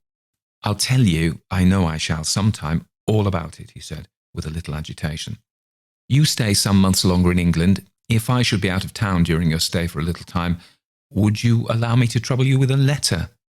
But I should be only too happy, I assured him. Very good of you. I am so utterly dissatisfied with Harley. A little leaning to the materialistic school, I said. A mere materialist, he corrected me. You can't think how that sort of thing worries one who knows better. You won't tell anyone, any of my friends you know, that I am hippish now, for instance. No one knows, not even Lady Mary, that I have seen Dr. Harley or any other doctor, so pray don't mention it. And if I should have any threatening of an attack, you'll kindly let me write, or, should I be in town, have a little talk with you. I was full of conjecture, and unconsciously I found I had fixed my eyes gravely on him, for he lowered his for a moment and said, I see you think I might as well tell you now, or else you're forming a conjecture, but you may as well give it up. If you were guessing all the rest of your life, you'll never hit on it. He shook his head, smiling, and over that wintry sunshine a black cloud suddenly came down, and he drew his breath in through his teeth, as men do in pain. Sorry, of course, to learn that you apprehend occasion to consult any of us, but command me when and how you like. I need not assure you that your confidence is sacred. He then talked of quite other things, and in a comparatively cheerful way, and after a little time, I took my leave. Chapter 5. Dr. Hesselius is summoned to Richmond. We parted cheerfully, but he was not cheerful, nor was I. There are certain expressions of that powerful organ of spirit, the human face, which, although I have seen them often and possess a doctor's nerve, yet disturb me profoundly. One look of Mr. Jennings haunted me. It had seized my imagination with so dismal a power that I changed my plans for the evening and went to the opera, feeling that I wanted a change of ideas. I heard nothing of or from him for 2 days or 3 days, when a note in his hand reached me. It was cheerful and full of hope. He said that he had been for some little time so much better, quite well in fact, that he was going to make a little experiment and run down for a month or so to his parish, to try whether a little work might not quite set him up. There was in it a fervent religious expression of gratitude for his restoration, as he now almost hoped he might call it. A day or two later, I saw Lady Mary, who repeated what his note had announced and told me he was actually in Warwickshire, having resumed his clerical duties at Kenlis, and she added, I begin to think that he's really perfectly well, or that there was never anything the matter, more than nerves and fancy. We're all nervous, but I fancy that there's nothing like a little hard work for that kind of weakness, and he has made up his mind to try it. I should not be surprised if he didn't come back for a year.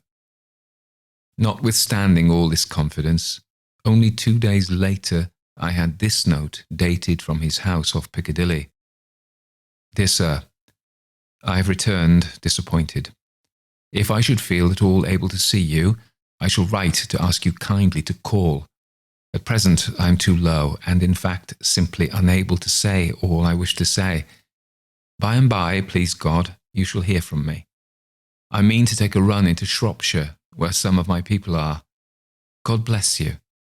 May we on my return meet more happily than I can now write. About a week after this, I saw Lady Mary at her own house, the last person, she said, left in town, and just on the wing for Brighton, for the London season was quite over. She told me that she had heard from Mr. Jennings' niece Martha in Shropshire. There was nothing to be gathered from her letter, more than that he was low and nervous. In those words of which healthy people think so lightly, what a world of suffering is sometimes hidden. Nearly 5 weeks had passed without any further news of Mr. Jennings. At the end of that time, I received a note from him. He wrote, I have been in the country and have had a change of air, change of scene, a change of faces, a change of everything, and in everything, but myself. I have made up my mind, so far as the most irresolute creature on earth can do it, to tell my case fully to you. If your engagements will permit, pray come to me today, tomorrow, or the next day, but pray defer as little as possible. You know not how much I need help. I have a quiet house at Richmond, where I now am. Perhaps you can manage to come to dinner, or to luncheon, or even to tea.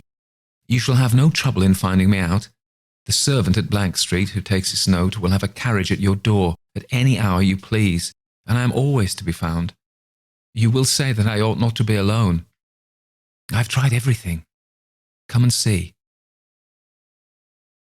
I called up the servant and decided on going out the same evening, which accordingly I did. He would have been much better in a lodging house or hotel, I thought, as I drove up through a short double row of sombre elms to a very old-fashioned brick house, darkened by the foliage of these trees, which overtopped and nearly surrounded it. It was a perverse choice, for nothing could be imagined more triste and silent. The house I found belonged to him. He had stayed for a day or two in town, and finding it for some cause insupportable, had come out here, probably because, being furnished and his own, he was relieved of the thought and delay of selection by coming here.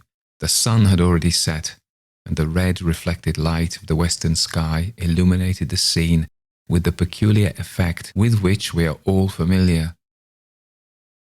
The hall seemed very dark, but getting to the back drawing-room, whose windows commanded the west, I was again in the same dusky light. I sat down, looking out upon the richly wooded landscape that glowed in the grand and melancholy light which was every moment fading. The corners of the room were already dark. All was growing dim, and the gloom was insensibly toning my mind, already prepared for what was sinister. I was waiting, alone, for his arrival, which soon took place. The door communicating with the front room opened, and the tall figure of Mr. Jennings, faintly seen in the ruddy twilight, came, with quiet, stealthy steps, into the room.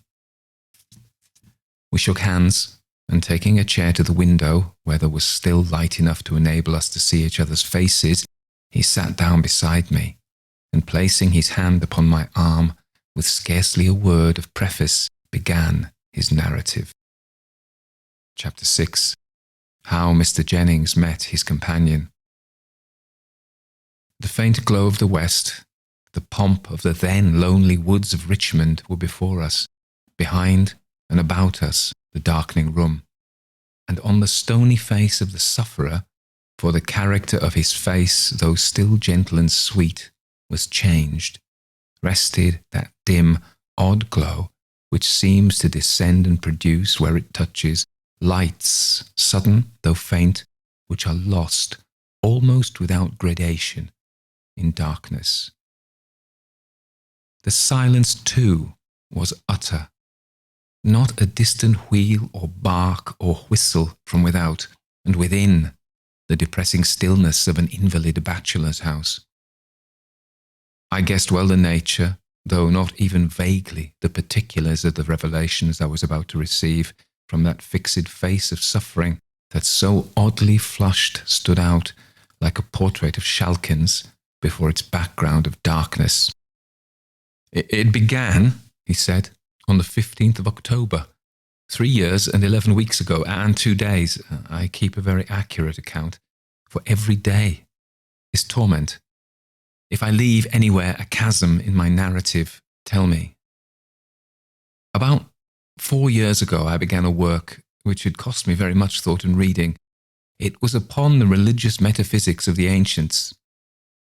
I know, said I, the actual religion of educated and thinking paganism, quite apart from symbolic worship, a wide and very interesting field.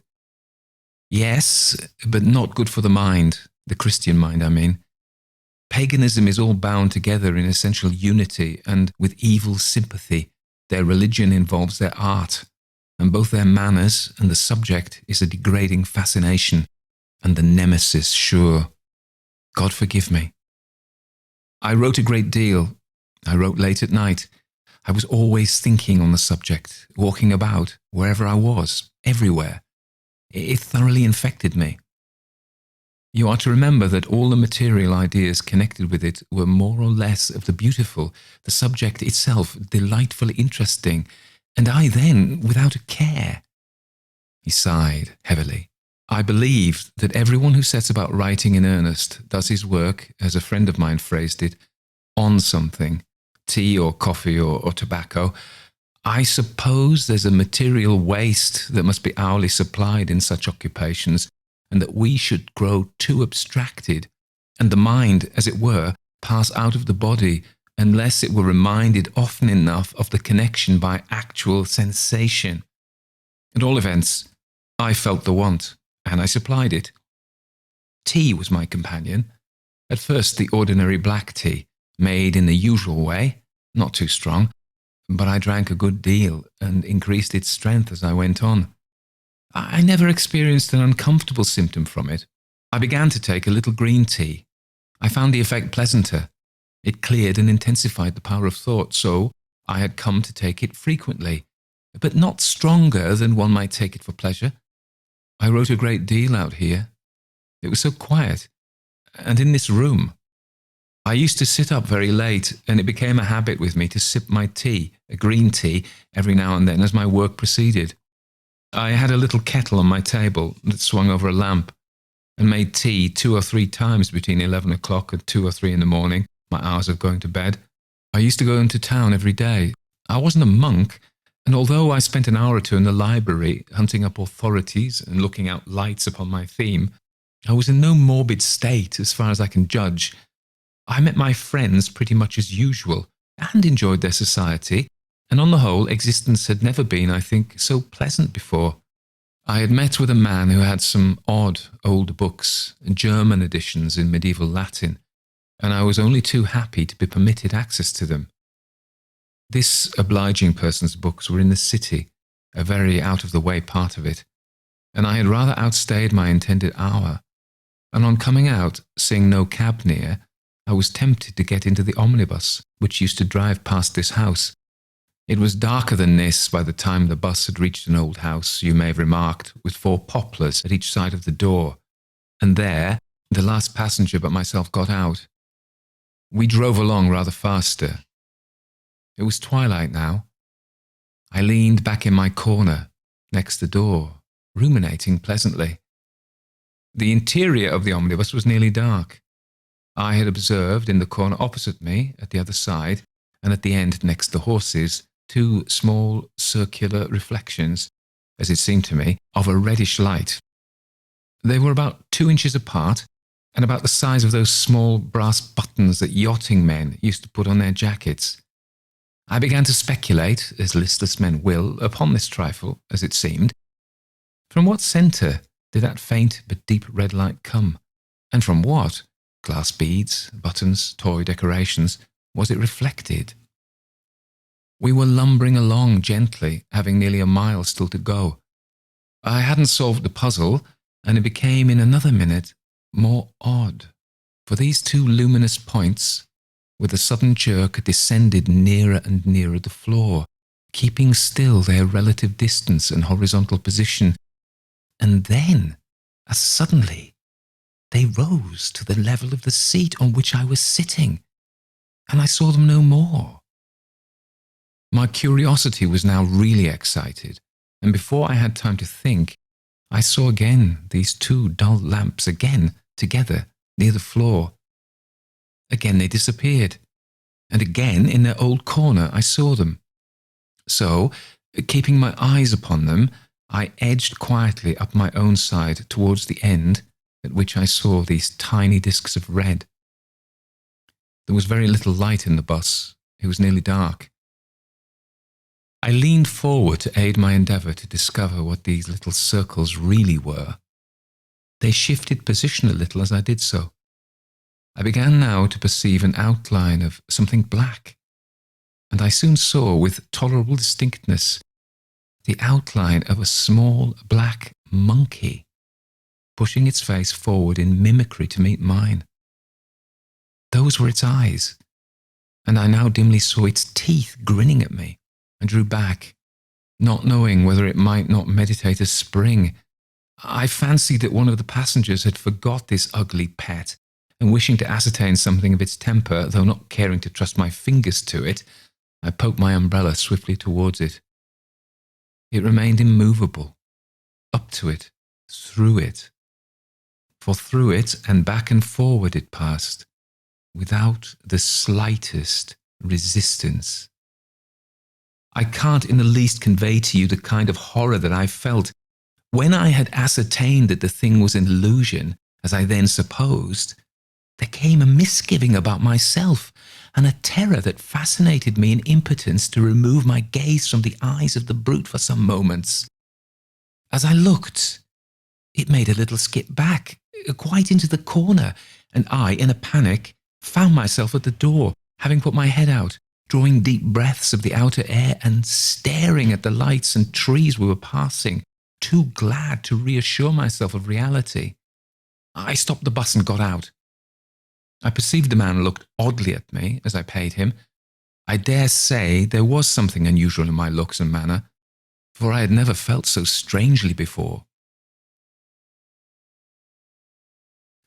Chapter 7. The Journey, First Stage. When the omnibus drove on, and I was alone upon the road, I looked carefully round to ascertain whether the monkey had followed me. To my indescribable relief, I saw it nowhere. I can't describe easily what a shock I had received, and my sense of genuine gratitude on finding myself, as I supposed, quite rid of it. I had got out a little before we reached this house, 200 or 300 steps. A brick wall runs along the footpath, and inside the wall is a hedge of yew or some dark evergreen of that kind, and within that again the row of fine trees which you may have remarked as you came. This brick wall is about as high as my shoulder, and happening to raise my eyes, I saw the monkey, with that stooping gait, on all fours, walking or creeping, close beside me, on top of the wall. I stopped looking at it with a feeling of loathing and horror. As I stopped, so did it. It sat upon the wall with its long hands on its knees, looking at me. There was not light enough to see it much more than in outline, nor was it dark enough to bring the peculiar light of its eyes into strong relief. I still saw, however, that red foggy light plainly enough. It didn't show its teeth, nor exhibit any sign of irritation, but seemed jaded and sulky, and was observing me steadily. I drew back into the middle of the road. It was an unconscious recoil, and there I stood, still looking at it. It didn't move. With an instinctive determination to try something, anything, I turned about and walked briskly towards town with a scant look, all the time watching the movements of the beast. It crept swiftly along the wall at exactly my pace. Where the wall ends, near the turn of the road, it came down, and with a wiry spring or two brought itself close to my feet, and continued to keep up with me as I quickened my pace. It was at my left side, so close to my leg that I felt every moment as if I should tread upon it. The road was quite deserted and silent, and it was darker every moment. I stopped, dismayed and bewildered, turning as I did so the other way, towards this house, away from which I had been walking. When I stood still, the monkey drew back to a distance of, I suppose, about 5 or 6 yards, and remained stationary, watching me. I had been more agitated than I have said. I have read, of course, as everyone has, something about spectral illusions, as you physicians term the phenomena of such cases. I considered my situation and looked my misfortune in the face. These affections, I had read, are sometimes transitory and sometimes obstinate. I had read of cases in which the appearance, at first harmless, had, step by step, degenerated into something direful and insupportable, and ended by wearing its victim out. Still, as I stood there, but for my bestial companion, quite alone, I tried to comfort myself by repeating again and again the assurance, the thing is purely disease, a well-known physical affection, as distinctly as smallpox or neuralgia. Doctors are all agreed on that. Philosophy demonstrates it. I mustn't be a fool. I've been sitting up too late, and I dare say my digestion's quite wrong, and with God's help, I shall be all right. and this is but a symptom of nervous dyspepsia. Did I believe all this? Not one word of it. No more than any other miserable being ever did who is once seized and riveted in this satanic captivity. Against my convictions, I might say my knowledge, I was simply bullying myself into a false courage. I now walked homeward. I had only a few hundred yards to go. I had forced myself into a sort of resignation, but I had not got over the sickening shock and the flurry of the first certainty of my misfortune. I made up my mind to pass the night at home. The brute moved close beside me, and I fancied there was the sort of anxious drawing towards the house which one sees in tired horses or dogs sometimes as they come towards home. I was afraid to go into town. I was afraid of anyone seeing and recognizing me. I was conscious of an irrepressible agitation in my manner. Also, I was afraid of any violent change in my habits, such as going to a place of amusement or walking from home in order to fatigue myself. At the hall door it waited till I mounted the steps, and when the door was opened, entered with me. I drank no tea that night. I got cigars and some brandy and water. My idea was that I should act upon my material system, and by living for a while in sensation apart from thought, send myself forcibly, as it were, into a new groove. I came up here, to this drawing room. I sat just here. The monkey then got upon a small table that then stood there. It looked dazed and languid. An irrepressible uneasiness as to its movements kept my eyes always upon it. Its eyes were half closed, but I could see them glow. It was looking steadily at me. In all situations, at all hours, it is awake and looking at me. That never changes. I shall not continue in detail my narrative of this particular night.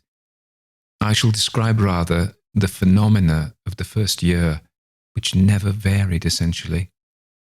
I shall describe the monkey as it appeared in daylight. In the dark, as you shall presently hear, there are peculiarities. It is a small monkey, perfectly black. It had only one peculiarity, a character of malignity. Unfathomable malignity. During the first year it looked sullen and sick, but this character of intense malice and vigilance was always underlying that surly languor. During all that time it acted as if on a plan of giving me as little trouble as was consistent with watching me.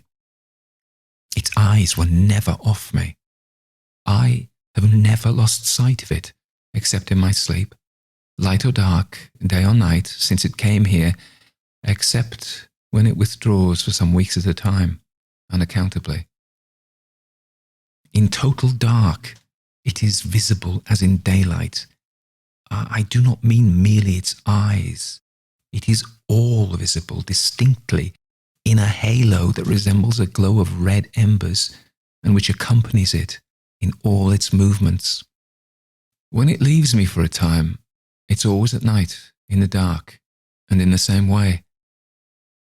It grows at first uneasy, and then furious, and then advances towards me, grinning and shaking, its paws clenched, and at the same time there comes the appearance of fire in the grate. I never have any fire. I can't sleep in the room when there is any, and it draws nearer and nearer to the chimney, quivering, it seems, with rage, and when its fury rises to the highest pitch, it springs into the grate and up the chimney, and I see it no more. When this first happened, I thought I was released. I was now a new man. A day passed, a night, and no return. And a blessed week, a week, another week. I was always on my knees, Dr. Hesselius, always thanking God and praying. A whole month passed of liberty, but on a sudden, it was with me again. Chapter 8. The second stage. It was with me, and the malice which before was torpid under a sullen exterior was now active. It was perfectly unchanged in every other respect. This new energy was apparent in its activity and its looks, and soon in other ways. For a time, you will understand, the change was shown only in an increased vivacity and an air of menace, as if it were always brooding over some atrocious plan. Its eyes, as before, were never off me. "Is it here now?" I asked. "No," he replied. "It has been absent exactly a fortnight and a day, 15 days. It has sometimes been away so long as nearly 2 months, once for 3. Its absence always exceeds a fortnight, although it may be but by a single day. 15 days having passed since I saw it last, it may return now at any moment." "Is its return," I asked, "accompanied by any peculiar manifestation?" "Nothing, no," he said. It is simply with me again. On lifting my eyes from a book or turning my head, I see it, as usual, looking at me. And then it remains, as before, for its appointed time. I have never told so much and so minutely before to anyone." I perceived that he was agitated and looking like death, and he repeatedly applied his handkerchief to his forehead. I suggested that he might be tired, and told him that I would call, with his pleasure, in the morning. But he said, "No, if you don't mind hearing it all now. I have got so far, and I should prefer making one effort of it. When I spoke to Dr. Harley, I had nothing like so much to tell. You were a philosophic physician. You give spirit its proper rank. If this thing is real—" He paused, looking at me with agitated inquiry. "We can discuss it by and by, and very fully, and I will give you all I think," I answered after an interval. "Well, very well. If it is anything real, I say, it is prevailing, little by little, and drawing me more interiorly into hell.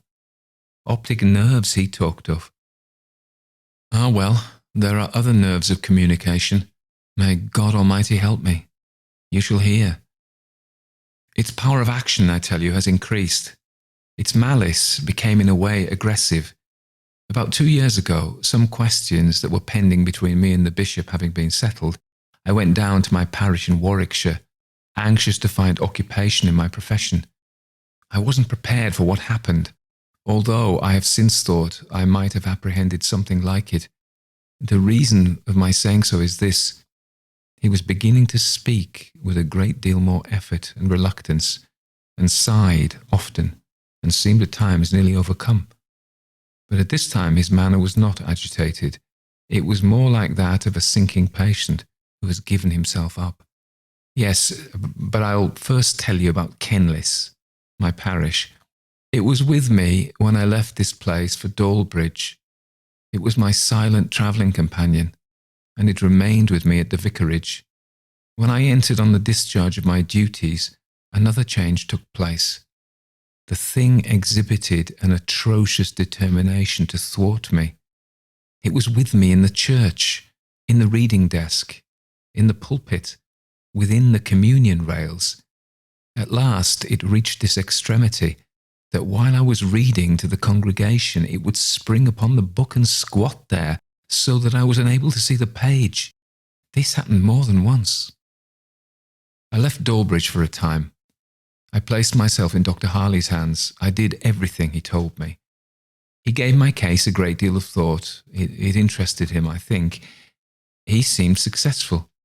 For nearly 3 months I was perfectly free from a return. I began to think I was safe.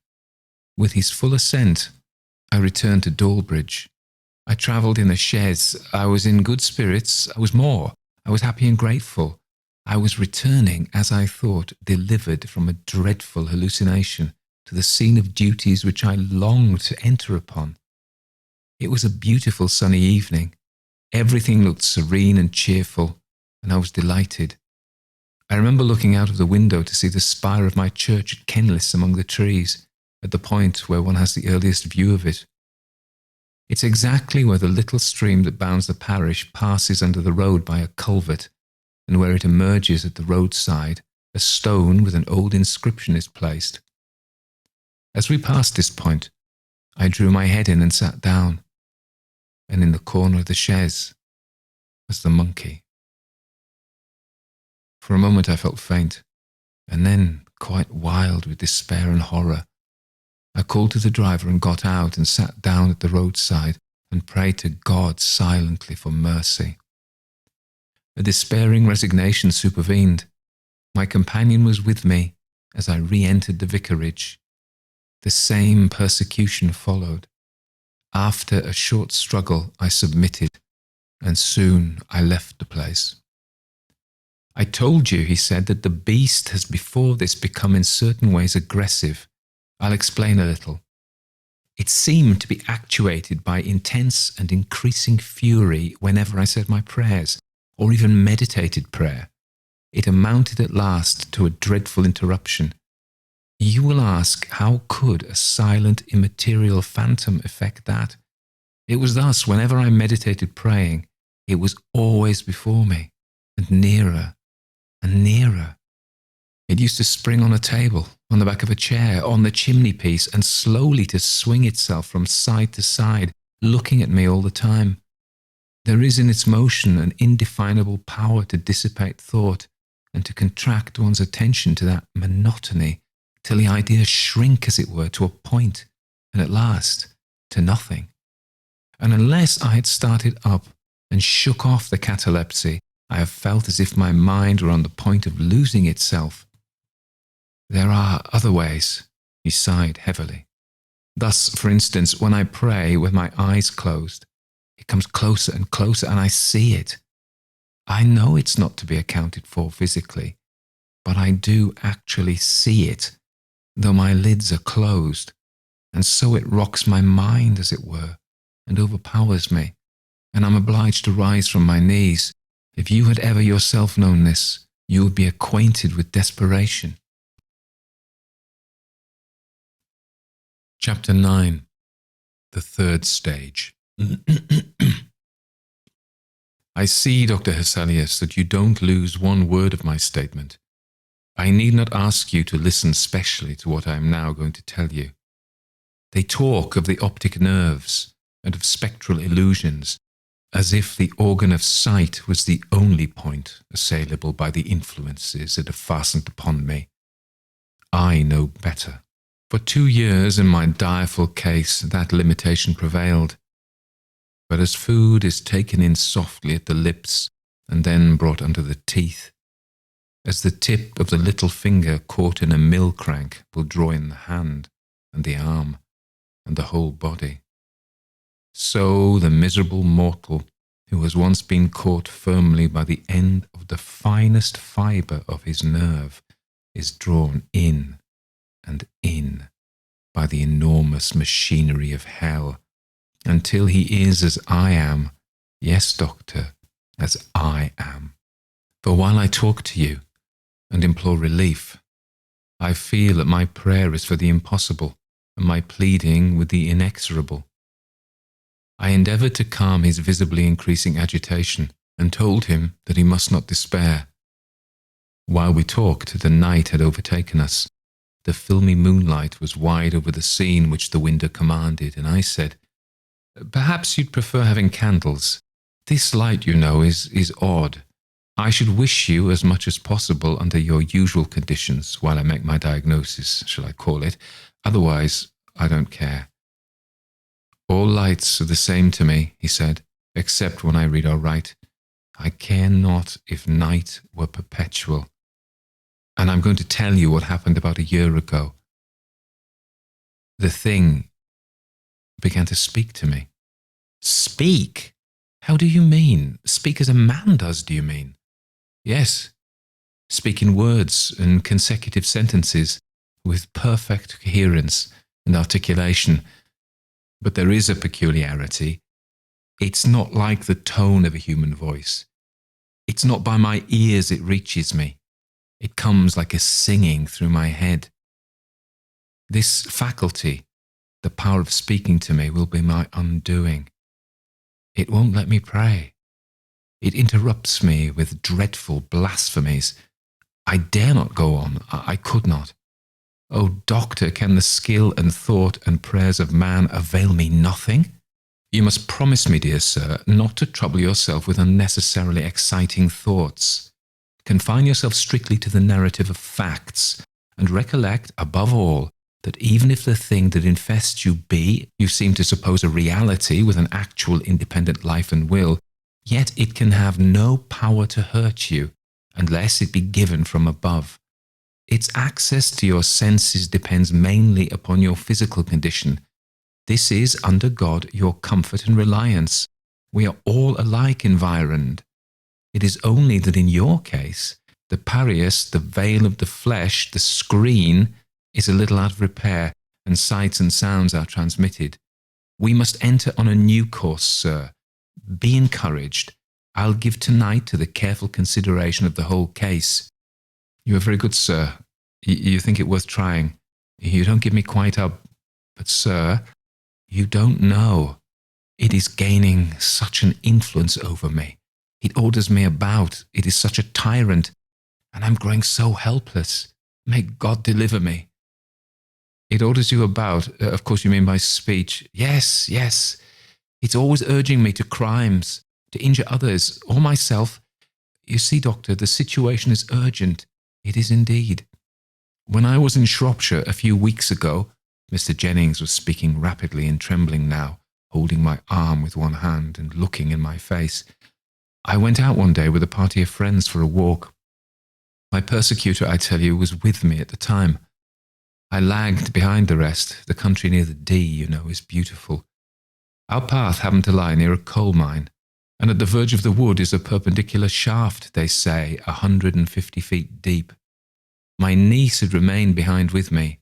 She knows, of course, nothing of the nature of my sufferings. She knew, however, that I had been ill and was low, and she remained to prevent my being quite alone. As we loitered slowly on together, the brute that accompanied me was urging me to throw myself down the shaft. I tell you now, oh sir, think of it. The one consideration that saved me from that hideous death was the fear lest the shock of witnessing the occurrence should be too much for the poor girl. I asked her to go on and walk with her friends, saying that I could go no further. She made excuses, and the more I urged her, the firmer she became. She looked doubtful and frightened.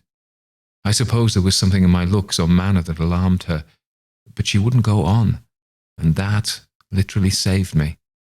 You have no idea, sir, that a living man could be made so abject a slave of Satan, he said with a ghastly groan and a shudder. There was a pause here, and I said, you were preserved, nevertheless. It was the act of God. You are in his hands, and in the power of no other being. Be therefore confident for the future. Chapter 10. Home. I made him have candles lighted, and saw the room looking cheery and inhabited before I left him. I told him that he must regard his illness strictly as one dependent on physical, though subtle physical causes. I told him that he had evidence of God's care and love in the deliverance which he had just described, and that I had perceived with pain that he seemed to regard its peculiar features as indicating that he had been delivered over to spiritual reprobation. Than such a conclusion nothing could be, I insisted, less warranted, and not only so, but more contrary to facts, as disclosed in his mysterious deliverance from that murderous influence during his Shropshire excursion. First, his niece had been retained by his side without his intending to keep her near him, and secondly, there had been infused into his mind an irresistible repugnance to execute the dreadful suggestion in her presence. As I reasoned this point with him, Mr. Jennings wept. He seemed comforted. One promise I exacted, which was that should the monkey at any time return, I should be sent for immediately, and repeating my assurance that I would give neither time nor thought to any other subject until I had thoroughly investigated his case, and that tomorrow he should hear the result, I took my leave. Before getting into the carriage, I told the servant that his master was far from well, and that he should make a point of frequently looking into his room. My own arrangements I made with a view to being quite secure from interruption. I merely called at my lodgings, and with a travelling desk and carpet-bag, set off in a hackney carriage for an inn about 2 miles out of town called The Horns, a very quiet and comfortable house with good thick walls. And there I resolved, without the possibility of intrusion or distraction, to devote some hours of the night in my comfortable sitting-room to Mr. Jennings's case, and so much of the morning as it might require. There occurs here a careful note of Dr. Hesselius's opinion upon the case, and of the habits, dietary, and medicines which he prescribed. It is curious, some persons would say mystical, but on the whole, I doubt whether it would sufficiently interest a reader of the kind I am likely to meet with to warrant its being here reprinted. The whole letter was plainly written at the inn where he had hid himself for the occasion. The next letter is dated from his town lodgings. I left town for the inn, where I slept last night at 9:30, and did not arrive at my room in town until 1 o'clock this afternoon. I found a letter in Mr. Jennings's hand upon my table. It had not come by post, and on inquiry I learned that Mr. Jennings's servant had brought it, and on learning that I was not to return until today, and that no one could tell him my address, he seemed very uncomfortable, and said his orders from his master were that he was not to return without an answer. I opened the letter and read, "Dear Dr. Hesselius, it is here. You had not been an hour gone when it returned. It is speaking. It knows all that has happened. It knows everything. It knows you, and is frantic and atrocious. It reviles. I send you this. It knows every word I have written, I write. This I promised, and therefore write, but I fear very confused, very incoherently. I am so interrupted, disturbed. Ever yours, sincerely yours, Robert Linder Jennings." "When did this come?" I asked. "About 11 last night. The man was here again, and has been here 3 times today. The last time is about an hour since."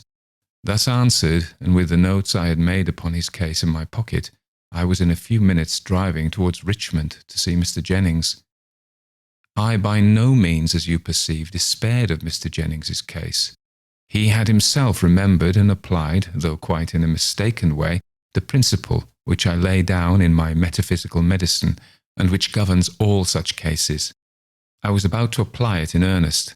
I was profoundly interested and very anxious to see and examine him, while the enemy was actually present.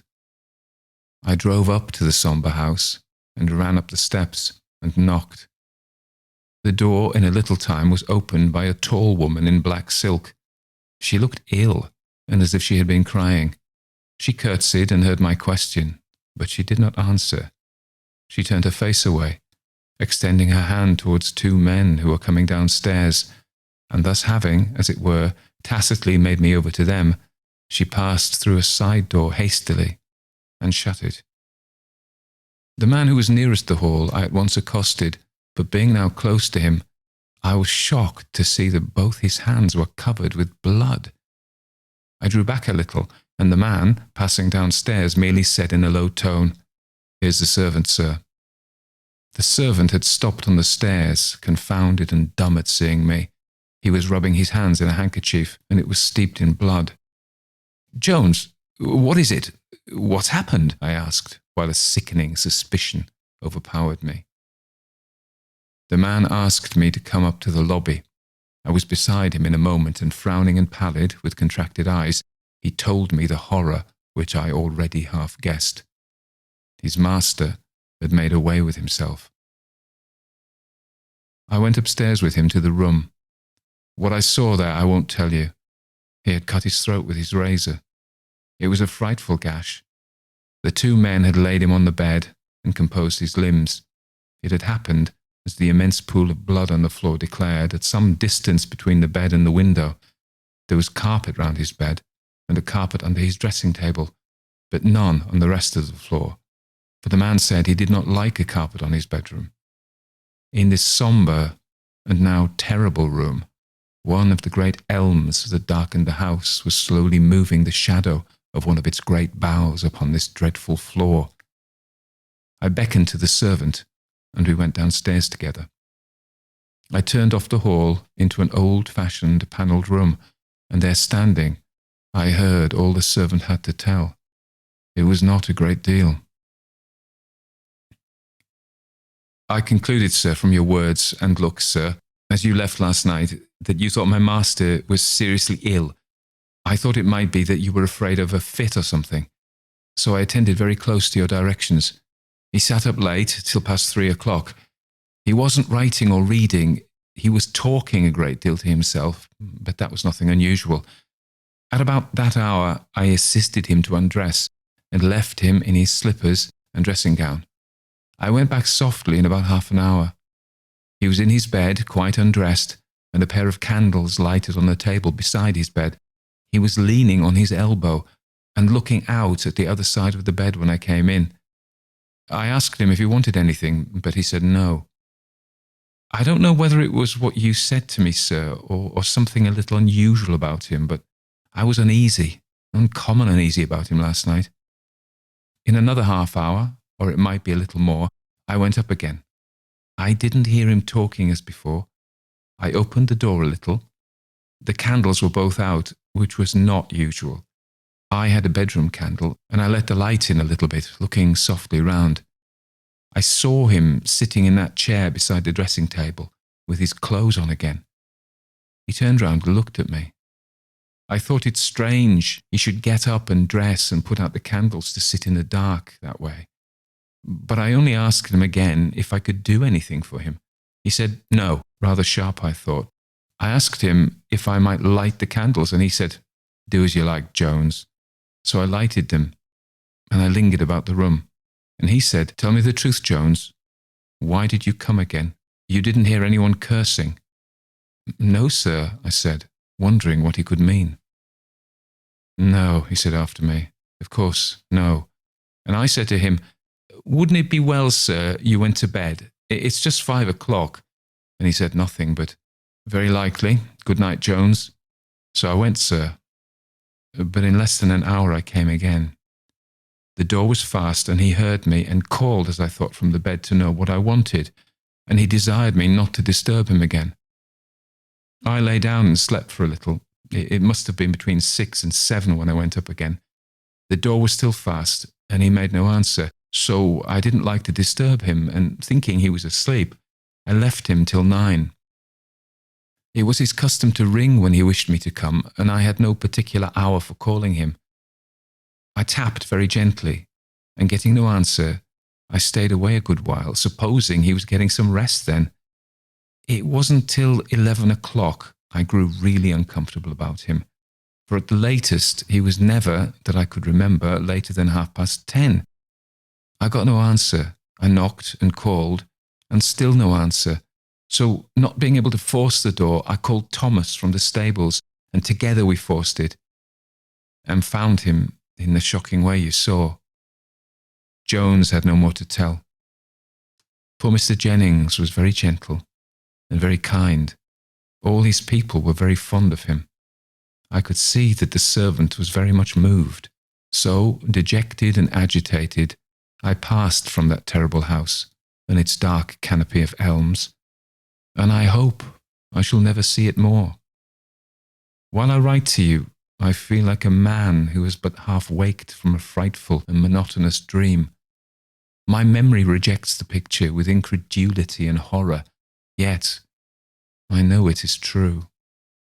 It is the story of the process of a poison which excites the reciprocal action of spirit and nerve, and paralyzes the tissue that separates those cognate functions of the senses, the external and the interior. Thus we find strange bedfellows, and the mortal and immortal prematurely make acquaintance. Conclusion. A word for those who suffer. My dear Van L., you have suffered from an affection similar to that which I have just described. You twice complained of a return of it. Who under God cured you? Your humble servant Martin Hesselius. Let me rather adopt the more emphasized piety of a certain good old French surgeon of 300 years ago. I treated, and God cured you. Come, my friend, you are not to be hippish. Let me tell you a fact. I have met with and treated, as my book shows, 57 cases of this kind of vision, which I term indifferently sublimated, precocious, and interior. There is another class of affections which are truly termed, though commonly confounded with those which I describe, spectral illusions. These latter I look upon as being no less simply curable than a cold in the head or a trifling dyspepsia. It is those which rank in the first category that test our promptitude of thought. 57 such cases have I encountered, neither more nor less. And in how many of those cases have I failed? In no one single instance. There is no one affliction of mortality more easily and certainly reducible with a little patience and a rational confidence in the physician. With these simple conditions, I look upon the cure as absolutely certain. You are to remember that I had not even commenced to treat Mr. Jennings's case. I have not any doubt that I should have cured him perfectly in 18 months, or possibly it might have extended to 2 years.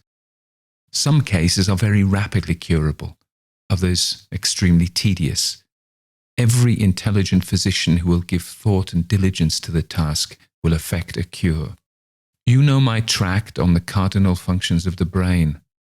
I there, by the evidence of innumerable facts, prove, as I think, the high probability of a circulation arterial and venous in its mechanism through the nerves. Of this system, thus considered, the brain is the heart.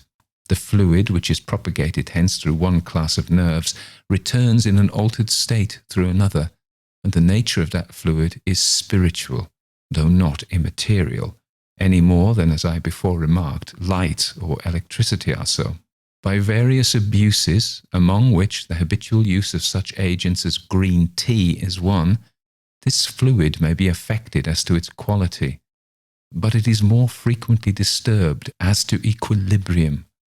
This fluid being that which we have in common with spirits, a congestion found upon the masses of brain or nerve connected with the interior sense forms a surface unduly exposed, on which disembodied spirits may operate. Communication is thus more or less effectually established. Between this brain circulation and the heart circulation there is an intimate sympathy. The seat, or rather the instrument of exterior vision, is the eye. The seat of interior vision is the nervous tissue and brain, immediately about and above the eyebrow. You remember how effectually I dissipated your pictures by the simple application of iced eau de cologne. Few cases, however, can be treated exactly alike with anything like rapid success. Cold acts powerfully as a repellent of the nervous fluid. Long enough continued, it will even produce that permanent insensibility which we call numbness, and a little longer, muscular as well as sensational paralysis. I have not, I repeat, the slightest doubt that I should have first dimmed and ultimately sealed that inner eye which Mr. Jennings had inadvertently opened. The same senses are opened in delirium tremens and entirely shut up again when the overaction of the cerebral heart and the prodigious nervous congestions that attend it are terminated by a decided change in the state of the body. It is by acting steadily upon the body by a simple process that this result is produced and inevitably produced. I have never yet failed. Poor Mr. Jennings made away with himself, but that catastrophe was the result of a totally different malady, which, as it were, projected itself upon the disease which was established. His case was in a distinctive manner a complication, and the complaint under which he really succumbed was hereditary suicidal mania. Poor Mr. Jennings, I cannot call a patient of mine, for I had not even begun to treat his case, and he had not yet given me, I am convinced, his full and unreserved confidence. If the patient do not array himself on the side of the disease, his cure is certain.